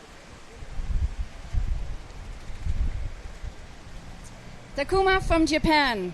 Unfortunately, you didn't make it through your heat, but can you lead us through your highlights? Actually, it's super tricky conditions. We against Morgan and Levi from local guys, so they know like hookkeeper, what is a hookkeeper, and then this condition is so much. So it was actually tough heat, but yeah, I was so enjoyed myself. Nice, good sailing and double elimination for you. Yeah, I will kick their ass. Awesome, thank you so much. We're going back to Kai in the studio. Thanks a lot, Anna Marie. And while you were gone, that was Philip Koster on the split screen getting to work. And you saw a couple nice slidey turns from Koster. And I'll tell you right now that, that's a decent score for his first real score as we pan to the rock garden and watch the replay. That's his first setup turn. Look at this floater hit. But my favorite turn is this next one. He gets this little wiggle right here. Watch this. Yeah. I really liked that Tomoko. That was subtle, but it was really, really nice. Both aggressive and stylish. And I feel like Koster should be rewarded quite well for that wave. I really like that turn. Great. That is what I like. Yep. Getting that board mixed around, staying in the pocket of the wave. That's the extra stuff. Now, Koster's still sitting in third by nature of his very low-scoring first wave. But he is, in fact, looking pretty good in the overall picture as the highest score belongs to Beauvarlais with a 4. He just needs one more good one. Yeah, he just needs to get in the 4-point range, and he'll at least be in second. 今のところ宝くん2位に入ってますけれども、このまま But キープしてほしい Beauvarlais です。 keeps catching waves. Yeah, he's And on one of roll. these days, he's going to crack something open here. Nice hit there. This guy is ripping He's it on up. fire. Beauvarlais on a tear. He's going to savor this broadcast, I tell you, because he'll be remembering I was sailing against Koster. And that's a nice example of what can happen at the Aloha Classic, no matter who you are. It feels good when everything is in your favor Sure. and then just things go. Listen, Hokipa really well. decides this too. Yeah, and I know. You come into a certain, mind frame of, how Either you things have your are. day or you don't. And there is the rigs, and there is the setup with Koster on an insider. Outside of him Let's see if he can. is Vargas. Koster wants nothing to do with it, and wisely so. He's going to watch Alex Vargas set up for something, but outside of Vargas is Koster's very own wave to deal with if he can just stay turned around. Koster somewhat, I think he's taking a wave off of somebody who's coming in from a contest that's not a competitor. Oh, okay. So here comes Koster identifying the availability of a real nice wave and gets a good off the lip there. Wow. Oh, Koster assaulted that thing. That was a really nice hit. He's not going to really get anything else on that. But he will, in fact, score some points. And to me, look, he hit the biggest part of the section on the wave. Yep. Okay, all the little It's gonna be trickeration tight. second hits in the world. I think he's going to get a pretty good score. Yep. I mean, it was borderline the most aggressive hit. Yep. Beauvarlay's been doing these nice, placement hits, but he didn't mangle Right. Yep. True. that. Just my opinion. Somebody's Here coming comes, in from last who heat. is that? Someone's smiling because they just got to sail for a little while on their own. Oh, that's Marlin. Got it. Okay. Close to 3 in the afternoon here, Tomoko. 4 hours has gone by quite quickly here Wow. behind the mic stand. And that's how it goes Did up here in the Do booth. you ever lose your voice? No, I'm a drummer, so, I just get to do that later That's great. after sailing. I don't use my voice otherwise. Seems to work. That Takala seems like he caught something. Let's root Takara into a nice wave here. He needs to get in the mix. He does. Philip Koster claws into second place behind Beauvarlay by a point. And here comes Takara Ishii. この高良選手が今波に乗ってます。この波でちょっと挽回してほしいですね。今フィリップが2位に上がってきたので、もう一度いい波でいい点をちょっと取ってもらって、いい感じです。待って待って溜めていくか。なかなかちょっとオンショアで風も弱くなってるので、いつもとちょっと乗り方を変えないとなる。ナイス。ゴイタ決めてくれました。バッチリです。素晴らしい。これは多分いい点がつくと思います。Could you say that Ishii was Oishi? You got a lot of Japanese. All right, yeah, that was what that was. Yeah, that was what he needed. That's yes, perfect. it was. Yeah, all that's right. Perfect. That might have just done major damage. Yeah, it's hard to pull it off when you're under pressure. But yeah, well, he pulled it off all right. That was the highest scoring good. wave of the heat. Great. And Here comes Beauvarlay. Yep. Maybe he even saw that. Yeah. And it is time to consider la rotation. Beauvarlay's having a great contest. Either way, I think I'm, rooting for him in this special way. Yeah. We will be doing battle against each other in the Masters later. Oh, great. I decided Challenger round was a little he's too a much busy for me. man. Doing the commentary pays better these days. I have to say the Masters class is pretty stacked. I saw the names. Oh, yeah. It's never been anything but stacked. Yeah. It's amazing. That's going to be a fun show. Looking forward to that. Replay of Takara. Using the sail kind of as a rebound. He made enough rotation to get back in, which was important. And I really think that any score that drops because he got a secondary hit off of that is going to matter too. This is live action of Vargas and Koster. Koster's going left. That's not going to offer him much. He tacks out of it. Koster's not had the best heat of his career, no. These are very difficult conditions for anybody. Alex Vargas running away with the lower part of the wave. And his interpretation is to just keep the flow going and use that body English, again, that you do. This is, wave sailing 101. You grab wide on the bottom turn. You grab narrow off the cut back. It doesn't matter what tack you're on. It's the left and right side of your brain, but that's about it, And he's playing smart. Yeah, he's playing smart. We've had Japan well represented here, mostly Tomoko. That last heat was a little rough for them, but this one's going a little better here. Takara Ishii now tied for first with Vincent Beauvarlay, and fractions of a moment left in this heat. Must be about 2 minutes at the most. 高君残り2分ぐらいのところで、タイで1位にありました。さっきのゴイターの波でいいポイントを出して今1位に上がっています。That's done and dusted, I think. Mere seconds left.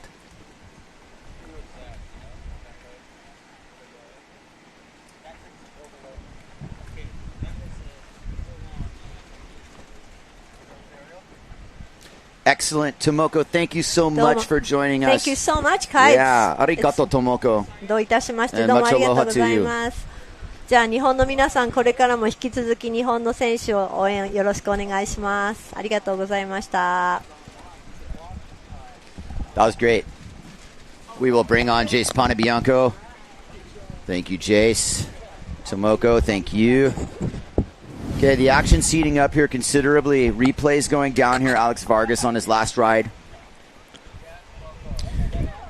And he might as well look in the mirror and realize he's actually sailing starboard. Would look in the mirror or port tack. He's opposite side of the brain here. Really looking good, Jace. Conditions have held solid. There are moments of in-between moments, as we always see in competition. But for the most part, I'd say the body of work here is solid. And I'm looking at, some really good scores here on the replay as we watch Beauverlet cutting up. He had a great heat, a standout heat. It took Takara Ishii a perfectly timed goiter to get out of his predicament there. And we are rolling right along here at the 2024 Hotel Playa Surf Aloha Classic presented by Sundeck, the 40th edition of the Aloha Classic. It is an honor to be bringing it to you. And thank you wherever you are across the globe for watching with us. Jace, your impressions so far? Well, when I took a little walk around the camp here, it's interesting to see how the playing field is all down at the lower end of Hokipa today. You're really not seeing a lot happening up at Green Trees. All the wave riding is focused down at the lower end. And, when you watch the replays and you see it with the fat trimmed out, there's a lot of good action. Takara, that was a beautiful goiter. I really loved your Japanese throw there. What did you say? Oishi is... Oishi. That's the best? Ishi is oishi. If you're like a delicious meal, and you tell the sushi stuff, is that oishi? Very good. So I like that. I like that in Japan. Better than my natto claim, probably. Yeah. But anyway, notwithstanding, Jace, the action continues. We are now kind of in the mid-afternoon. It's 3 o'clock. Marino, Gil Girardi, he's in the world title equation. Bernd Rodinger is in the Aloha Classic title equation. Every year he competes in it. And a distant favorite for a title, but not entirely in contention, Hayata Ishii and Kai Lenny, who needs no introduction, but I'll give it to you anyway, who is now seeking an Aloha Classic title. And the stakes get higher every heat. Some of my favorite sailors in this heat. Bernd Rodinger has just got the most unbelievable style. He,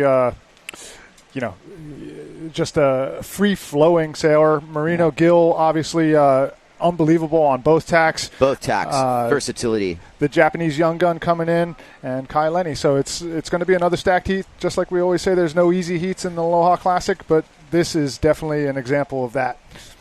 I'm looking forward to seeing what Kai is able to do. Maybe he's able to start off this heat a little faster than he did in some of the other ones. So we'll see how he does. Yeah, what I was going to bring up was the judging scale now is very compelling because we've had a couple, big moves made now. The rotations are coming into play as he's got a 360 under his belt. Ishii now just nailed a really good goiter. Morgan as well. People are hit and miss. These aren't the conditions where this stuff's automatic. So you are rolling the dice to a degree on the rotational maneuvers, and it's usually like time to do it when you've got a little bit of more of a body of work behind you. You've kind of built your case, so to speak. And at a certain point, things are going to get a little more marginal as far as the conditions. We might be seeing it already, but the point is it's still going to be contestable. So then it becomes much more pick and choose, and these decisions become critical, Jace, about wave selection, about all this. But still yet, let me remind you, it's a non-elimination round. These are seeding rounds, so there is not make or break. One of the things I like to look at is when you get a good score under your belt, how it frees you up to really try for those aerial maneuvers. We watched it in the last heat there. If you're able to put a 5 or a 6 in your score line, then you're really able to focus in on trying to get that aerial maneuver at the end bowl. Yeah, the end bowl move, the end section, it's like that bonus hit.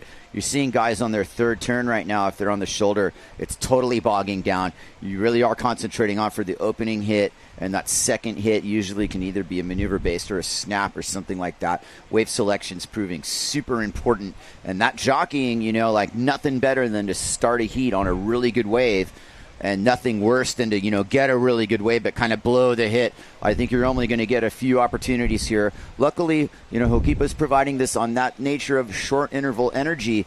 It is pretty abundant.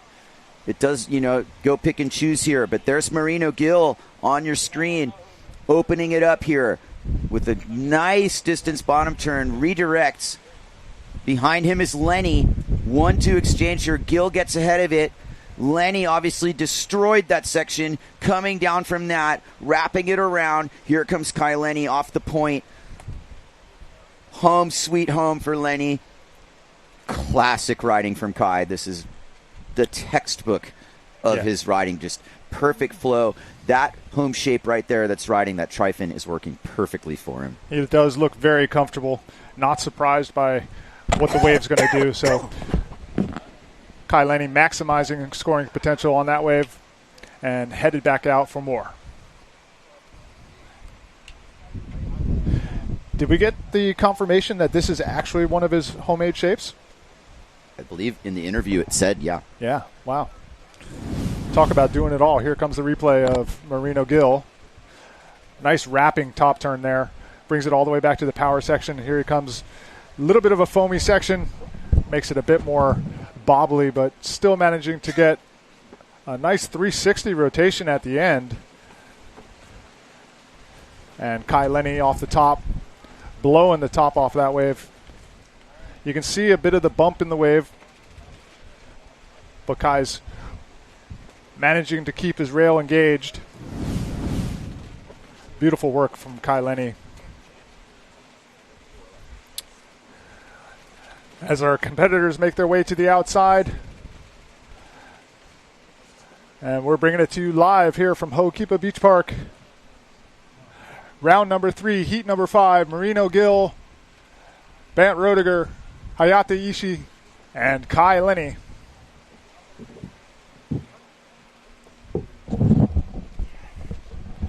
Just about 12 minutes and 30 seconds in this heat. What a stacked heat.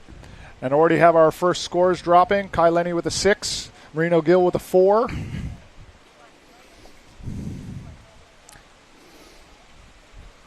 This could be a final. It could. Right, you're seeding rounds aside, and you're looking at the level of competition early on. But combined with the lack of consequence, in terms of ranking. So the beauty of it is, it's like it's just a session. Yeah, it lets you be free. Yeah, sail free, which is where people really do their best work a lot of times. We want to see the best work. We also want to see this.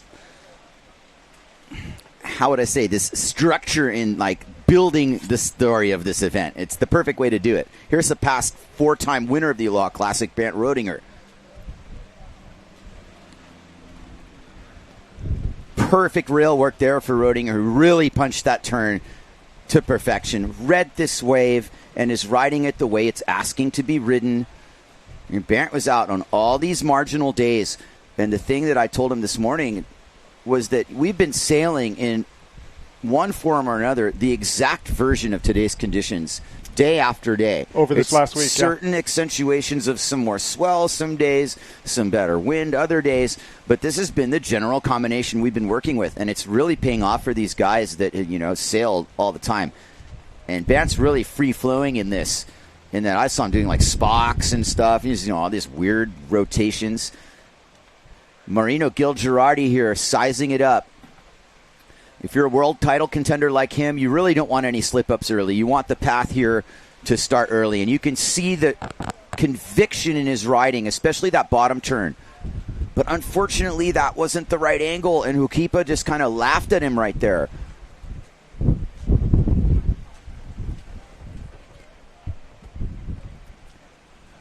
Hayata Ishii on the wave. Hayata!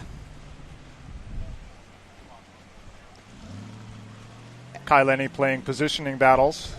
Kai Lenny's in the zone where a really nice wave's going to come in, and he's not settling for anything less than the finest selection. Here's a replay. Here's the top snap by Gill, and I really thought Marino had a nice bottom turn there. And what happened here? Did he kind of lose traction on the hit? He poked Taco. Fins came out on the bottom turn for a second, kind of messed up the top. But threw the timing on the top turn off, and it's the little things that count, huh?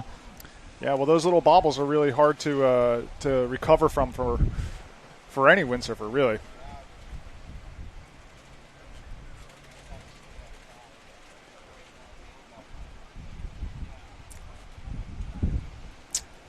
A little reminder that if you're watching our scores and our timing schedule here, that 3 in front is just to be ignored. So we're looking at 10 minutes and 7 seconds to go in this heat as our water safety, Curtis John Key, makes his way to the inside to help out a competitor.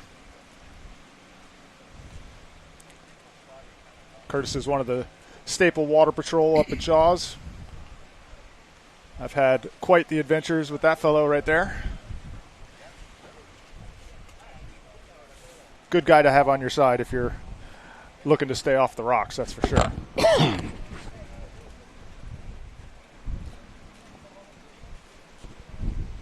Nice looking rig too. That's state-of-the-art water safety equipment. Yeah, riding the new Sea-Doos.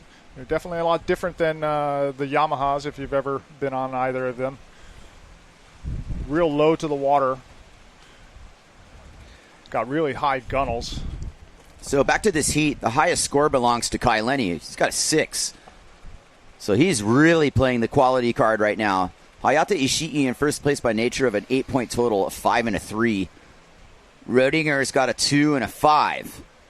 It's an interesting scoring breakdown, and what you don't see Kai Lenny getting caught up in wanting to go get a 2. He's He's not yet. No. Good point. He's got 10 minutes. Yeah. And this is a decent wave he's on, Jace. It's a grower line. He's going to now set his inside rail and actually head down to the point with a lot of speed and good apparent wind. And this wave's going to improve drastically right here. Perfect placement turn. What a tweak. That was super nice. Lenny really skied that tweak over the section. Yeah, nice amplitude on that wave. Beautiful style for Lenny. A showstopper for a second score. That's going to be the extra stuff that matters. Yes, and it's interesting because that's exactly what I was talking about before, where the upwind part of the wave, he really just used it to gain speed for that real end bowl one-hit section. Yeah, non-competitor coming in through the lineup here, getting ready for his next heat. There's a lot of people mixing in with that. That's Russ Faro, and then we got Moritz Mausch up there. They're getting for their next heat. Kai Lenny in the lead. Boom, boom. There's your score change. All 3 of these competitors are in next heat. That's Traversa. These guys are just getting loose outside. This is a good thing to do is you go out before the heat before and just cruise it and watch this heat in action as we have Marino Gil-Girardi off the point right when the wave's going to get fat. Is there anything else he can do to improve his score here?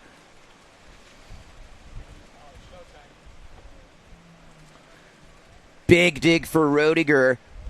Is there a move here? 360. Does he ping it around even despite this crazy wind direction? Unfreaking believable that he made that. With the hand drag. And I'm just sitting here going, he's going to be able to save that.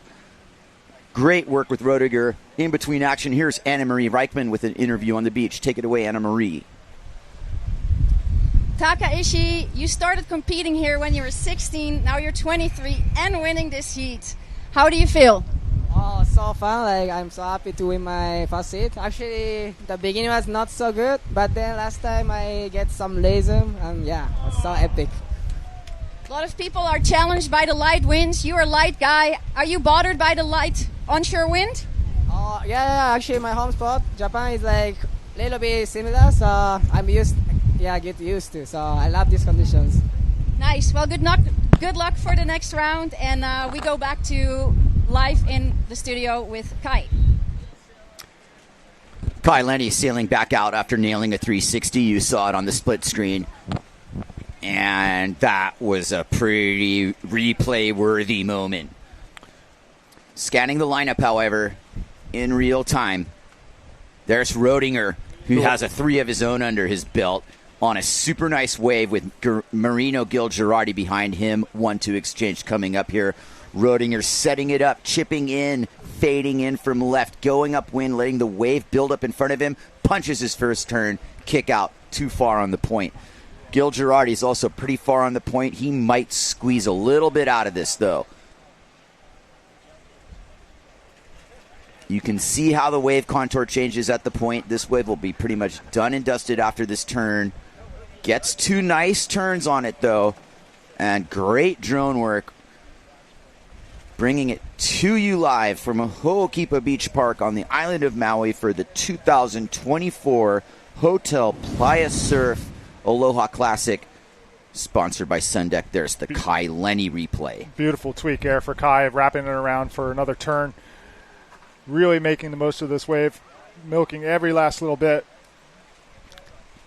breaking the fins out. Kai Lenny really freed himself up there and Bant Roediger out the back. Here comes the 360. This is a real interesting one. The rotation up underneath the lip, really tricky to bring that around. Somehow gets the board underneath his feet. It'd be interesting to see how they score the two different aerial maneuvers. Kai, what do you think? Yeah, I'm linking those turns in terms of one big turn deserving another for one thing, and the how it connected. I'll give the edge to Lenny a little bit there. Roediger's, he made a nice 3. It was a little more forced, the recovery-based 3, to be fair. He would tell you the same thing. Yeah, well, we were talking about that last night. Sometimes making it look too easy actually scores a little lower, right? The judges can tell the difference, and it's not a huge difference. No. It's, these are the finite little numbers and fractions that make it. But Roediger in real time here has faded up a little bit higher than that last one. Gets a nice signature bottom turn there. He's got a really tight arc when he wants it. And he's able to aim his body. He's got such good upper body control. Years of sailing here. I believe Roediger was the youngest person I've ever seen sail Ho'okipa, as Lenny uncorks a super nice air over the section. It's between Kai Lenny and Roediger who the youngest person who sailed Ho'okipa was. It might even be Kai. Wow. One of them. You know how they say single digits. Matchups make fights, right? And Roediger and Lenny together, they really play well off of each other. Their styles are, at least in my opinion, kind of similar in how free-flowing that they are on a wave, and obviously in having all the aerial maneuvers just on lock. So this is a great matchup, Kai Lenny versus Bant Roediger. It's kind of like in the last 2 minutes, Jace, this turned into a two-person heat. Well, and it happens, when they start filling up their scorecard with a good 6 for Kai, that it really allows you to really play free towards the end. This is Bant Roediger on the replay. Such a student of the sport of surfing, just like Kai. These two are surfers at heart. I'm not going to, mince words. That hit right there, though, has the mark of the wave sailor. Yes, it does. All the traditional traits. He's got what it takes, Jace. Kai's really coming into a form right now. It seems like he's sailing loose.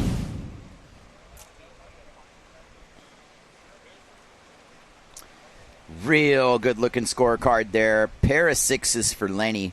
Roediger, a couple 5s and a mid-5. Marino ready to get right into the mix here, and as well as Hayata Ishii. Now, Hayata's on the best wave of his heat so far. Only a minute left, Kai. And behind him is Marino, the way you would want it to be right now, if fair is fair and everybody gets opportunities. There's a bigger set on the outside. This is going to come down to it. Less than a minute left. It'll be 30 seconds when this exchange is done. Hayata Ishii, beautiful bottom turn, cut back combo off the fade line, making the most of this wind and wave combination here. Gil Girardi behind him, Lenny behind him. Nice bottom turn for Marino. Seconds left in this heat. 360, does he make it? He does not. Next up in line is Kai Lenny with Roediger behind him to end this heat. We have seconds left in it. 10 seconds left. Both riders showing intent to ride, except Lenny kicks out of his, leaving Roediger to take advantage of this perfect-looking canvas.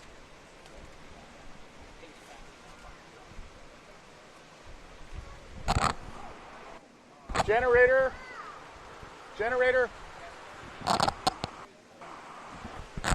Oh.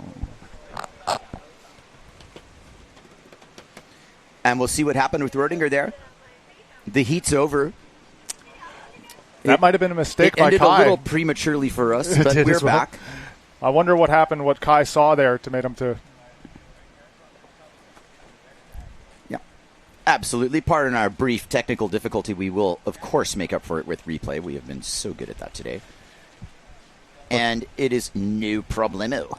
Kind of inexplicable why Kai kicked out with 10 seconds to go. Like, that was the only chance he had for that wave. There was no way he was going to get the one behind. So maybe it was really just too much of an elbow. And he was like, no, I'm going in, and I'm just going to get in. Yeah. If he had not ridden that wave, he would have been out for another half an hour.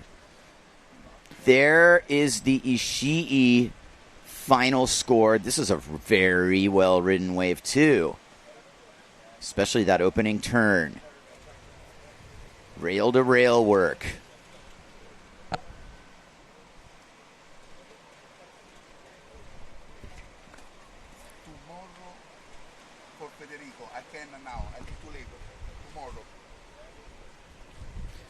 Rodinger on that last one. Oh, there's the Spock. Hello. One-handed. I mean, you can call it a freestyle maneuver, but boy, it's still got a lot of style, you know? Yeah, and well, I can appreciate a guy that really puts together a routine, you know, all the bells and the whistles. Gotta love it. You know, there's talk, put freestyle as a part of wave sailing. Look, when it comes out, it comes out. We wouldn't have the Taka and the Goiter without freestyle. Yes. We wouldn't, the 360 might be a pure wave move and over whatnot, but, to implement some of these rotations, to augment a rod, it's never going to be the main thing, but that looked great, and it was done really in the heart of the wave. Yeah, like in the critical slope of the wave, and no question about it, it really, factored in there. Well, we've had a good show from Mr. Kai Lenny, and he definitely had a good contest so far here as he almost double wraps it around. That was just crazy. You can see the level of rotation his board allows him, tight arc rotation off the short length and where that volume is distributed in the center of the float point. You can really see he whips around. Very interesting to see how that worked. Gil Girardi looks like he's going to be sailing sooner than later. And Lenny looks like he can take a little bit of a break. Next up, and looking very strong here, Marc Paré-Rico, Thomas Traversa, Russ Faro, Baptiste Clorec. Marc Paré-Rico's story is an amazing one this year, in that we picked him up, at Simmer at the beginning of the year after, some hard yards with his other sponsors, and he started a campaign that began on Maui and kind of almost ended on Maui because he broke his foot. Well, Mark is back now, and during his comeback, he has done no less than win in Tenerife and win in Zilt. Now, Tenerife was a 4-star, and Zilt was a 5-star. So it's a distant world title hope for him as we watch Girardi and Lenny coming in with a super good look at Kai's board there. A quad with equal-sized fins. Take a close look at that board. Wow. Nice. And there is Hayata Ishii coming in. Part of that Japanese contingent that we highlighted earlier. Well, I'm sure Anna Marie is combing the lineup for a good interview. That might happen sooner than later, but let's just take in a few of our sights. A beautiful Hokipa Beach on the island of Maui, and the lineup looking up towards green trees. It is still windy. There is definitely still some whitecaps breaking out there. It is not done and dusted here. It is closing in on 3:30. This is traditionally a window on the island where things slacken off just briefly. It's time to take a little siesta like our friend the seal here. What a peaceful image that is. I feel the same way. Makes you want to take a nap. I wonder if monk seals snore. I could pretty much guarantee they do. They look like they do. This is Thomas Traversa. That is Thomas Traversa. Working his way down the line now. Bottom turn here, comes up underneath the lip. Pops the fins out for a little aerial. Able to connect it to the final end bowl section. And milking the last little bit from Thomas Traversa. Russ Faro in the pocket on a super nice looking wave. Buries his bottom turn in the trough. Brings it around. Super light S2 rig. I picked that sail up. It is by far the lightest sail I've ever seen in windsurfing. That weighs nothing. Catalyst. Russ has a way of linking things together. Yeah, that was also a very nice opening look. Yes, really he likes that Green Trees line. He's kind of in your sort of playbook with that one. He likes coming from way up high there and gathering speed for a nice big aerial. Usually that's one of Russ's aces in the hole that he has. Got a nice aerial game from Russell. Here comes Baptiste Clarec. Clarec reading it perfectly with the eyes of a surfer, which he is, by the way. Wraps around his cutback and kind of blew the turn. I think he over-bottom turned there, Jace. It's an easy thing to do on a day like today, but there might be a better approach than that. In over-bottom turning, you might want a pre-bottom turn. Get a less of a cut in on it. Here's Mark Perret. Everything to play for right now with Mark, who's an excellent Hokipa sailor. Certainly one of the very best Hokipa sailors out of the full-time World Cup people. This is nothing short of vintage right here. Look at this beautiful wave. Mark getting under it. Nice cutback. Brings it around to perfection. What a nice turn from Perret. That was an under-the-lip special right there. He brings a real power element to windsurfing, and I really appreciate the placement of that turn. Yeah. And you saw the line he was looking at doing, and when he executed it, boy, Hokipa said, oh, yes, sir. Yeah, he displaces some water, that's for sure.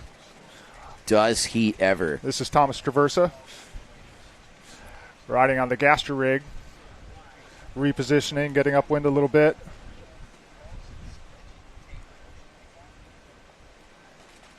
Waiting for the wave to line up here. Comes underneath the lip. Wham, off the top. Trying to generate some speed as the wave kind of bends out away from him. Thomas, one-time world champion. I believe it was 2017. Somewhere right around there. Nice bottom turn line. You could see the amplitude. The wave slowed down for him. He's grabbing wide. He knows he's got to at least get one more little hit there, and he gets it. Here's Faro. Not quite tossing it, but making it. There's the turn from Pare Rico. Beautiful stuff. Yeah. Anyway, this is being written out here. This is a pretty big heat going down. Toma in real time here. That's also replay, excuse me. Trying to get around that section, squeezing every little bit out of it. And there you have it. That's the script that's being written right now. Kai Caccianori and Jace Ponabianco bringing you the 2024 Hotel Playa Surf Aloha Classic presented by Sundeck. We are in our 40th edition of this event, Jace. It's a pleasure to be bringing it to you. This seating round here is proving to be very compelling with the approaches the sailors are taking. We've seen plenty of action. And while we have a break in the action, we will go to commercial and be right back.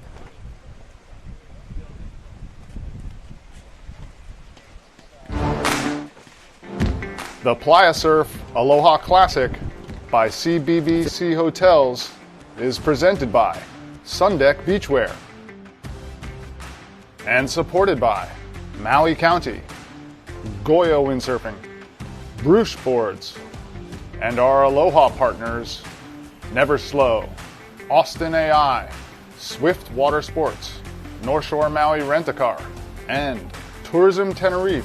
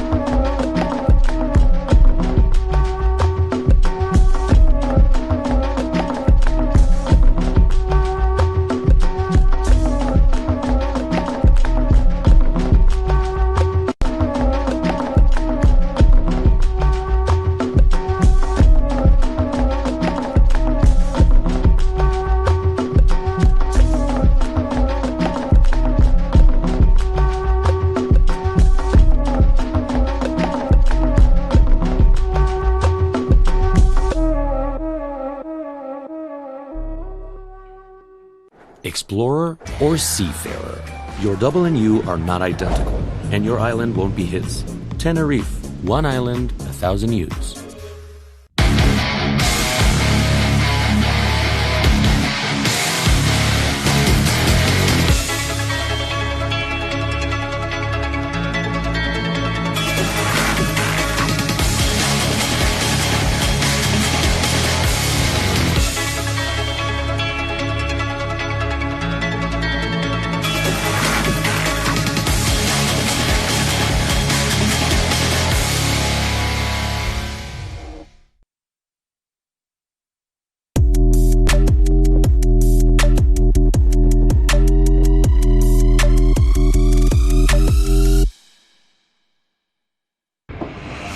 Allow us to help you grow your brand and expand your business by reaching Hawaii's giant outdoor sports and ocean enthusiast demographic. Zone Media Advertising specializes in television commercial production and campaigns, social media content production and distribution, drone and video production, cutting-edge live productions, and more. With over 25 years leading Hawaii's action sports market, give us a call to find out how we can help you grow your business.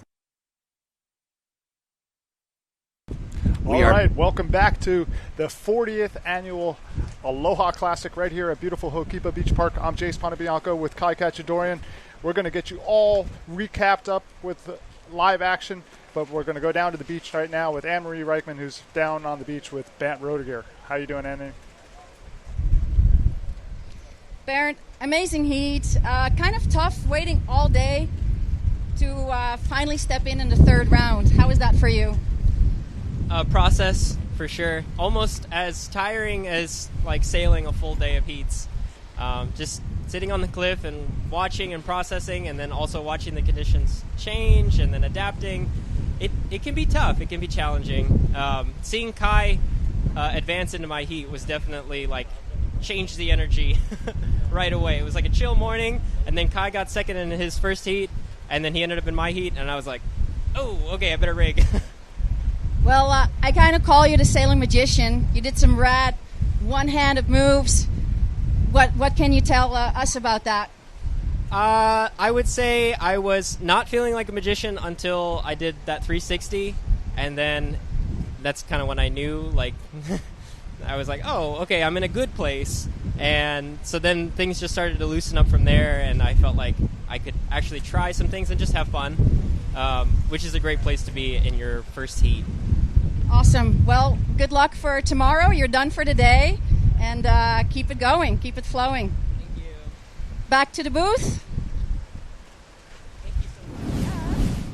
Thank you, Anna Marie. We're going to go through replays here about what's been going on since we've been doing weigh time. Mark Perrico getting into the scheme of things here.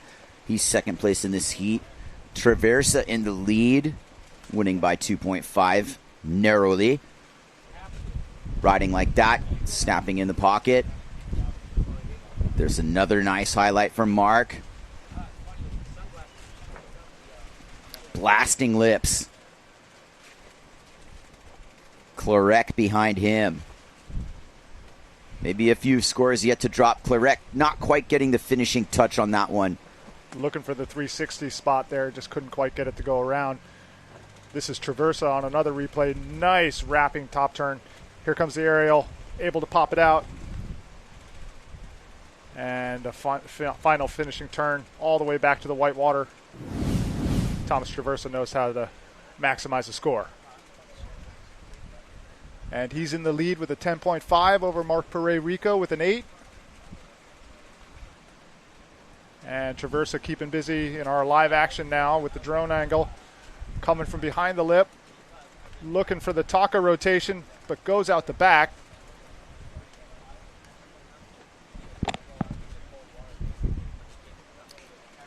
Waning moments of this heat.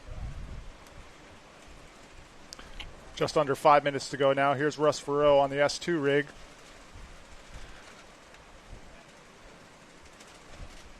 Let's see if this wave will grow a little bit for him. All right, solid top turn, Russ Farrow. Here comes the 360 spot. not quite able to get the punch he needed off the lip there. Ambitious, to say the least. Worth a try, though. And certainly, considering his competition, no holds barred right here, regardless of whether it's an elimination round or not. These placings and these seedings now take real importance how things play out in the later rounds. Traversa in control of his own destiny. Pair of fives. Mark Perry-Rico right there. And needing to scrape into maybe 6-point territory to get this to be a conversation for first place. Russ Faro's been chipping away steadily, as he does. Kind of staying in the 4-point level, hasn't pushed too far beyond that. And Clarek looks like he's had a couple opportunities to score higher, but not connecting. Maybe this time he can land one. Nice bottom turn, winded it up pretty good, lost some speed, and Hukipa's not going to give him a second chance on that one. Clarek, not a veteran in the Hukipa lineup at all. And any Hukipa veteran would tell you that today's conditions are especially challenging. There's Rodinger and Lenny recapping a classic heat that we just saw. They're probably talking board design. I was told by Martin Lenny that Kai designed and built his other board there. So both of those guys are, amateur shapers, I guess you'd say, at the moment, but both really into it as we watch Clarek get brought back to his rig. One thing I'll say about Clarek, he's great on both tacks, obviously, but I think that he prefers port from what I've seen. I was first introduced to Baptiste at the Cape Verde event in 2022, and he sailed remarkably well there. I knew right away that was somebody I was going to be hearing about, but I was not prepared for what I saw when we got to Cloudbreak. Yeah. And I'm not going to say he came out of nowhere, no, but he certainly created an impression of being at the very top echelon, as is Mark Perret, who is on the upper green tree line. This has a nice little wall to it. Mark with a nice bottom turn there, letting the wave form in front of him, staying busy with his rail work. Not the biggest wave, but it's got a good contour to it. And he might just have linked this. Good hit for Mark. Possibly not a difference maker, but a well-ridden wave. And he kicks out. I like how Mark sails like a big guy. Like he always does things with power. And, he's not a huge person. Obviously, his frame is bigger than a lot of these other guys, but just you can see that he does everything with power.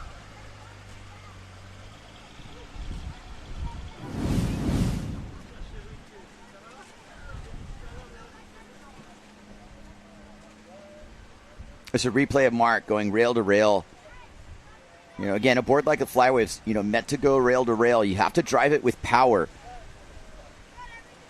But the ingredient that really helps is the low entry rocker. And any board that has it, especially on a day like today, you get a lot of speed. Speed's very important today. Speed is all important today.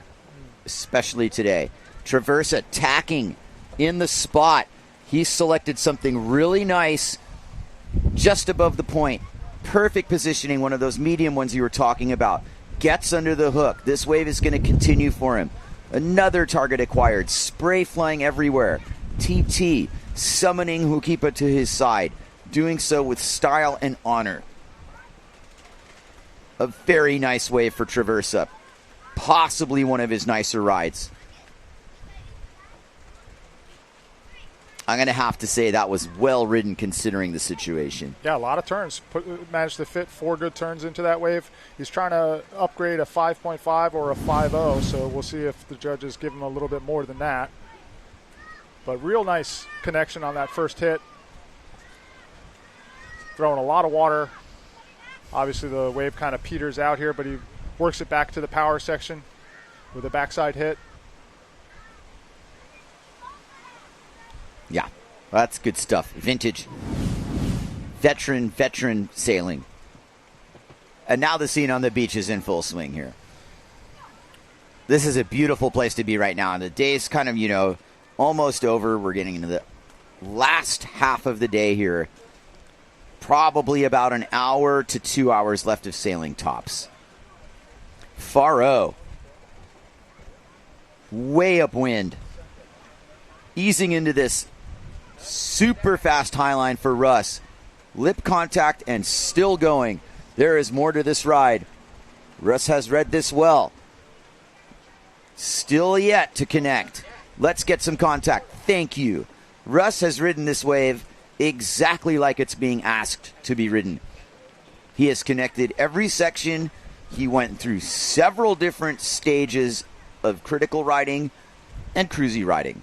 That should be one of his better scores. Well, he found the wave that he likes. That's the upwind green trees takeoff that he likes to go with, likes to come from behind the section.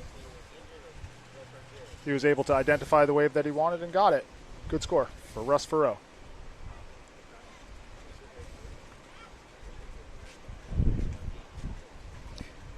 I believe that was it for that heat. We're on to round number 3, heat number 7. Robbie Swift, Camille Hubon, Anthony Runes, and Artur Arukin. Another stacked heat, Kai. Super stacked. Runes is a ruthless competitor. Arukin always finding waves. Camille Hubon, multiple-time Aloha Classic winner. Robbie Swift, yet to win the Aloha Classic, but has scored 10s out in the lineup here before and is every bit as motivated to show the world that he can be a contender. And you know Robbie Swift, this is on his bucket list. A win at Hokipa would really look good on the trophy wall for Robbie. As we watch Baptiste Clarec make his way in. Probably a little disappointing heat for Baptiste.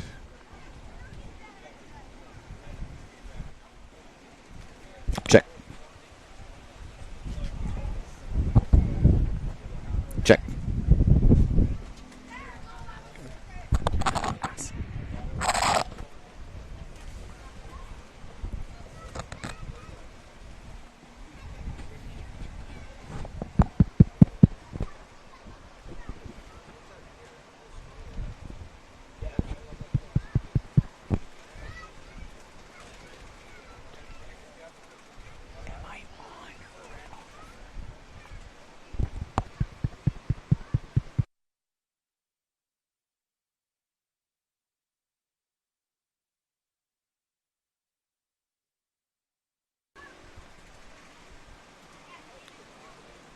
Riding on the JP Neal Pride rig.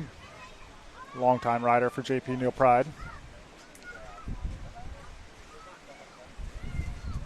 Swifty punches his bottom turn.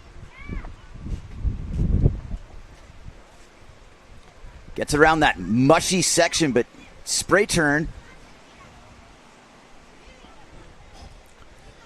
Behind him was Arutkin. Fireworks from Arutkin in the distance there, cutting this wave to pieces. You know, take note, those first waves of the set, not as good as the second and third wave.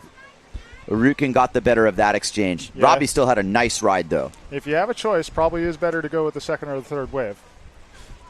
Here's Jubon. Beautiful tweak for Hubon. Nice drone work to really give you perspective here. Hubon's so precise with the placement of his hits. Able to get some nice amplitude and a little bit of a tweak aerial there. This must be Runes. That's looking very Anthony Runes-esque. Nice air over the section, keeping the flow.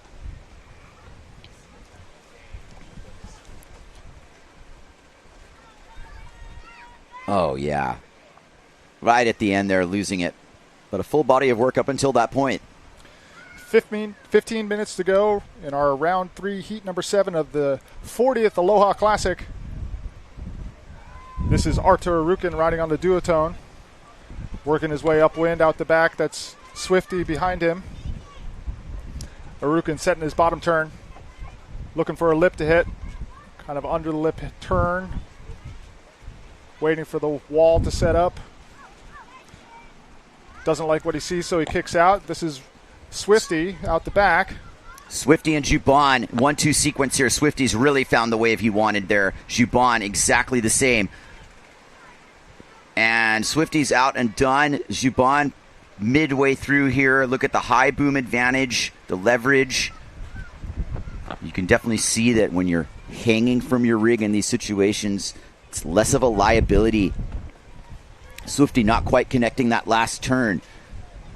Head judge Bujmagul letting these scores marinate. It's a tough job doing all this judging. Lots of difference in scale, lots of different opportunities being presented to these riders. Nonetheless, here we are launching into the beauty of Ho'okipa. And head out into the waves and wait for your turn to compete here in the 2024 Aloha Classic Hotel Playa Surf, presented by Sundeck.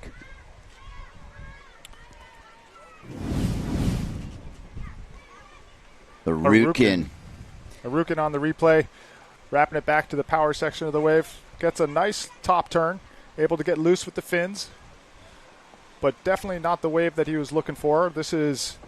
That's Camille. There's the tweak air. Right over the section. Still replay. This is Runez giving you an idea.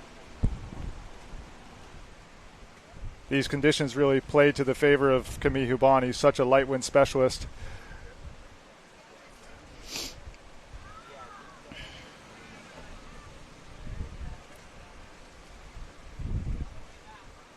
Robbie Swift looking for the bottom turn up underneath the lip. I really like that bottom turn. That first cutback was good, but here's where he bobbled it. Maybe over bottom turned. Camille definitely well in position here. But the wave didn't quite cooperate. And Camille just kind of realized, Well, you can only do so much, right? You've got to bring Ho'okipa to your side, and you got to learn the language of when to make the effort and when to wait and go back out. It's careful balance. Pretty much how I saw this breaking down. The scores have dropped. Robbie Swift in first place, a 4 and a 4.5. Camille Huban, a 7 with a 4 and a 3. Arthur Arukin with a 5.5, which is the highest score of the heat. And Runez with a 5. Yeah, Runez sitting on a 5. That's a good place to be. Sitting on a 5. So Runez and Arukin are in very, very dangerous here.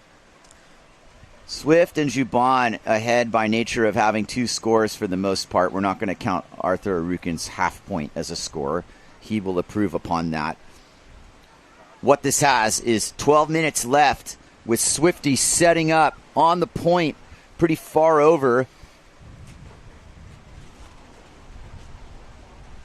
Swifty getting started. Little bit of a safer bottom turn there. Saved his angle so he got more of a cutback off it. That's probably the way to do it.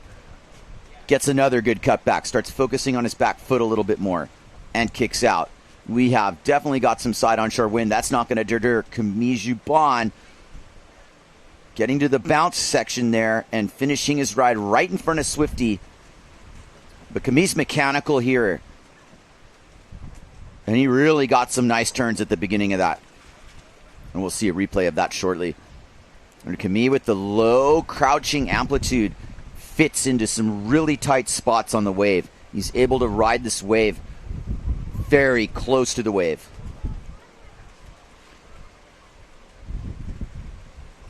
Anna Marie is with Toma Traversa. Let's kick it down to Anna Marie. Thomas, you made your heat. Super stoked. Tell us about it. Yeah, we've been waiting, I think, 3 days until now to start the contest, and today the waves are really good. Actually, I think we're all surprised how good it is, and the wind is smooth, the waves are really glassy, and yeah, I made it through, so it always feels good. Well, congratulations. We hope to see more of you tomorrow. And anything you're going to bring with you for tomorrow's event? Yeah, I think tomorrow will be bigger waves, and we're going to progress in the ladder, so I think I will go a bit harder and really push. Today I was playing it a little bit safe just to make sure I pass, and tomorrow I go full on. Go big. Awesome. Well, good luck, and we're going back to the booth. Thank you, Anne-Marie, and thank you, Thomas, for some excellent sailing. You are watching the 40th Annual Aloha Classic, presented by the Playa Surf Hotel and in association with Sundeck. This is the unified IWT and PWA tour, and this is Robbie Swift. Looking for a small aerial off the lip, but goes down. What kind of sound effect would we make for that? That was some grinding reef hit right there. Grrr, like just contact. Swifty, bringing it around on that. You could kind of see that he wasn't really confident in hanging from his rig. It's like not enough wind. But then he just poked the nose right off that. But Traversa crisscrossing along, just S-turning on what looked like kind of a lesser offering, but he's able to even get some pretty sharp turns off of that, or is he not even done? Look at this. Whack. Runes looking really good, sitting on that 5, so now this will be his second score. Runes, sorry.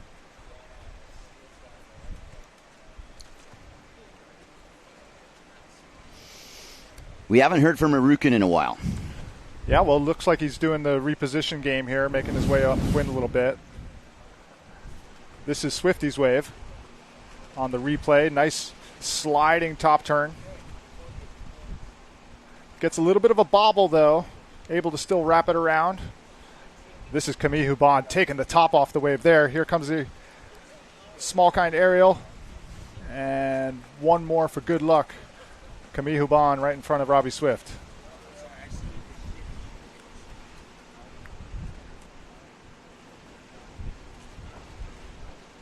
And this is Swifty managed to get a little aerial, but gets tripped up as he's trying to make his way down the line. That wave won't be into Robbie's scorecard, I don't think. Back to live action. A quick tack on the inside is going to get Arukin an opportunity.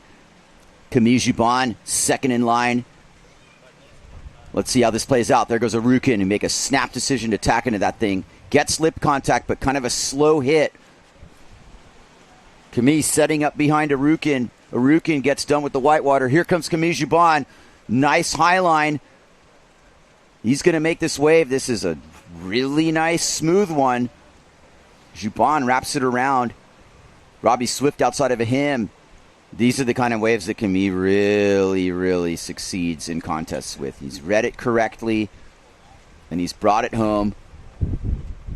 I don't see Swifty opting for anything because Runes is on something, and Runes is kicked out as well, meaning that Camille Jubon now, once this score drops, could be in striking distance of Arukin, who's sitting on a 5.5 and a 4.5 for a 10-point total. We're in double digits with Arukin. Did Jubon do enough to get into first place? We shall see. That was a super well-ridden wave by Camille. He read it perfectly. It had the contour. It had everything. Length of ride. He's able to fit so much into one wave. Camille is just a master at that. He didn't need any rotations. I wouldn't say he's saving anything. I think those are low percentage right now given the wind angle. And generally speaking, the level of risk that is or isn't necessary at this stage of the event. I mean, we're in a non-elimination seeding round here. But don't tell that to Robbie Swift sitting in third place, who knows he's well within striking distance of first place, and he is on something really nice on the outside. Swifty setting up. He's the lone rider in this moment who is on a wave. Robbie Swift, Swift Water Sports, I believe, a new business he has started. Here we go. This will be good advertising for his campaign. Classic Hokipa. Just a gorgeous spray turn there for Robbie. Arthur Arukin behind him. Robbie staying in the pocket and getting that final turn as the water photographer swims away. Runes. Nice bottom turn from Anthony. A little bit of an under-the-lip snap there. Full sheeted in. Concentrated on the cutback. Nice looking walls here at Hokipa. That's his third turn already. We're getting the double angle of the same rider. That's just great. We are covering all the bases here. What a tight heat, Kai. Tight First heat. through fourth separated by 2 points. Yeah, this has tightened up, and it just tightened up even more because that was arguably Runes' best ride.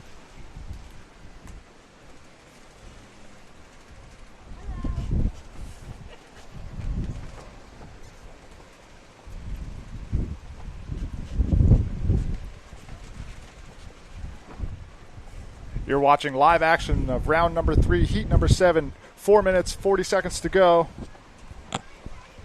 Under 5 minutes. Replay of Juban.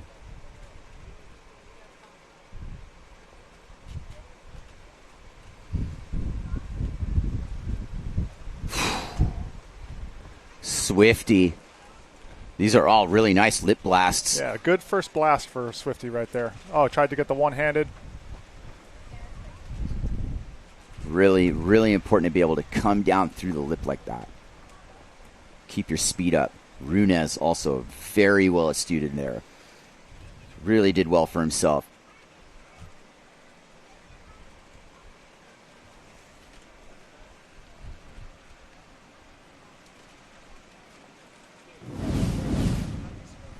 All right, so Arthur Arukin's still sitting with a 5.5 and a 4.5, so he's got the highest single wave score. Sitting in second place behind Camille Hubon. Robbie Swift's got a set of 4s, 4.5s. In third place, and Runez has a good score, has a 5.0, and looking to back it up so he can get into advancing position. Yeah, I don't know if all those scores have dropped right now. You know, none of those placings tend to be rather temporary until well after the heat, even when they really have everything calibrated. But there's Arukin, who has been consistently getting good waves and riding them very, very aggressively. He's on a board that's well suited for today. You can see the pocket riding and the agility still with this challenging wind angle that we have. And he popped the fins out of that. It was a nice good ride wave as for well. Arthur Arukin. And, I've been saying it all contest here. For Arthur, the key is that first hit. If he manages to get that first hit, the rest of the wave opens up for him. Yeah, bang. Right over this section. Light on his feet, staying active. Low boom rider, so, he's trying to sail low center of gravity theory. It's deceptive, too, because he's a real tall individual, so that low boom angle really kind of changes the look of his entire ride.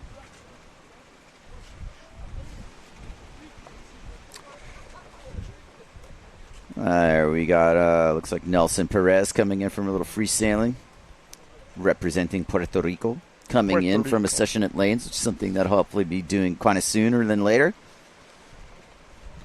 Trying to keep the streak alive here. A lot of sailing to do. There's Lenny. He's getting ready for a big battle coming up.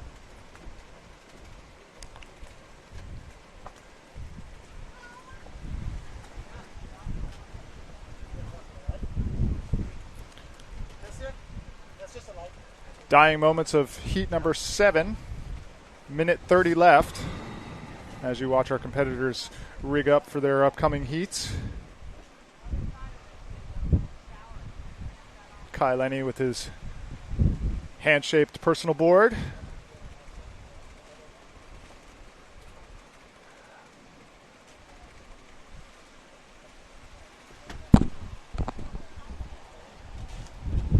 Very tight heat here, Kai. 10.5 for Camille Hubon. First place currently.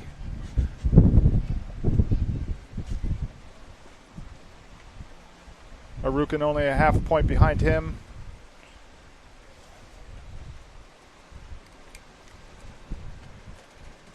This is a moment where Robbie Swift really needs to pull something out, and just on cue, here he comes underneath the lip. It's pretty far on the point. Still got plenty to work with, though.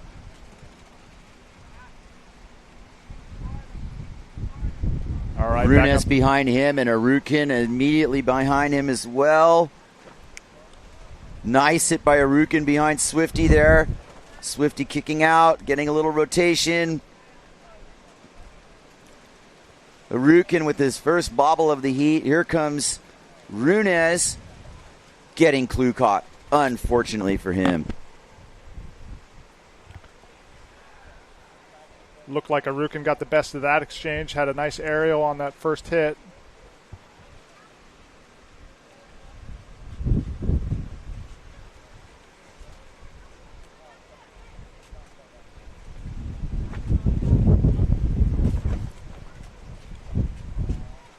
Camille Hubon. Camille padding his lead. Seconds of the heat.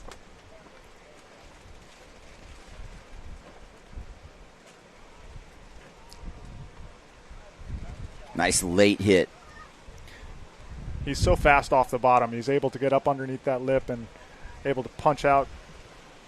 A lot of people would get closed out in a moment like that.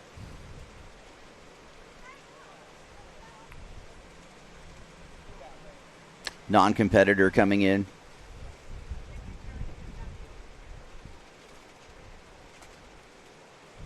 Just enjoying the ride.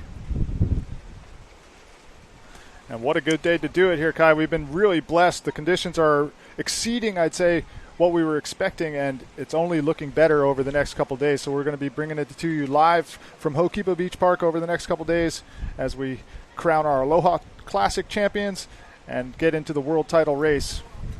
It's going to be a busy couple days here at Ho'okipa Beach Park. It sure is. I can sense a hot streak coming on here. I know it when I see it. Today was the confirmation that, that everything's coming together like it normally does in late October into early November here on Maui. And like clockwork, Maui just turned on for us here today. We waited patiently. This isn't the first waiting day period. But what we've seen now is that our local sourced northeast swell, north angled swells are providing plenty of opportunities. And round 3, heat 8 is upon us. Victor Fernandez, Federico Maurizio, Adam Warkall, Casey Hauser. This will definitely be a pretty important battle for these riders. I'm going to step away really briefly.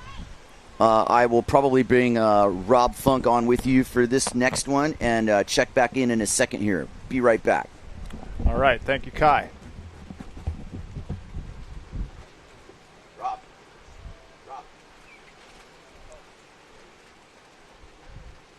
And just about to get started in round number 3, heat number 8. Victor Fernandez, Federico Mauricio, Adam Warchal, and Casey Hauser.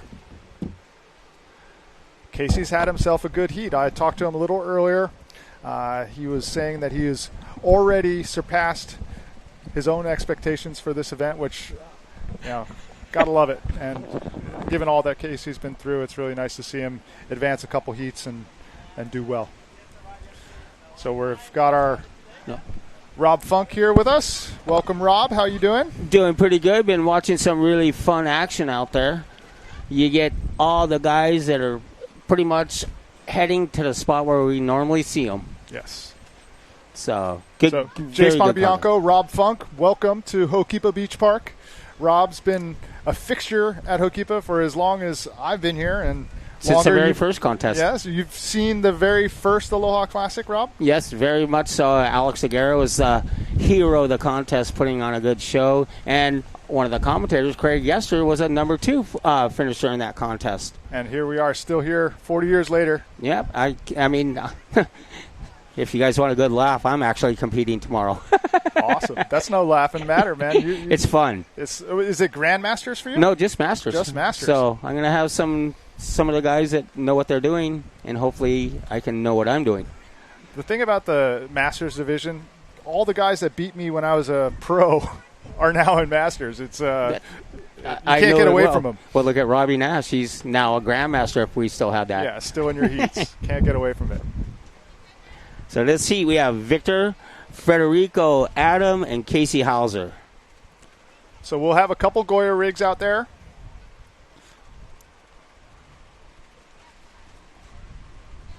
This should be Adam Warchild. It is. Nice top turn, able to get into the critical section there, but not able to get around. Oh, he actually did.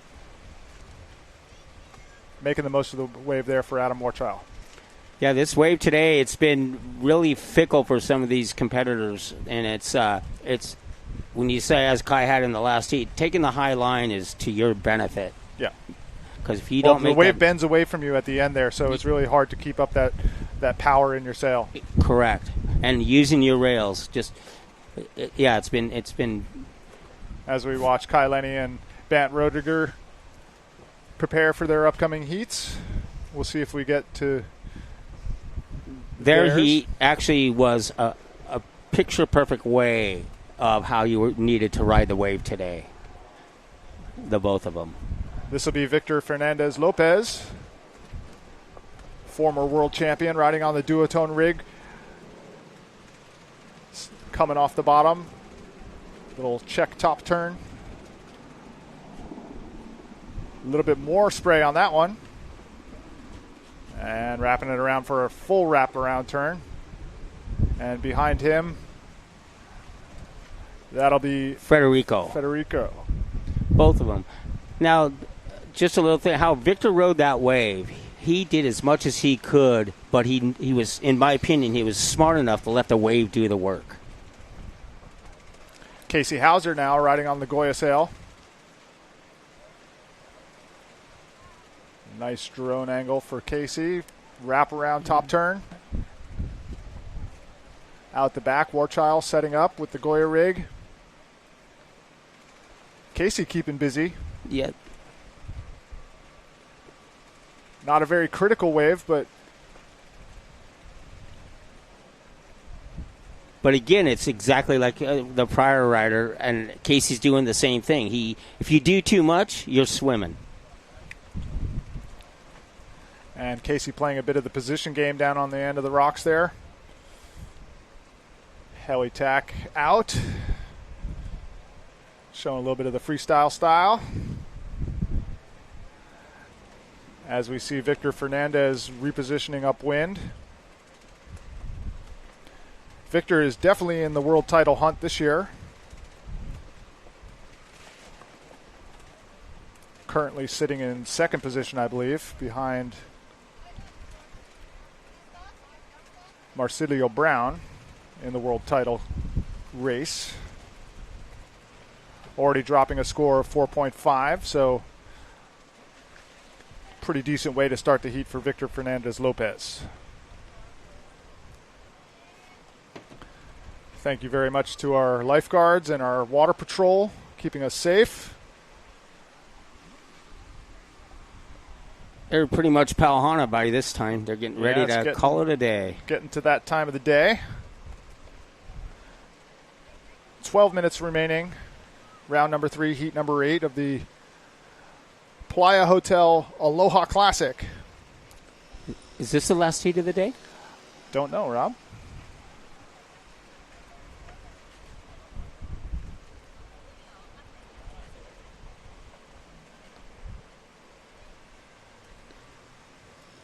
Federico, nice top turn. Yes. Smaller wave, but keeping busy. Punching the ticket there, up underneath the lip. Federico's got a nice style, always has. I think he pays a lot of attention to that particular element of it, just the pure surf style.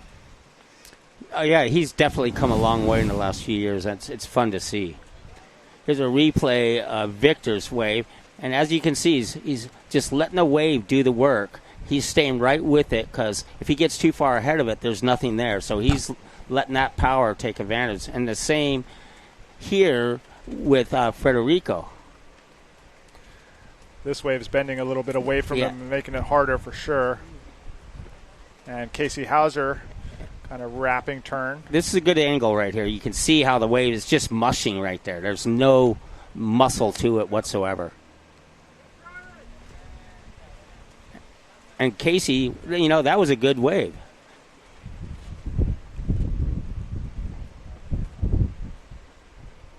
Yeah, he had 6-7 turns on that.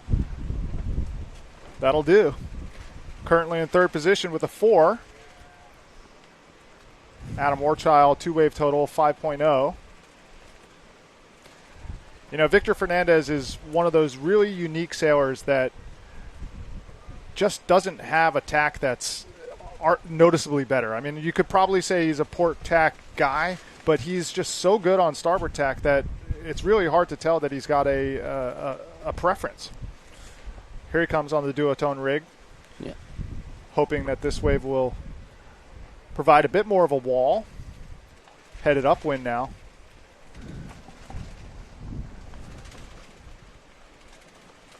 Beautiful drone work. Yeah, it's great camera work. I love it. Nice check top turn. And that third hit up underneath the lip. Hard to get that extra hit in there. Good work from Fernandez Lopez.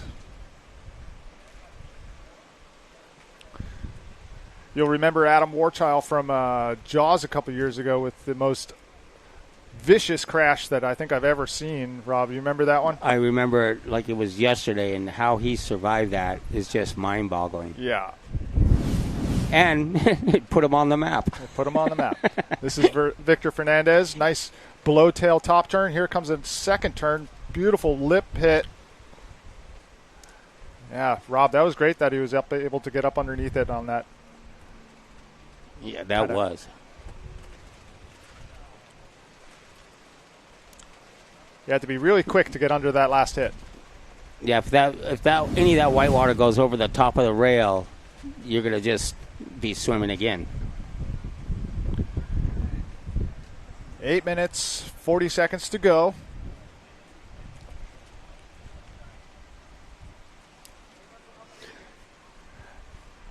More scores dropping now.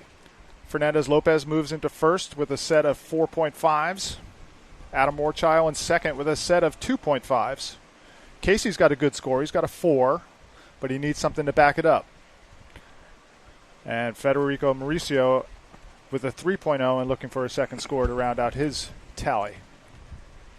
Yeah, he was behind Casey on the one wave that Casey had, and he caught a rail and went down pretty hard, so lost out on that wave score. Maui sure is looking pretty today, isn't it? That's a point where a lot of people like to jump off to go surf lanes. Thank you very much to the County of Maui for giving us the permit to have our 40th Aloha Classic.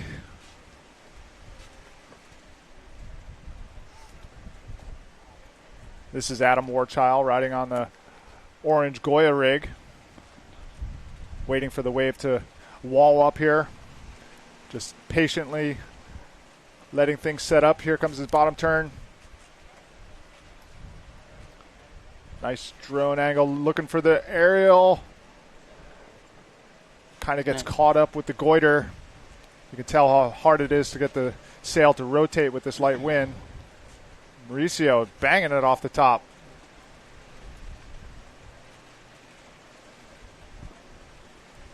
Nice finish there. Yeah, and you got to finish, right, Rob? That's Definitely nice that he was able to stay in the wave there.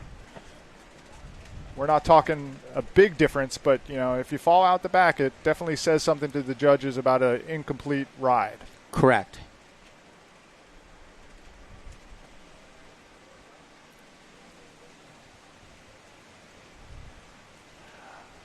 All right, let's take a moment to go down to our beach reporter and see what he has to say with Camille Huban. Camille, finalist of the last 4 Aloha Classic. You just won your heat. How does it feel? Feels good.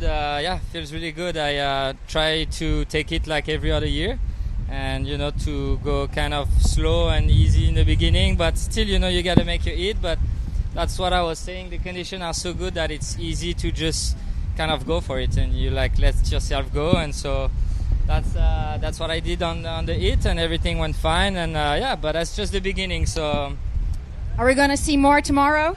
Yeah, I mean, from everybody. The level is so high, and it's just super exciting for I think all of us to come here and just push each other and on a contest behind cameras and stuff, and it's the best, I think. Awesome. Merci, yeah? Okay. Well, Catch Dorian, back to you. Thank you, Camille. Thank you, Anne-Marie. One of my favorite sailors right there, Camille Huban, one of the Guadalupe crew. Yeah, extremely fun to watch.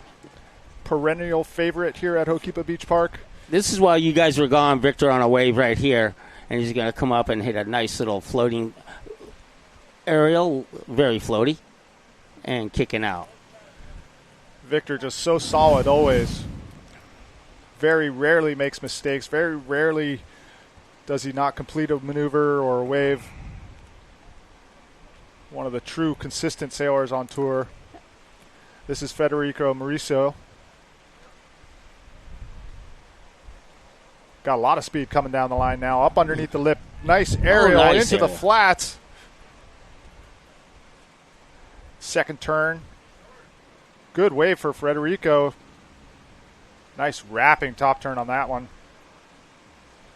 That'll be in his scorecard for sure. That's going to move him up the ladder for sure. That was a great way for Federico, whose prior high score was a 3.50, but I think he may have boosted that. Yeah, he's going to improve on that. Really tells you that Casey Howitzer needs to go match for match here now.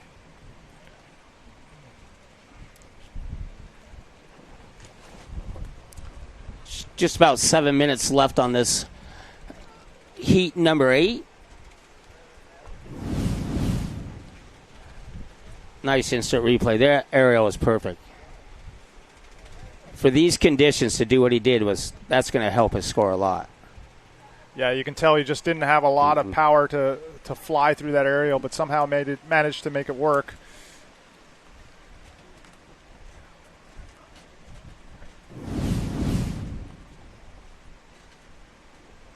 As we're into 3 minutes and 30 seconds left.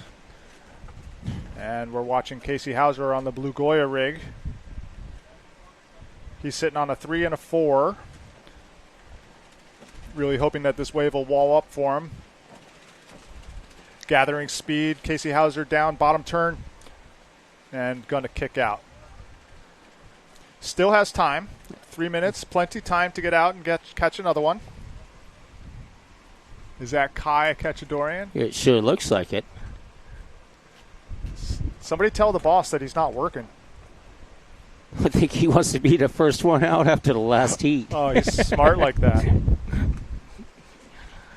There's our legendary commentator, Kai Kachadorian, riding on the Simmer rig. But when he does come back, we will have an awesome report on the conditions. Yeah, we'll get the first-hand report, that's for sure.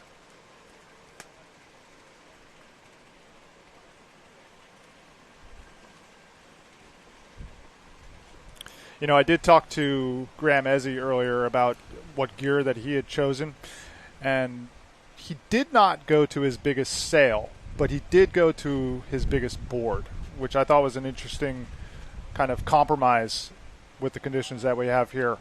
This is Victor Fernandez Lopez underneath the lip.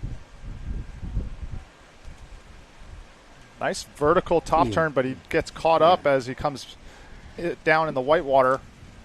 I think what you're saying about using the bigger board also, you see, I think a lot of people learned a lot from Jeff Henderson because he uses these in these type of conditions, and it always seems to be in a contest, and he wins because of the equipment he has, and he has a boat.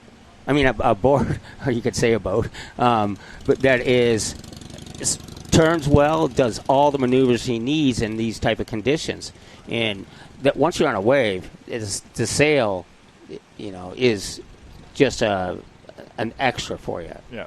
You're talking about Jeff Henderson. Jeff Henderson, I'm sorry. Jeff Henderson, Hot Sails designer. Yes. And one of your Masters competitors, so you're every year keeping an eye out for him. We have probably competed against each other for close to 40 years.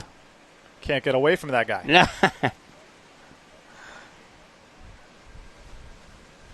That's Federico Mauricio. Nope, excuse me. Warchild. Yeah, it's Adam, yes. And again, it goes back to completing your wave, and it just goes to show that the conditions are getting tricky here. Yeah, it wasn't easy through the day, but right now it is very, very tricky. As you see, our sailors do a little bit of the hula, not full planing conditions, kind of slog and ride conditions. An interesting day here at Hokipa because we might not be sailing if it was a regular day. The surfers might. Oh, the surfers would have dominated the whole day if they wanted to. This is Warchild's wave.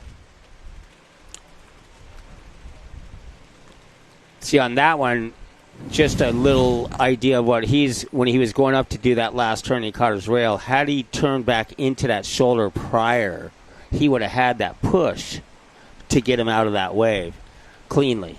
This is live action with Victor Fernandez. He's getting on his horse now, generating some speed coming down the line. Making the most of it. See how much speed he lost on that bottom turn? Yeah. Yeah, these conditions are getting to the point where we're seeing tombstones. Well, not much left to go here today. I don't have an official announcement, but I would wouldn't expect that we go more than 1 or 2 more heats. It's 4:20 in the afternoon on this beautiful Hawaiian day. Oh, isn't it, though?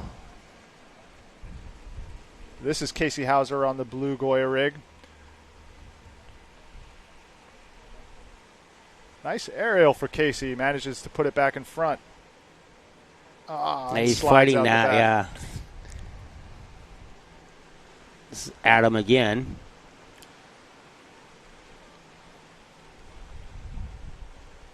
And this is Federico.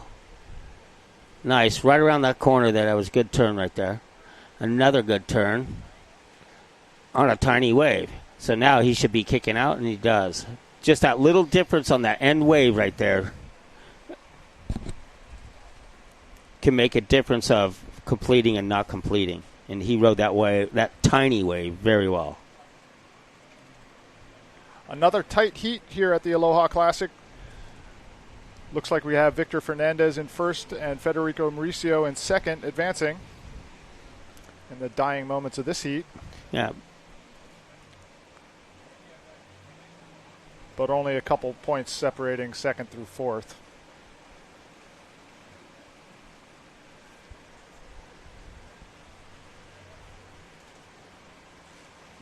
Down to about a minute left in this heat on the first day of the Aloha Classic.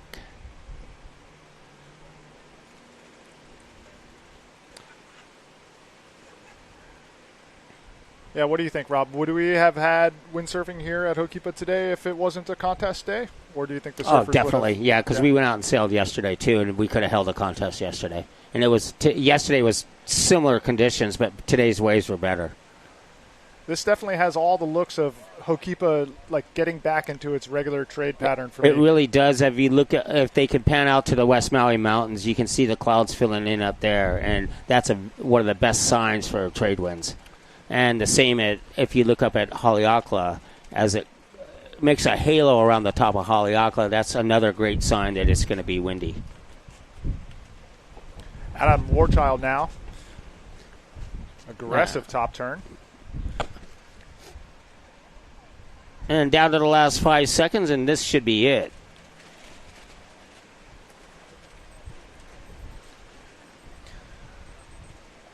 Although we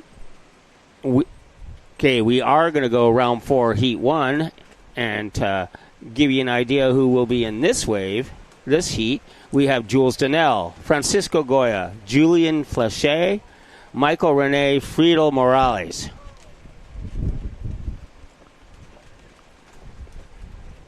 So Kai has to wait one more heat. Or go down the lanes. Good point.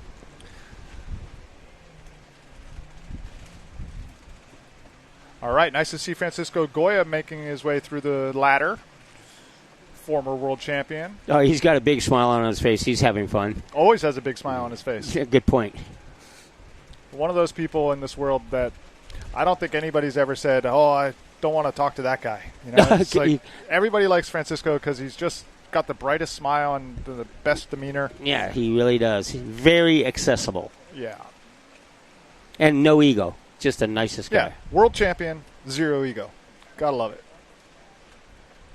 A beautiful look at Hokipa Beach Park. Good shot of the drone. That's what has been getting us some of our great shots today, that drone.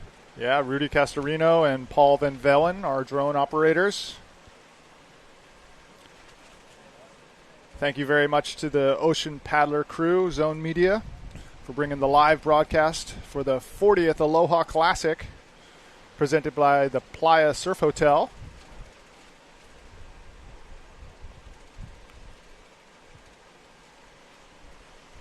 Hokipa is really just such a special place for windsurfing. Such a good setup, such consistent trade winds, and our beautiful Hawaiian surf. Warm water. As we watch Adam Warchild on the Goya rig. Nice loose top turn there. Tries to keep speed up down the line. Managing to throw some water, but you can tell it's tricky. That it had all the look of no power in the sail. Yeah, that wasn't Adam. This is the new heat that's out there. We'll find out who that was. It may have been Morales. Excuse me, yes. On a hot sail, digging a rail right there. That'll be Flachet. Yeah.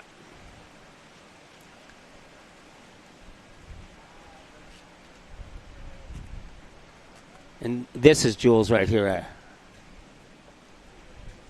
All right, so Jules changed off of the Neil Pride rig and into a Goya Gastro rig. Oh, is that a Gastro? Is that Jules right there? Good point. I have no idea. Now that you kind of... 14 minutes to go in round number 4, heat number 1.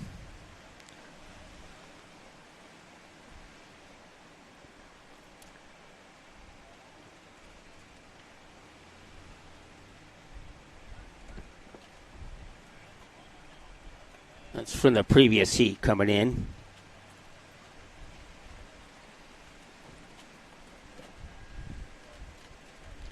Well, great first day, Rob. Managed to pass through a lot of heats. We got a lot of work to do to bring you Aloha champions. And our world champions will be decided. Well, it looks like we're going to have conditions for it. To me, I think the surf's going to improve a bit even for starting tomorrow. We'll definitely have a trade wind forecast, but we also have a front that's coming through that I've heard that could kill it, but we'll see what happens because Maui's so much different than everywhere else. Our weather, you can't predict it. Oh, almost collision there between Francisco Goya and Flachet. Flachet was on the sleigh ride. He got caught up by the whitewater. Just very little control in that moment. But Goya was able to get out from underneath him there. That's a little scary when that's coming at you.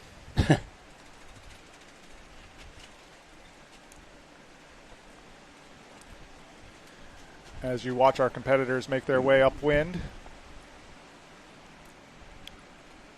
Jules Donnell on the inside.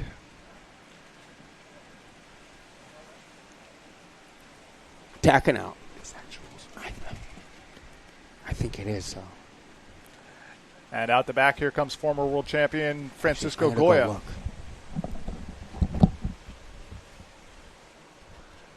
Stalling at the upwind section here, waiting for the wave to wall up for him. Nice vertical hit for Francisco Goya.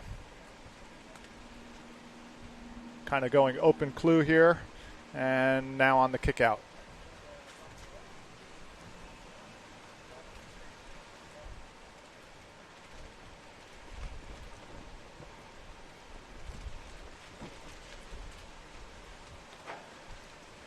Head judge Bujmal Guillol letting the scores marinate a little bit here.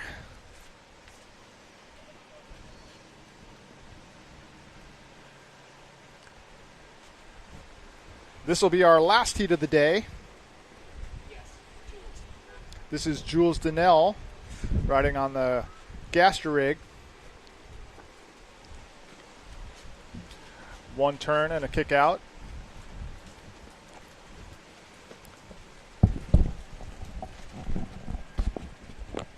Jules doing well to maneuver here. He's not a small human. No, he's a big guy, and you're right in these conditions. Oh, nice little aerial. Nice timing for Flachet. That'll be a good score, Rob. This is going to be a really good score for him. Flachet riding on the hot sails. Yeah, he's super light sail. He stayed close to the power as he could. He wasn't running away from that. That's a particularly effective sail, actually, for these conditions. Oh, it is light as hell and big. Here comes the replay. Flachet up underneath the lip, manages to pop the fins out. And the follow-up, no, that was a very, very good wave for these conditions and this heat for him. It should score him well. So our first score is dropped. Jules Donnell with a 4. Excuse me, a 6. 6 total. It was a 4. And a 2, yeah. Math was never my strong suit. Francisco Goya drops a 3.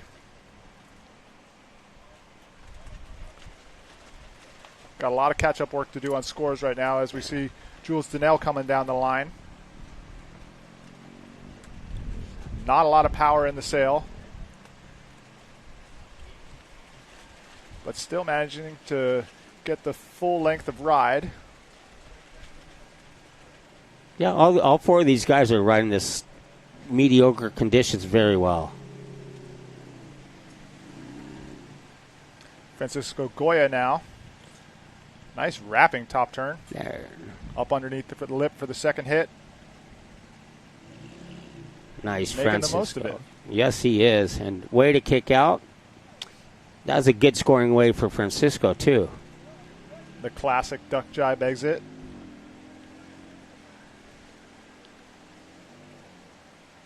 Full commitment to the duck jibe, which I appreciate.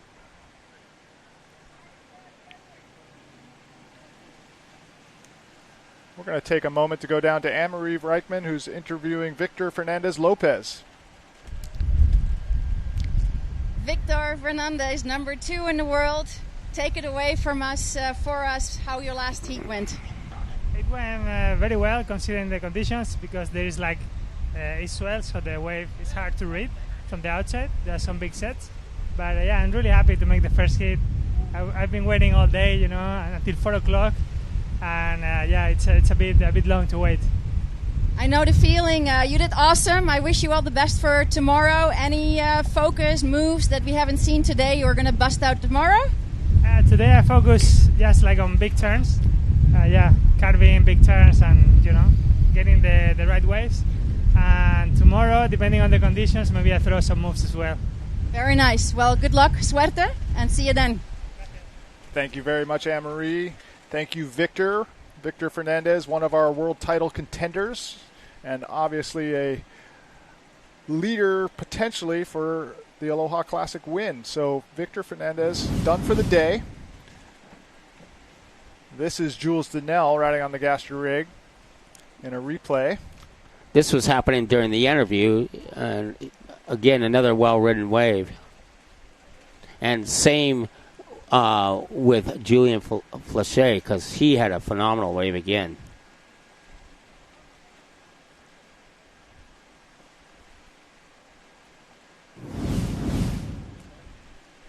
A lot of action out there for the conditions that we have. Kind of a shorter interval swell, but definitely opportunities to ride.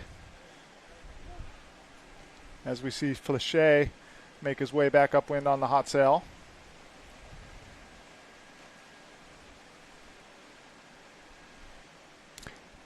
Francisco setting up inside here.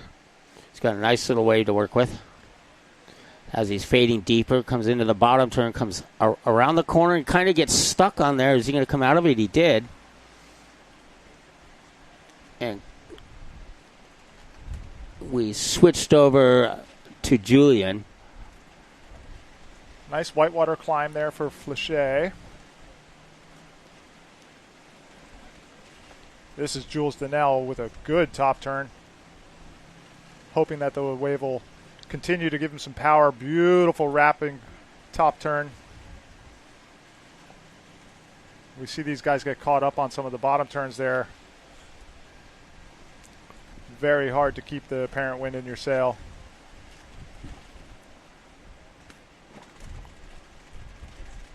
This is round number 4, heat number 1, the last heat of the day here at the 40th annual Aloha Classic, presented by the PLAYA Surf Hotel and in association with Sundeck. Thank you very much to our sponsors. Thank you to the County of Maui.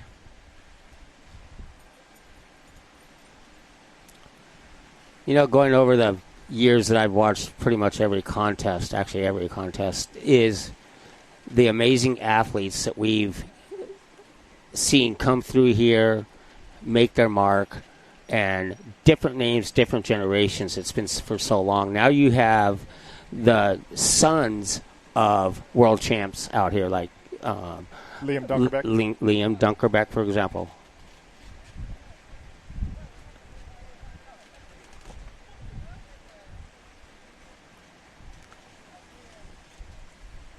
But yeah, it is cool to see the second generation, or actually third generation in some respects here. But Liam Dunkerbeck's got big shoes to fill. Bjorn, one of the greatest athletes of our generation.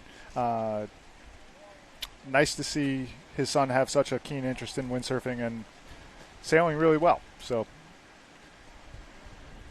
this is Francisco Goya, former world champion, event sponsor, all-around good guy, riding his way back upwind. Going to turn it down the line now. A little bit of a speed bump over the bottom turn there, but manages to get up over the white water, making the most of it for Francisco Goya. Out the back, that's Flachet. Little aerial over the white water section, and into a wrapping top turn. Oh, Goya gets splashed by Flachet. That always feels good. I like doing that. That was a great wave for both of them.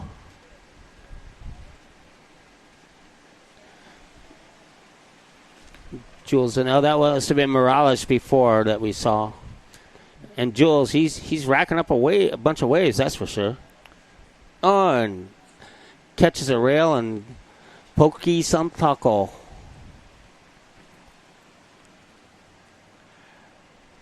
You can see how little wind and how much current there is down at the end bowl. Part of the reason why we're going to call it today after this heat. Okay, just under 6 minutes left in this final heat. As we watch our competitors so close to the rocks there. Francisco was a little late on the end of that, but his first turn was really good turn combo. This is the part of the day that gets to be really tricky. You could go out to try to catch one wave and end up on the rocks. It's definitely a possibility today. And the other thing is, looking down the line riding away, the sun is right in your eyes. Yeah, blinding. So you get to bounce off the base of the wave and the wall sometimes of the reflection. Yeah, this time of day you end up kind of riding it more by feel. Yeah. We've had some more scores drop. Jules Donnell now in first with a two-wave score of 8.0. Flachet in second with a 6.5 two-wave total. Goya tied at 6.5. And Michael Rene Morales in fourth position with a 4.5 two-wave total. Here comes Flachet. Aerial off the lip. And a wrapping top turn. And he got Francisco's hair wet.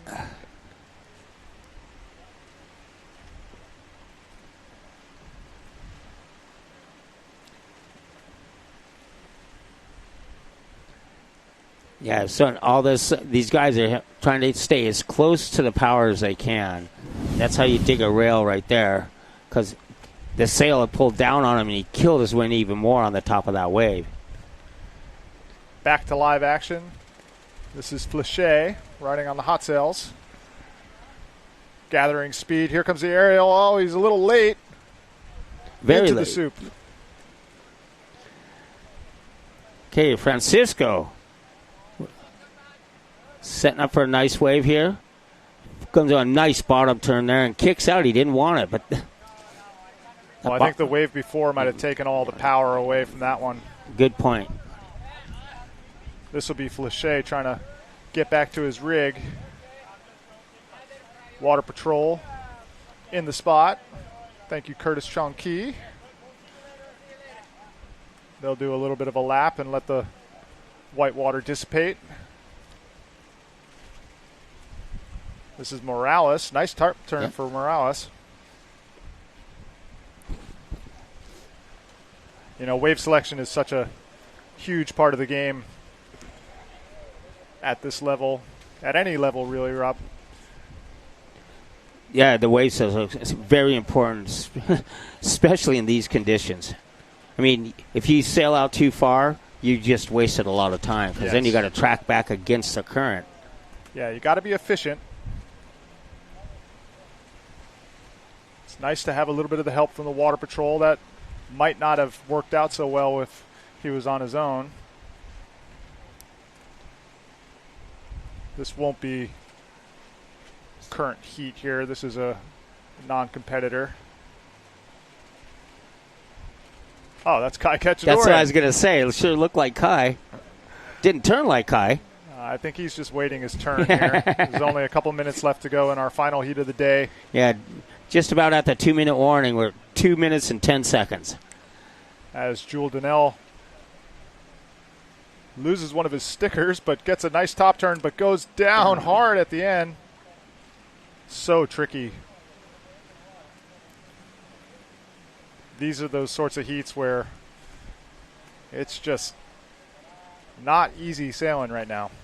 Yeah, we got a really close heat, too. You have pretty much the top three could switch the ladder in this heat.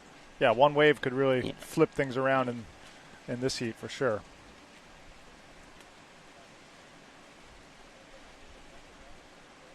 The high heat score is only a 4.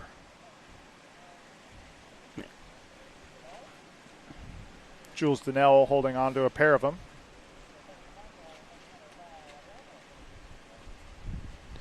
Well, we got some extra added fun for you guys. We're going to go and have one more heat for you guys to watch.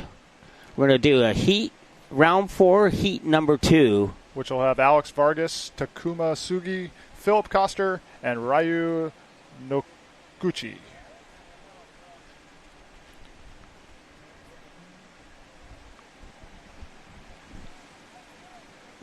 This is Jules Donnell making his way to the inside. 50 seconds left in this heat. Probably doesn't think he has enough time to get another wave, so save himself for another day. And we're going to take this moment to go to commercial break. We'll be right back after these words.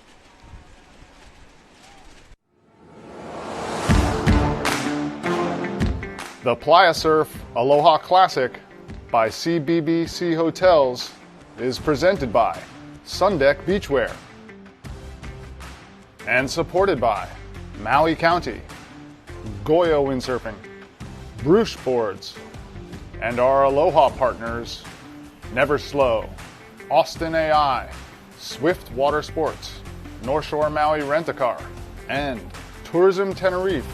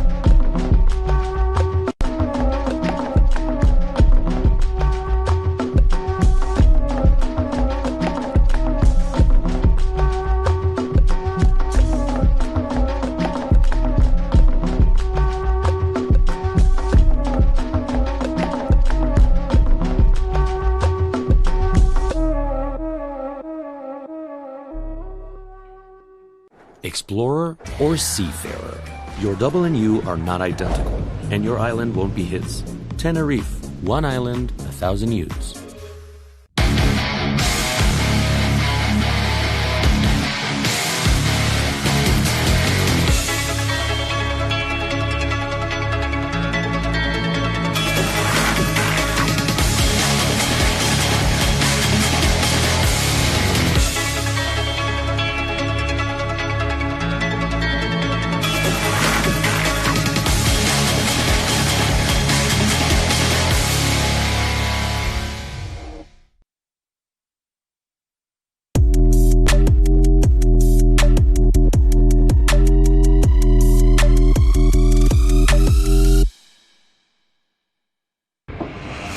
Allow us to help you grow your brand and expand your business by reaching Hawaii's giant outdoor sports and ocean enthusiast demographic. Zone Media Advertising specializes in television commercial production and campaigns, social media content production and distribution, drone and video production, cutting-edge live productions, and more. With over 25 years leading Hawaii's action sports market, give us a call to find out how we can help you grow your business. All right, welcome back to the Playa Surf Hotel Aloha Classic. I'm Jace Pontebianco. Craig Yester in the booth with me. Last heat of the day. Craig, we've had a great day today. A lot of action. What do you think? 100%. Conditions have been really improved throughout the day. It looked like it was going to be kind of small this morning, and that north swell just kept kicking in, and now we've seen some of the best surf we've seen all day. So wind is good. Guys are using the right equipment. Looks like we've got a couple of Japanese sailors, Takumi Sugi and Ryu Noguchi, and then former world champ Philip Koster, as well as a young Alex Vargas in this heat. Should be pretty exciting. And the heat is underway, 14 minutes, 38 seconds going. And our first scores have dropped. Minor score for Vargas, a 2.5. You can see that the wind is still with us, although it is light. It is slightly onshore, and the waves are running away from us a little bit. So tricky conditions for our competitors. But we're going to give you some replays of what has happened in this heat so far. This will be one of our Japanese riders. Is this Ryu Noguchi?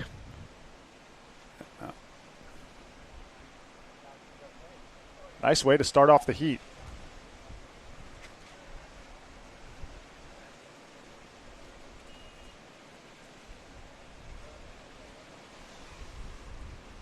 Where is that? Yeah, hard to tell. Here we go. This looks like Philip Koster taking off on this one. No, I think that'll be Vargas, perhaps? Yeah. Sorry, my bad. Yeah, we got to get the identifications going, but I know that we've got former world champion Philip Koster out there on the Red Bull rig. Yeah, the Severn Maroon. All of our riders have dropped a score. Sugi in first position, tied with Noguchi, both holding on to a pair of 4s. Philip Koster just behind them with a 3.5, and Vargas with a 2.5 as his first score. Do you like these sorts of conditions? Yeah, I don't mind them. I think they're pretty contestable. I mean, sure, it'd be great if it was stronger and you could use a 4.7, but it's so hard to fit it into a 10-day or a 7-day window, when they're and then get wind and waves. That's what's always been kind of a event killer, is trying to get perfect conditions. Sponsors don't understand why the athletes aren't out there, and and the athletes don't understand why the sponsors don't get it, and so there's that disconnect. And we're stoked that these sponsors have stepped forward to make sure that this event's going to go off for the Playa Aloha Classic here, sponsored by Sundeck, and we're so lucky here at Hokipa Beach Park. It's such a consistent place for wind. And as we get into our early winter, we're starting to see more waves. The forecast is looking great for the next couple days. Looks like we're going to see a bit of a longer period swell approaching. Thank you very much, Craig. We're going to bring Kai Cacciadorian sopping wet and back into the booth. Gotta love it, Kai. How was that? Did you get a couple waves? Yeah, I frothed it out. I had to keep my streak alive and test this beautiful Florence windscreen. I'm super impressed. It looks pretty good. Yeah, it's tight enough. Not quite a wetsuit, and I feel like a superhero or something. Nice. It's great. The sun is not going to be getting to you. No, not me. I saw a lot of action from the water, and the conditions are robust right now. I mean, I'll tell you from firsthand that it's blowing pretty solid, and we're really looking good here. This is just, it's one of those moments of certainty for me that we have got fireworks for days to come here as we pan out into the lineup. And it looked really good from the water, and it looks really good here. Takuma Sugi, you practically high-fived me out there, telling me I had a minute left before the end of the heat. It was helpful. Here he goes, in the lead in this heat already, holding a 4. And a beautiful turn there. That was a good swoop. Yeah, rip the top off of it. Rip the top of it. That's the plan, isn't it? Ryo Noguchi as well, representing Japan, right behind him. And then Koster's in the mix somewhere here. This is a huge heat. I tell you, Takuma, he sails with power as well. And, all the Japanese guys, they're not the biggest of the sailors in the ladder, but Sugi really always is heavy-footed, it seems like. When he puts his weight into his turn, he throws a lot of water. Remember that section he made at Cloudbreak? with this high line, and the lip started throwing, and he just matched it. And I remember that the rail carried him over into this really severe drop. And, he didn't make the whole wave, but I remember the turn really well. And he's pulling G's. Here's Alex Vargas, right? He's getting better heat by heat. Gathering some speed coming down the line. Here comes Vargas looking for the lip hit. Nice little aerial. Get some projection out of that. Actually looked like he had full power in his sail through the maneuver there. Alex Vargas looking good on the Nash rig. We've had scores drop. Tsugi in first with a 4. Noguchi tying him with a 4 as well.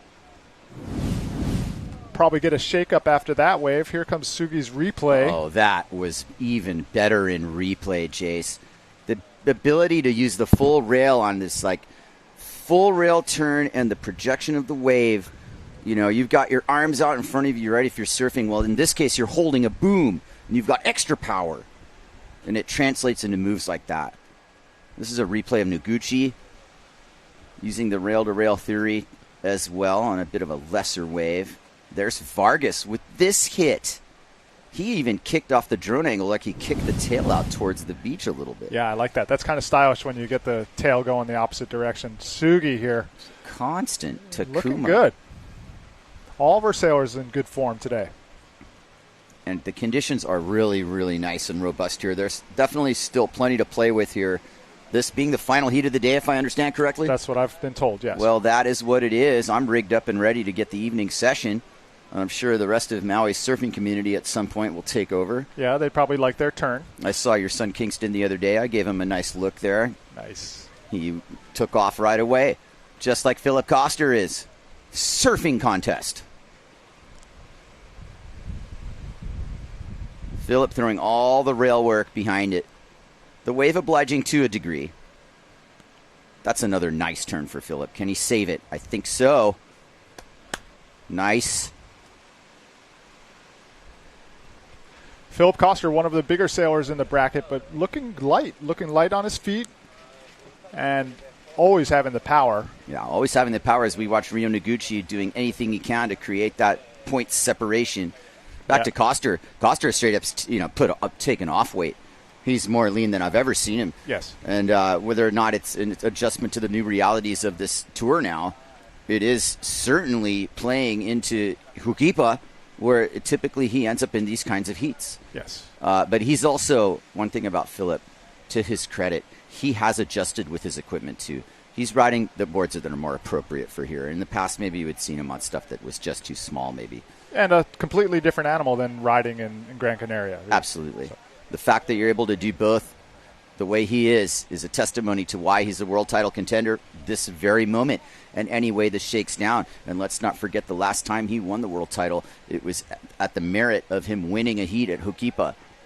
And there was a lot more to that story that we won't get into right now. But the reality is that was clutch, and he can do it.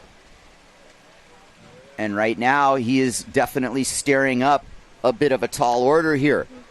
This is kind of bad luck for him right now to get the last heat of the day. Like we said, he's a bigger fella, although he has lost some weight and isn't as big as he used to be, but it's difficult. Made a big difference, Jace. And the point also, as we watch Noguchi, very similar type of wave from his other one, maybe slightly better. Is he going to get that hand drag? No, he keeps both hands on the boom. But, I mean, in comparison, Noguchi, a much smaller sailor, and you're seeing these smaller guys today, the Traversas, the Baptiste, Claret, regardless of advancement. There was the handoff right at the end. I wonder if judges even care at that point. Hey, every little bit helps. And you never know. You never know when you're going to need a quarter point. So, beautiful shot of our headlands here at Hokipa, the gathering place. We've gathered for the 40th Aloha Classic, presented by the PLAYA Surf Hotel in association with Sundeck. Philip Koster climbing into third. He's got a 7-point total. Nip it on the heels of Noguchi.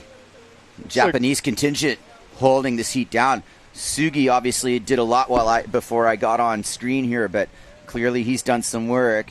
Are there any rotation moves, or it's just no down home wave rotations? You're just happy if you're getting an aerial in these sorts of heats. I haven't seen a rotation in the last 3. So Vargas sitting in 4th place, looking up a mountain. Nonetheless, everything to play for here. 5 minutes left in this heat. Yeah, these are not the sort of conditions where you're going to see somebody drop an 8 or a 10 or anything like that. So you really got to just work with what's been given to you. Yeah. The scale is appropriate. I strongly believe that the message has been sent by head judge Bouge McGill that what you just said.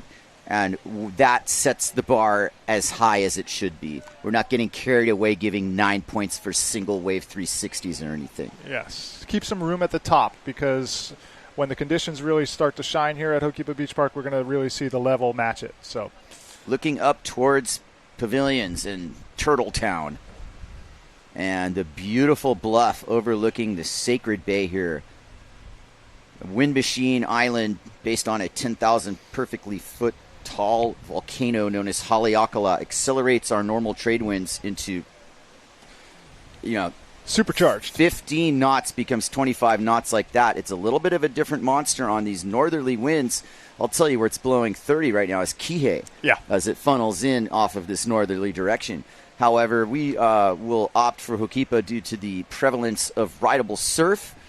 And we have been gifted with a fantastic day one, Jace. In review, I feel like we have gotten the body of work done that we would have certainly hoped to. We squeezed a women's challengers heat in there.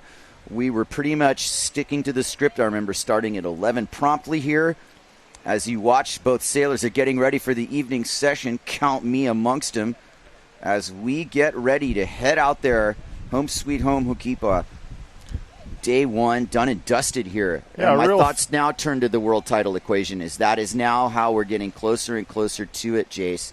And we will review the contenders tomorrow. We've got the list in front of us. Sarah from the PWA, Simeon from the IWT will both be feeding me information about the rankings here on the Unified World Tour. And it looks like we have reached the end of this heat, if I'm not mistaken. Let's double check our watches. I see people going surfing. This is also usually a sign Still a that couple minutes left, it seems like, but the action is slowing. I see. We are still running. Look, let's see if Koster can squeak a big score. That's the story right now. Well, and this is a really important moment. Non-elimination, though, but definitely for seeding purposes. And with him in the world title race, every point counts. It sure does, Jace.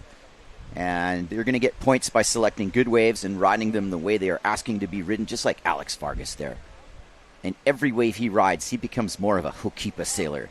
And I'm proud of him, because he should see him down in Chile. Yeah. He's a world beater. This guy is an automatic machine. He destroys lips. He's got complete power and control. There's a crew of people down there who are absolute world-class rippers, and we saw that in this year's event. And Alex comes here more often and sails more often. He's going to be able to replicate that no problem.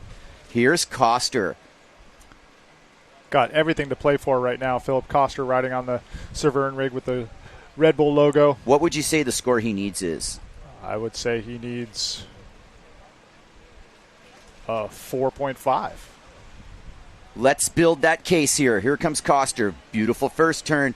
I didn't like the body language on that, though. The whole section passed him by. I got a little extra hit there. Is it a 4.5? That's a solid no. That's a no.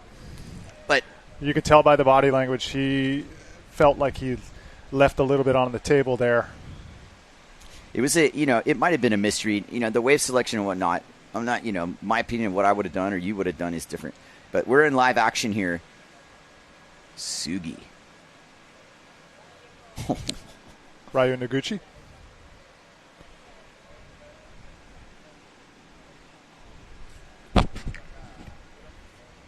Yes. No, that was Sugi. That's Noguchi. Sugi was in the Gastra. We got both the Japanese hanging on tight here, trying to chase Takuma Sugi, who is in first place. This is Ryo Noguchi. Oh, yes. Get that Severn starboard combo turn in. Lighter Sugi weight on sailors. the Gastra and Taboo combination, all really very well-respected brands in this game. What does our ticker tell us? We're to the end here, Kai. We have reached the end of this heat. Those were those desperate last wiggles. And there you have it. If I'm not mistaken, day one of the 2024 Hotel Playa Surf Aloha Classic for 2024, the 40th annual, has a really solid start to it, Jace. And we can talk behind this highlights package. Don't go anywhere as the sun is slowly setting here, and we'll bring it right to you. Zone Media going to the work here with the highlights. Take it away. You know, there are a lot of them, let me tell you. We've definitely compiled a good list of highlights. Starting with Kai Lenny, Zdenek. The earlier day had this ripability to it. There's Ezzy's 360. One of the highlight moments there, Ezzy. Great rotation. Antoine Martin, one-handed landed. There's one of the Flechet brothers. Getting straight into it. Antoine Martin on the outside again. That's a goiter into the pit. Landed like you blinked it. Look at the spray. Here's a replay of that. Unwinding as you hit. Antoine really has that down. He's so dynamic. So dynamic. We were talking about him, weren't we? Nice tweak over the section. None other than Siver. That must be Morgan. Morgan's dark horse. Don't forget about Morgan. One of the Ishii brothers.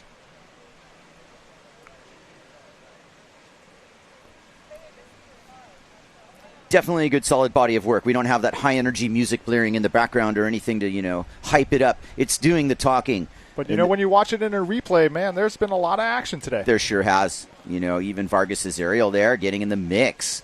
I'm really happy for a guy like Alex Vargas and people just in general. That was the beauty of Challengers Day, is that, you know, you had your mere mortals going against the gods. What a great opportunity. Heat. And it was, you know, how was that moment when Robbie Nash sailed out and everyone cheering? You know, like this is the whole festival of the 40th annual Aloha Classic. Jace, thank you so much for bringing this with me and everybody else, Yester and Rob Funk. And we'll get a couple more to Moko today, really helping out in the Japanese. And, yeah, that was a great package. Day one done and dusted. Kai Cacciadorian, Jace Panabianco signing off for now. And we will be back with more action more than likely tomorrow. So stay tuned and aloha. Aloha.